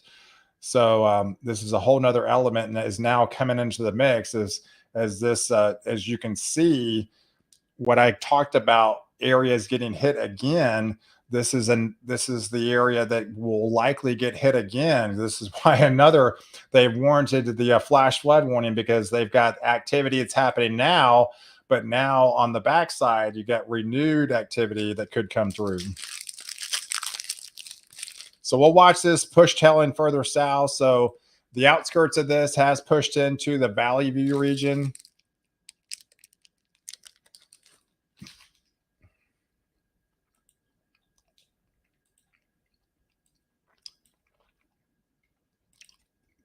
But you never want to see this on radar. I mean, that's pretty evident on the south flank of this. This is not good right here. This is why they have a tornado warning right here. I mean, this is definitely you don't want to see ever this on radar. So this could easily drop a tornado, at any time.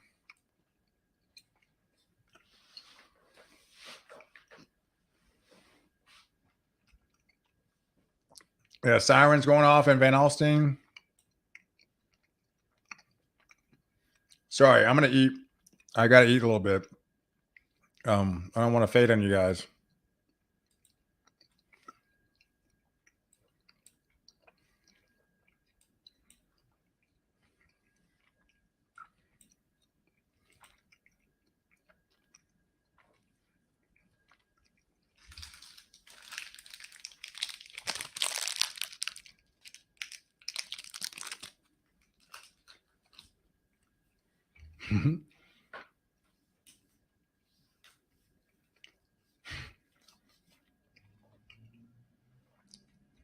I always forget to, drink a lot of water and then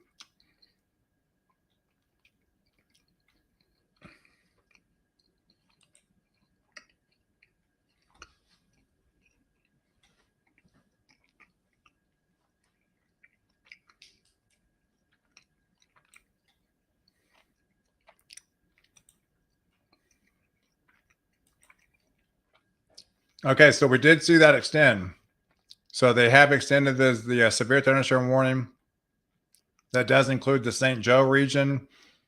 That's moving eastbound at 35 miles an hour.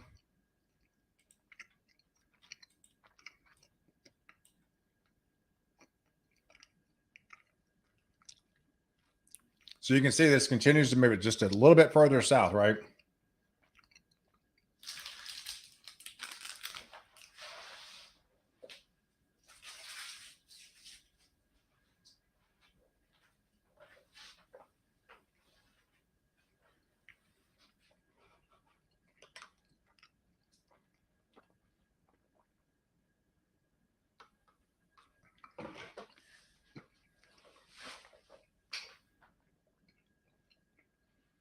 Mm.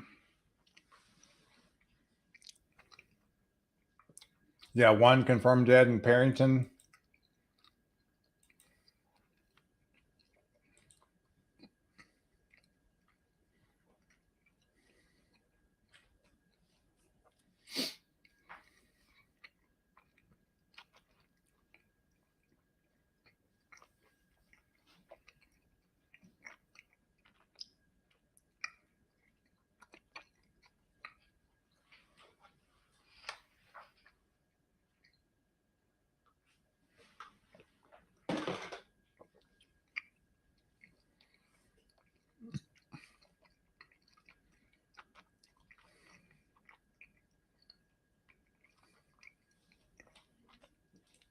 Mm.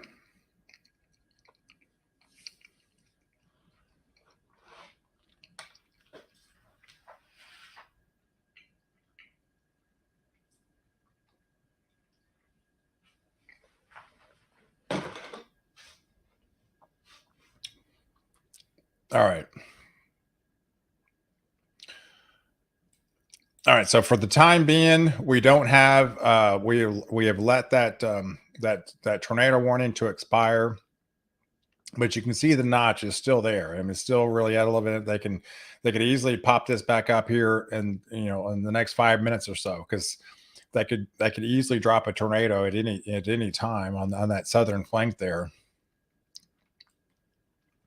And then we have the active tornado warning. This is why people were talking about the sirens going off in the city of Sherman.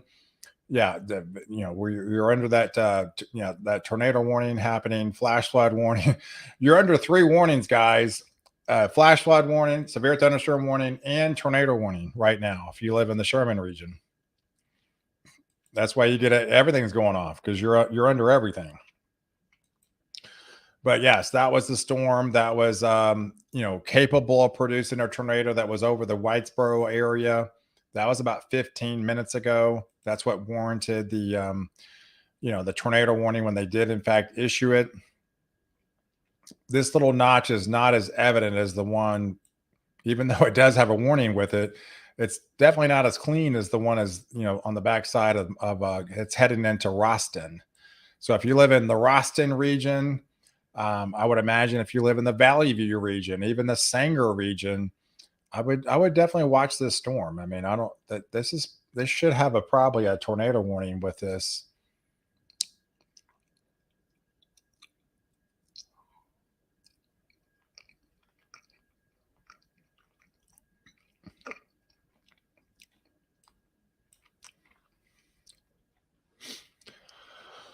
All right. So, yeah, this continues to lift a little bit further south. I mean, we never got, it looks like the backside of this, the one in Duncan, just looking at the northern periphery of these storms.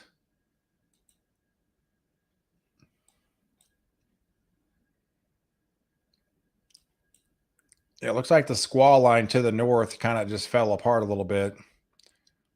Not as evident as it was earlier.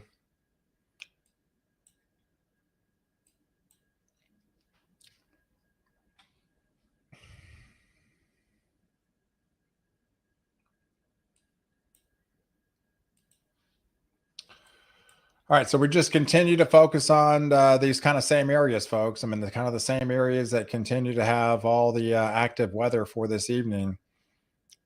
Starting to see more torrential rains forming on the northern side of that circulation that's heading towards the Munster region. That will be heading towards Gainesville. It looks like we had confirmed, 1.5 inch hail, almost golf ball size in South Mod just about 20 minutes ago. So that's been confirmed by a spotter there.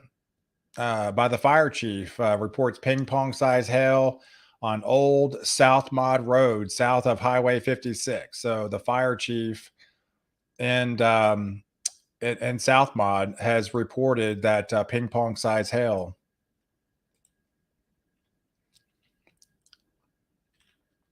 Grayson County scanner is saying to take precautions now, and a Dorchester gunner, Hal. Yeah, it's just that it's the notch that's the definitely have to be concerned about. It's continuing to, kind of pulse up and pulse down, but it's right here. I mean, I would say yes, definitely the tornado warning is warranted. This could easily spin up a tornado. It's really right over the city of Howell, guys. It's this circulation, um, right here is, definitely showing signs, plenty of signs of rotation as this continues to move across and eventually heading towards Tom Bean. So Tom Bean is definitely in the crosshairs of this tornadic supercell. Dorchester, Howe, Luella, and Tom Bean. So the city of Tom Bean would be next in line to be in this possible tornado that we don't have confirmation, but it's definitely showing that we have a ton of circulation within that area. And probably the most concerning is these new frames that have come in, showing increased in circulation right just north of Dorchester. So it's in between Dorchester and Howe and Luella that at the moment this whole activity is definitely showing, um, you know some broad rotation within this zone, and the latest frame shows it might trying to be more compact.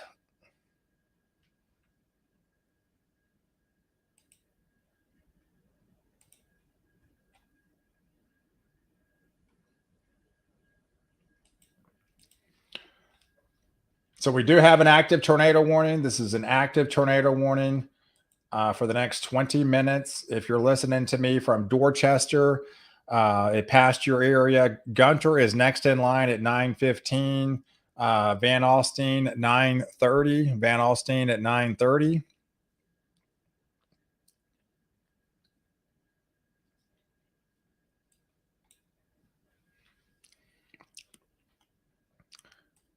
But the active tornado warning continues. They actually went ahead and let that severe thunderstorm warning expire.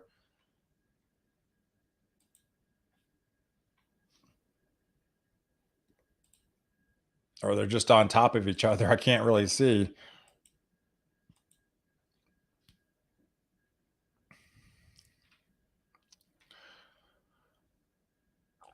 But the backside of this storm continues to shift a little bit further south. It's just very using, very shifting further south on the southern flank of this storm. So two active cells coming across Grayson County right now. So after this one moves through, they're going to be having another one kind of move through as well.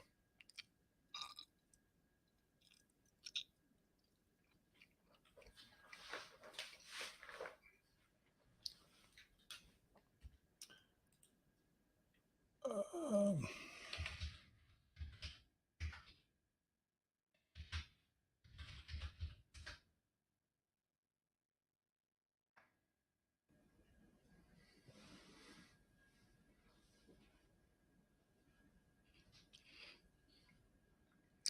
All right, so this continues to remain active, folks. We have a developing, continued the tornado warning for Grayson County. So if you're listening to me, you definitely need to be taking shelter. Continue tornado that's forming near the Dorchester area or near the city of Howe. It's moving eastbound at 40 miles an hour.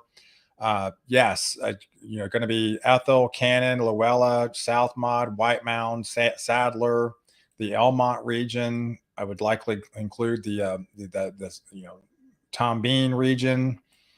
All those areas are susceptible to seeing possible uh, tornadic supercell within your area. Need to be in your safe zone for at least the next 20 minutes. But it appears it's going to be continuing into the Trenton region. Probably Leonard would be in the crosshairs of this storm next in line. Trenton, Leonard, just kind of give you some areas. Likely,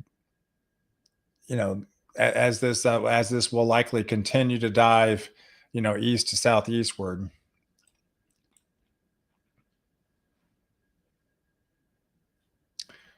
Yeah, but very heavy rain happening right now over Sherman. Let's just look at some of these totals. This looks to be fairly impressive. That's 3 inches, guys. That's 3 inches of rainfall there. Downtown Sherman, 2 inches, close to 2 inches, 2 to 3 inches. This is why they have the flood warning in place. 2 to 3 inches already is rapidly rising, and then of course you have the whole area on the backside. This is why they included the flood warning with these, because they know what's coming. There's more coming on your doorstep. So that's a whole nother element to this, on top of the potential tornadic activity that's unfolding within this region.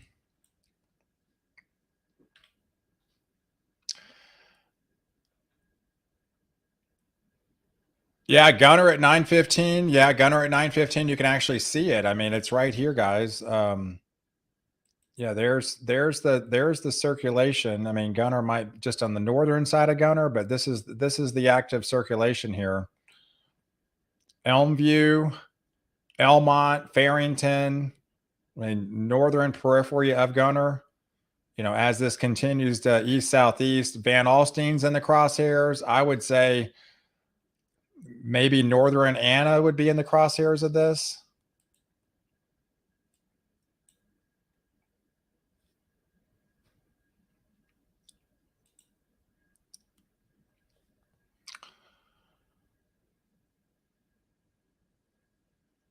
Oh gosh, you lost power in Sherman. Yeah, you've had some pretty torrential rains, a lot of lightning over that area for a while now.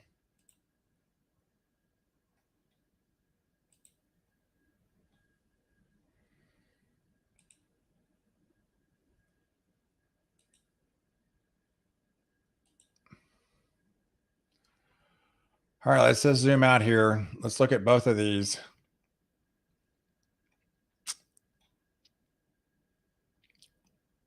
Mm.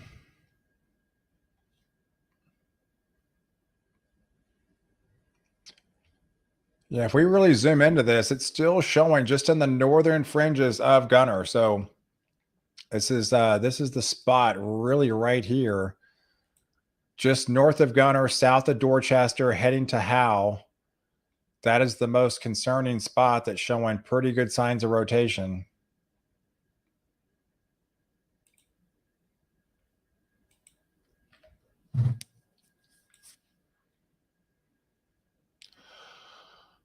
Oh,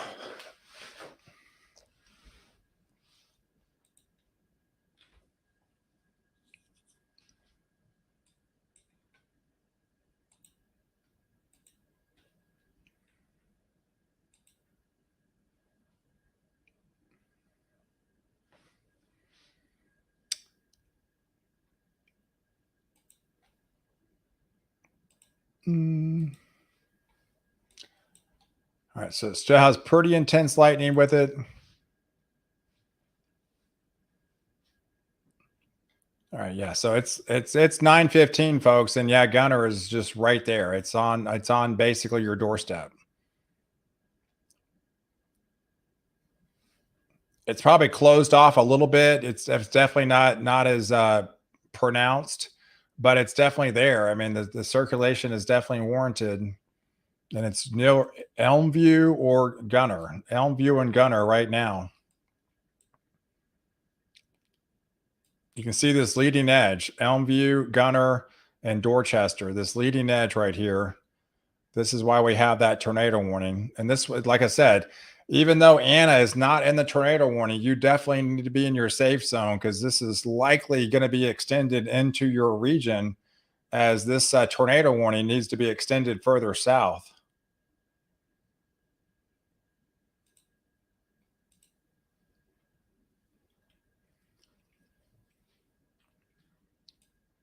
Yeah, these notches have been alive for probably about an hour or so. This has not really gone anywhere. It continues to remain pretty active in these regions, and that inflow notch has been alive for an extended period of time, and it doesn't really show any signs of kind of letting up anytime soon.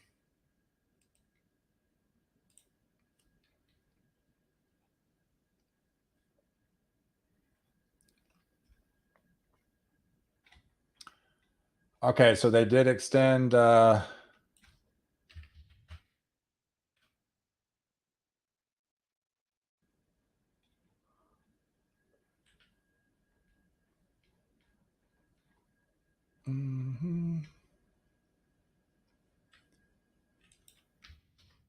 Let me see.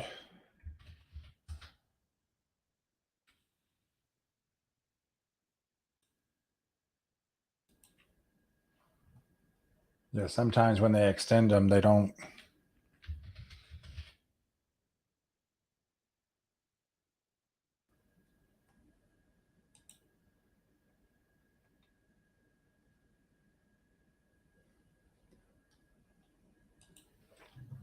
Where'd it go? Where'd it go?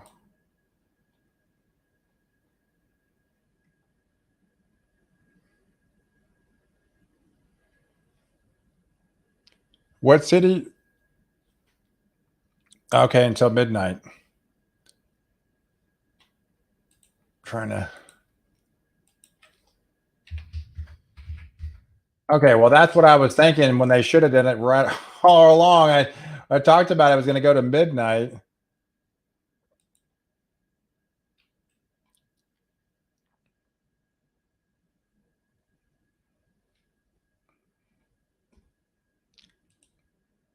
They put the active alerts back on here.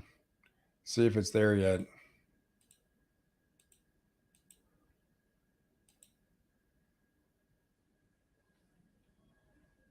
Okay, so they still have 10 o'clock here.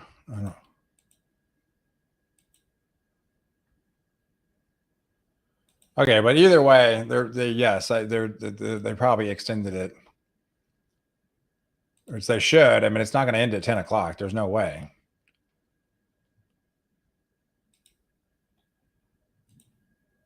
All right, so I can hear the thunder now. I can hear the thunder outside my window now. All right, so let's go back to live coverage here.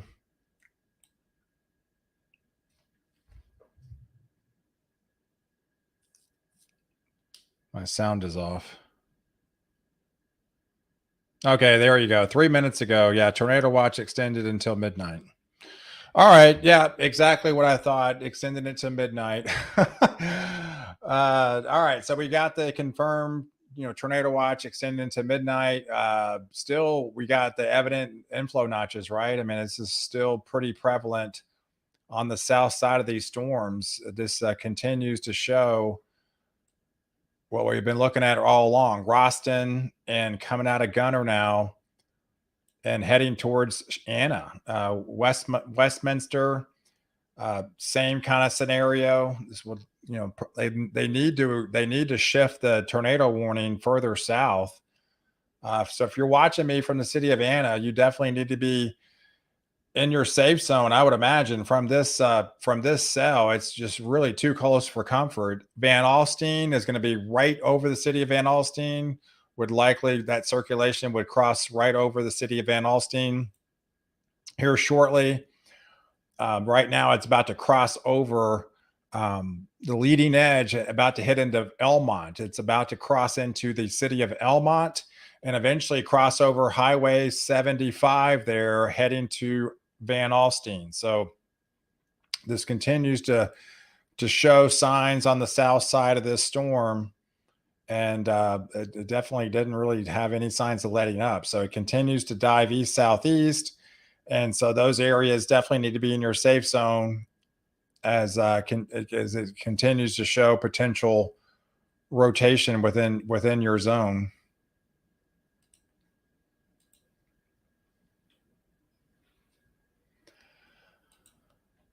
Yeah, so in the northern branch, they went ahead and let this tornado warning expire.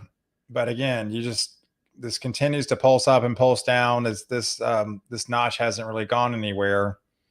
But you can see the shift, right? It's a slow shift. Like I mentioned, it's a painful, slow shift. It's like if it's ever going to hit your area, and it's shifting a little bit further south. It's Sanger into Pilot Point.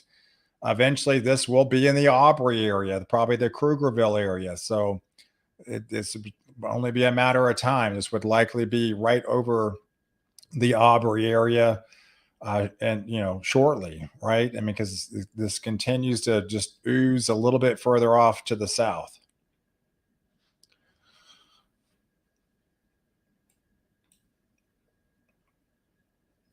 So you get to be with me for another 2 more hours until midnight now. And we'll see what happens with this. The good thing is these northern branches, but let me switch radars here. All right, so let's look at this Oklahoma stuff. All right, so there was some golf ball size hail out of Newcastle, Bridge Creek.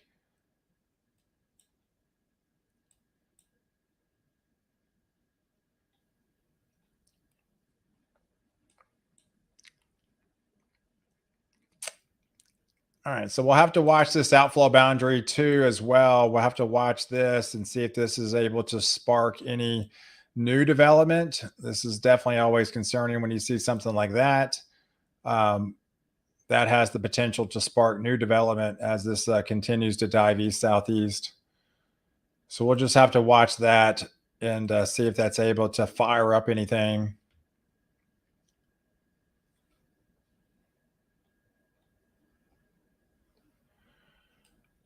And we go back to these cells. All right, so how much longer do we have in this tornado warning? Another 7 more minutes. All right, so we still have the active tornado warning for the next 7 minutes or so. Still evident of right through the city of Gunner, coming out of Gunner.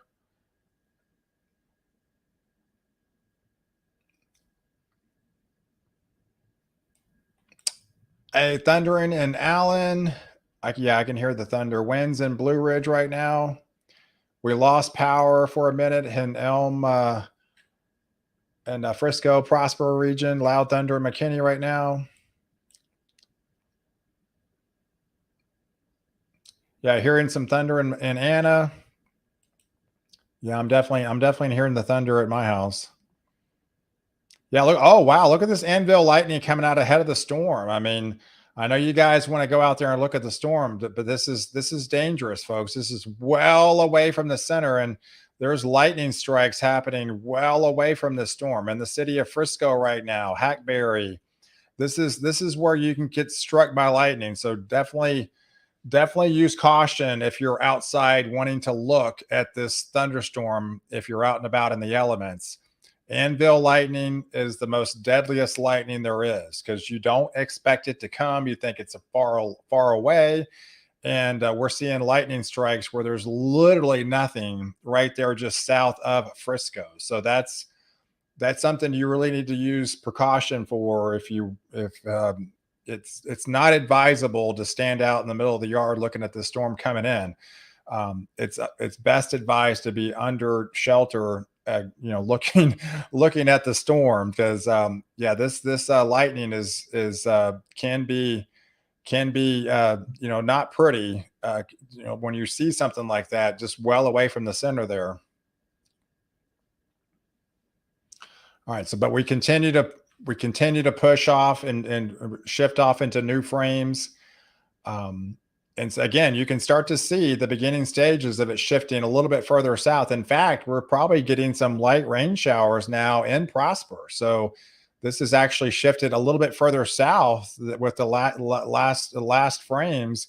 It still has that inflow notch. So they're gonna have to extend this severe thunderstorm warning further south. I mean, really, in the next couple of frames, they're gonna have to extend that, because it's taken a more of a noticeable shift. That's a big shift, guys. We're starting to see very extended off into the southeast now. So yeah, something happened there. For whatever reason, it's taken a dramatic shift southbound. So don't let your guard down. I know it's been north of you, but we're seeing new development, further south now, and so they will be extending these severe thunderstorm warnings and likely tornado warnings much further south here, and the coming probably less than 5 minutes or so. It looks like the rain has started in Prosper. It's turned over in Salina. Looks like it's already in the Aubrey area, in the Krugerville area. It's actually crossing over Highway 380 right now. So this is taking dramatic turns southward just in the last 5 minutes or so. Yeah, pouring in the city of Howe. Oh, wow. So you're under that deep purple. I would imagine it is pouring, blinding rain in your area coming out of Dorchester, crossing over Highway 75 right now. Yeah, so that is that torrential rain. You're under that flood warning as we speak. And Tom Bean is now under the flood warning. So they went ahead and extended the flood warning in that region. Yeah, so at 8:56, flash flood possibly. So flood warning includes Sherman, Gainesville, Whitesboro, Denison, Van Alstyne, the city of Howe, Pottsboro, Collinsville, Gunter, Tom Bean, Knollwood, Dorchester, Lake Texoma, the Sadler region, getting into the Preston, Kiowa region. Those areas will likely get several inches of rainfall and more to come on the backside too. But yeah, dramatic shift south. Now it's lightning in McKinney. Now it's lightning towards the Allen region. This is a dramatic shift. Yeah, that's a dramatic shift southeast, guys. Things are rapidly changing in a big way. In fact, they went ahead and extended the severe thunderstorm warning that will include 70-mile-per-hour winds. This does include portions of Collin County. So this is northeastern Collin County, southeastern Grayson County, as well as western Fannin County are now under a severe thunderstorm warning, potential up to 70-mile-per-hour winds with these cells. That was a storm that was located near the city of Bells or near Sherman. That was right over the Sherman region, moving eastbound at 25 miles an hour. So areas in the path of this next system is the Sherman region, Bonham, Denison, Anna, Salina, Melissa, and the Van Alstyne, Howe. Leonard is included in that. Whitewright, Gunner, Bells, Tom Bean, into Ector, Trenton, Dodge City, Knollwood, and Ravenna, and Dorchester. So all those areas.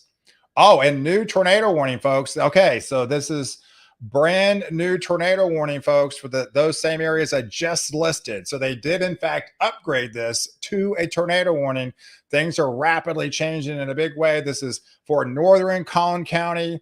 This is for southeastern Grayson County and southern Fannin County.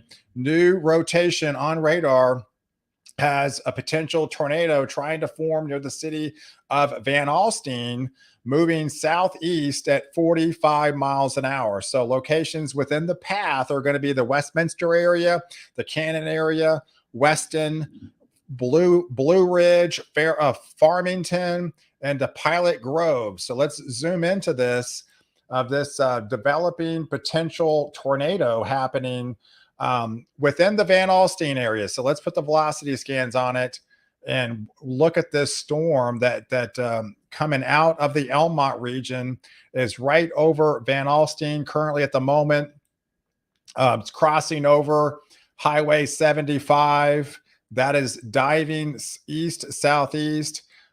Areas in the path of this storm will be in this trajectory right here, into the Westminster area, the Blue Ridge area, you know, Anna, Melissa, you know, those areas are more in line of this potential developing tornadic supercell that has warranted a new tornado warning that does include portions of the Collin County region.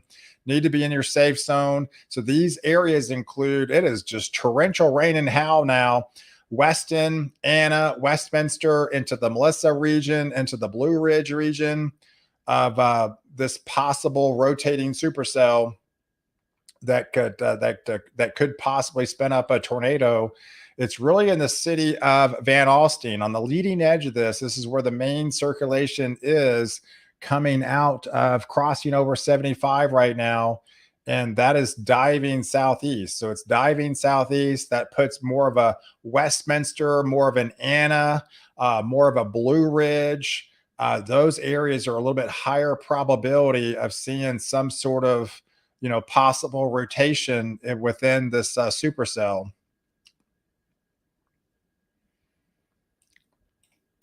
Yeah, so we have a tornado warning happening right now in Collin County. This is on the eastern side of Collin County.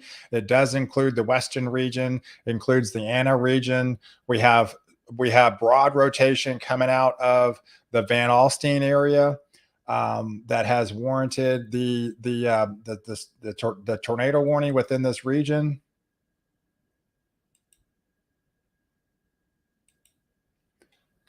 Get another frame on this.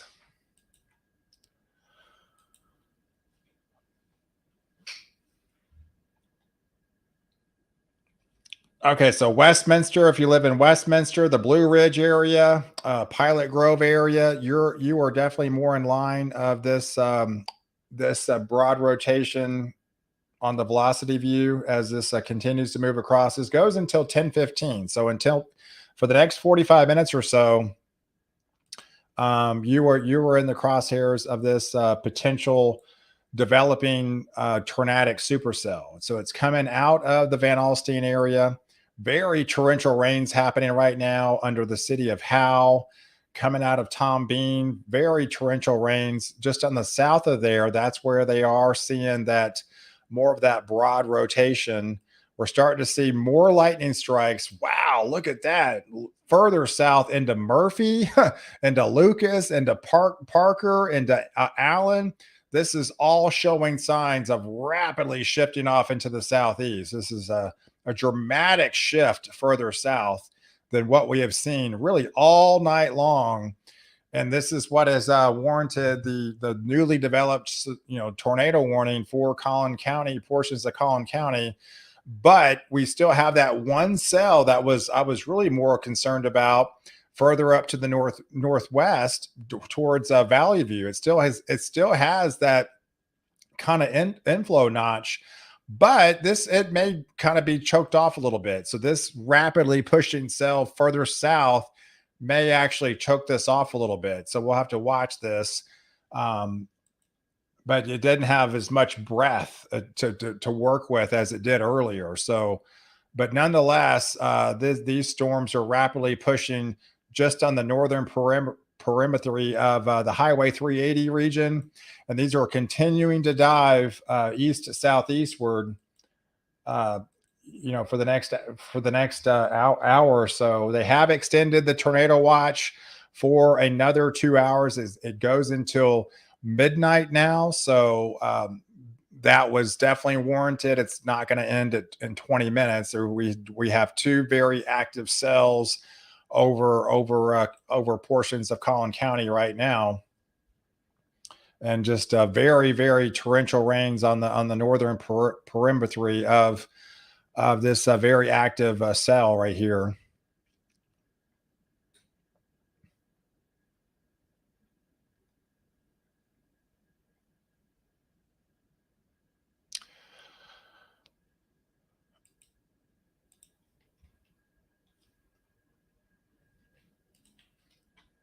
All right.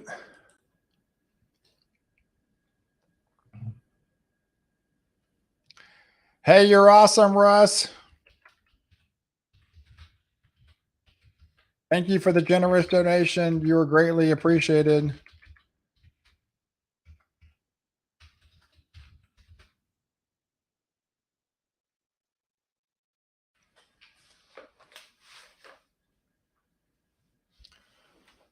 How? I mean, we zoom into how we have torrential rains. You're under a flood warning in the city of Howell. You're on the outskirts of that tornado warning.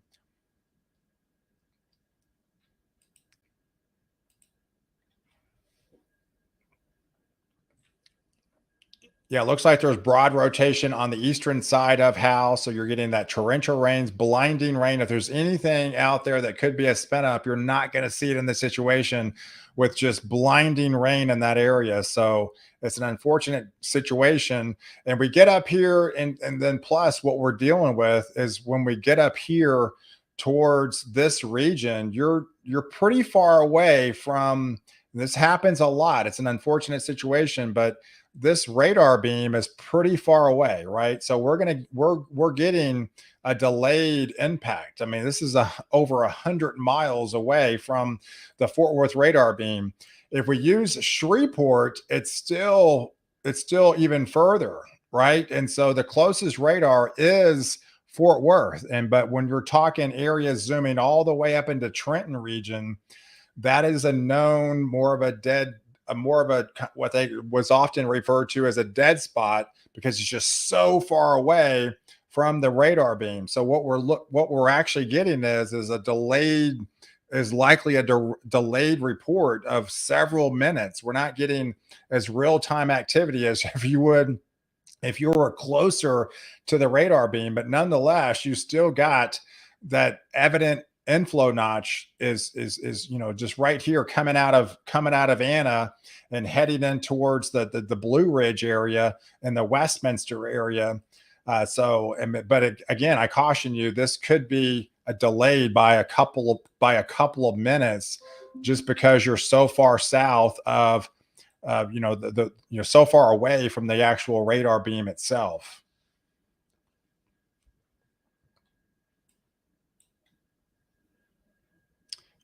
But you are under that tornado warning. You need to be in your safe zone.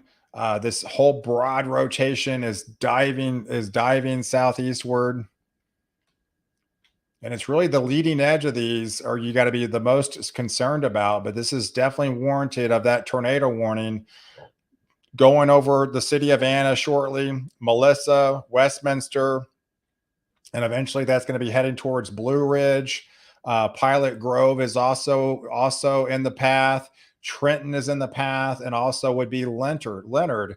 You're not in that tornado warning right now, but you will be when they extend it. You will be when they extend it. This is definitely a lot of broad rotation out ahead of it, and this whole area continues to show signs of some 70-mile-per-hour winds, very torrential rains, and then some isolated broad rotation within this sector.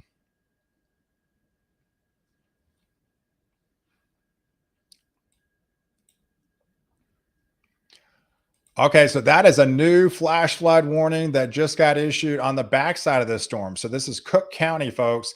Cook County and eastern Montague County are now under a flash flood warning. So that same area has seen torrential rains for a while now, has warranted that flash flood warning. So it's going to be, Gainesville, Nakona, Munster, Lindsay, St. Joe region, into Lake Kiowa, Lake Ray Roberts, all those areas have seen, multiple inches of rain. And you've seen the slow progression of these. It's only been here recently that we've seen a dramatic southward shift in the area. And so this is a brand new warning.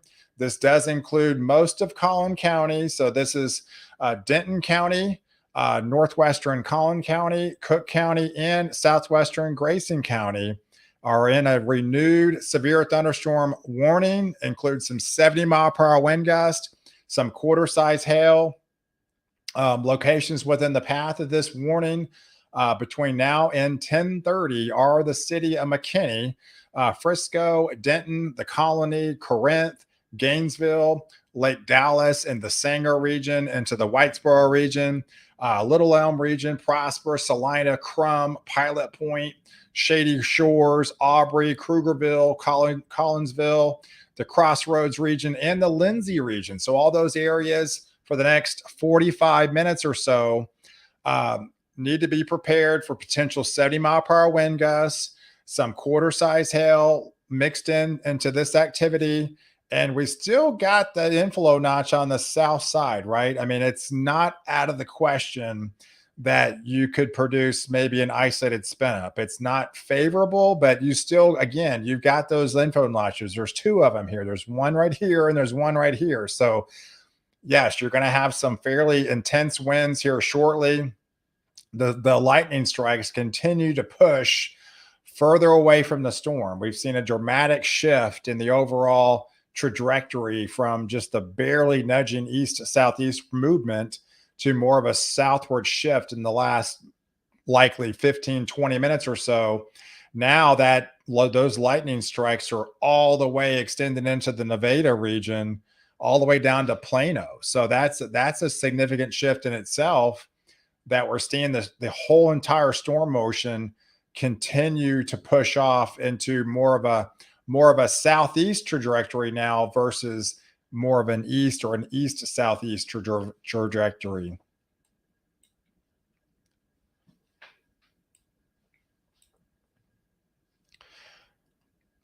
Yeah, thanks for watching live coverage, guys. Make sure you smash the like button. Make sure you hit the follow button on my Facebook. Make sure you subscribe to my YouTube channel.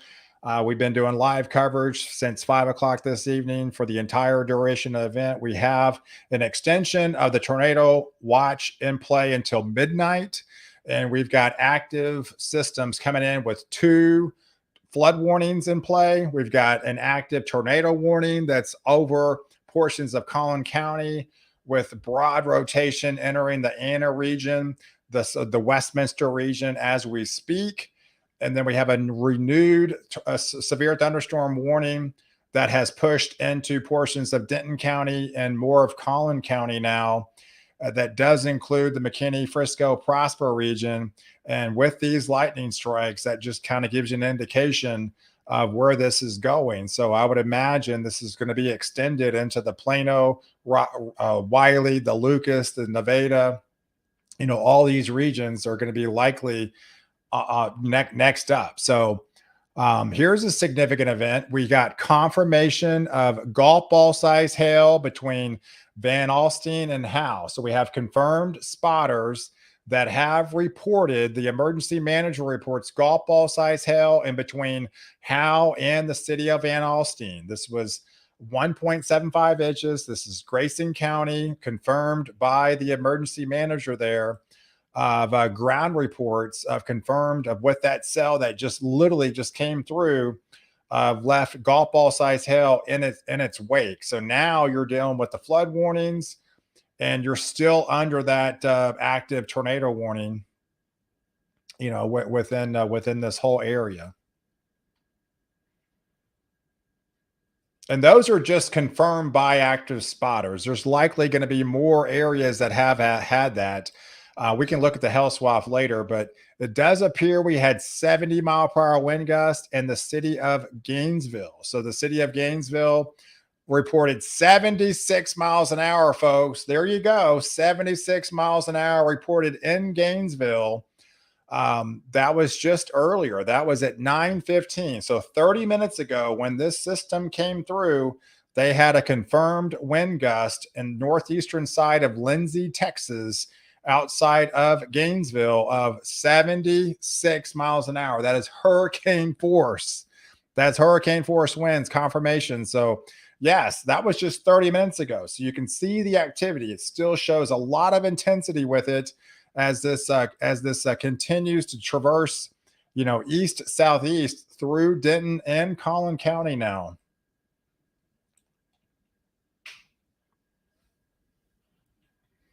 And don't let your guard down because we still got activity in the backside, right? So there's even after this activity that's likely going to be crossing over and through the state line too, and see if this actually is able to get going as well. So right now it still has a severe thunderstorm warning, but that is going to be crossing over in the same general area, likely over Gainesville, likely over these same general areas again. So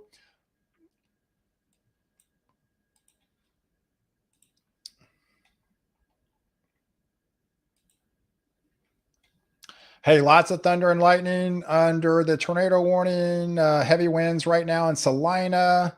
Hail right now in Van Alstyne. Thank you, pal. We appreciate you. Van Alstyne got hit hard with hail and high winds.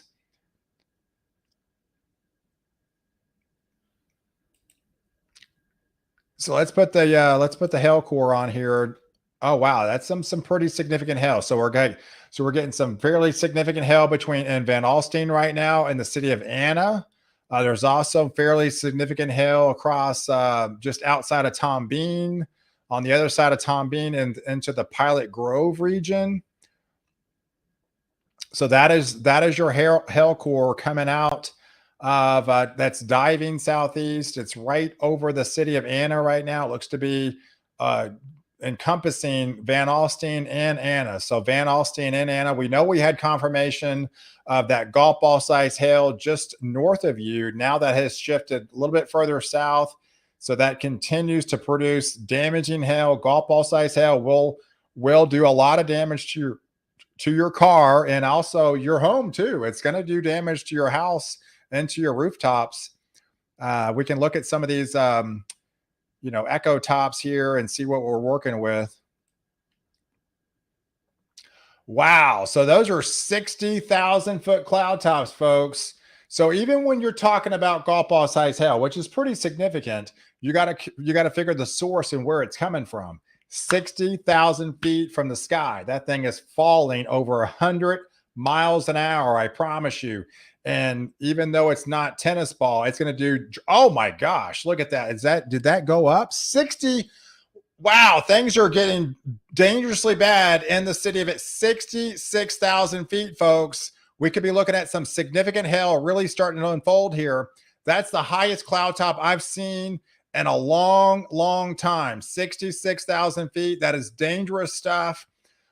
Look further to the north of Pilot Grove, 65,000 feet. Things have rapidly changed in a big way into these regions. We could be looking at some fairly, really significant hail trying to form within this region as the hail core looks to expand. If you live between the Van Alstyne region into the Anna region, we could be looking at some devastating hail right now falling within this zone. So let me kind of give you some parameters. This is Highway 5. This is the Highway 5 region. This is some very dangerous stuff. If anybody has reports, if you're hearing this stuff, some ground reports, this looks to be some damaging hail that's coming out of this zone here with those cloud tops just massively grown in intensity just over the last 5 minutes or so, with these echo tops producing some cloud tops I haven't seen in years, folks. I mean, that is very difficult to do. 66,000 feet. You do the math. How many miles is that? What is that? 11, 12? I mean, I lost count. 12 miles up in the atmosphere. That is some serious, intense stuff. Going into White, 75 in White.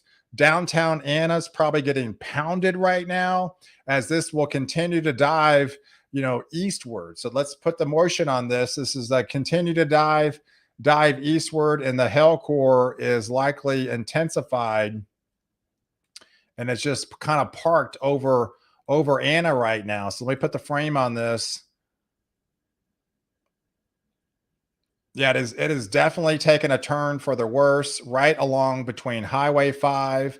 I'd likely say in between Melissa and Van Alstine and DeHow over really right over Anna. And that's going to head towards Westminster. It's going to head towards the adventure camp area that's also in the crosshairs from this potential significant hail that's unfolding.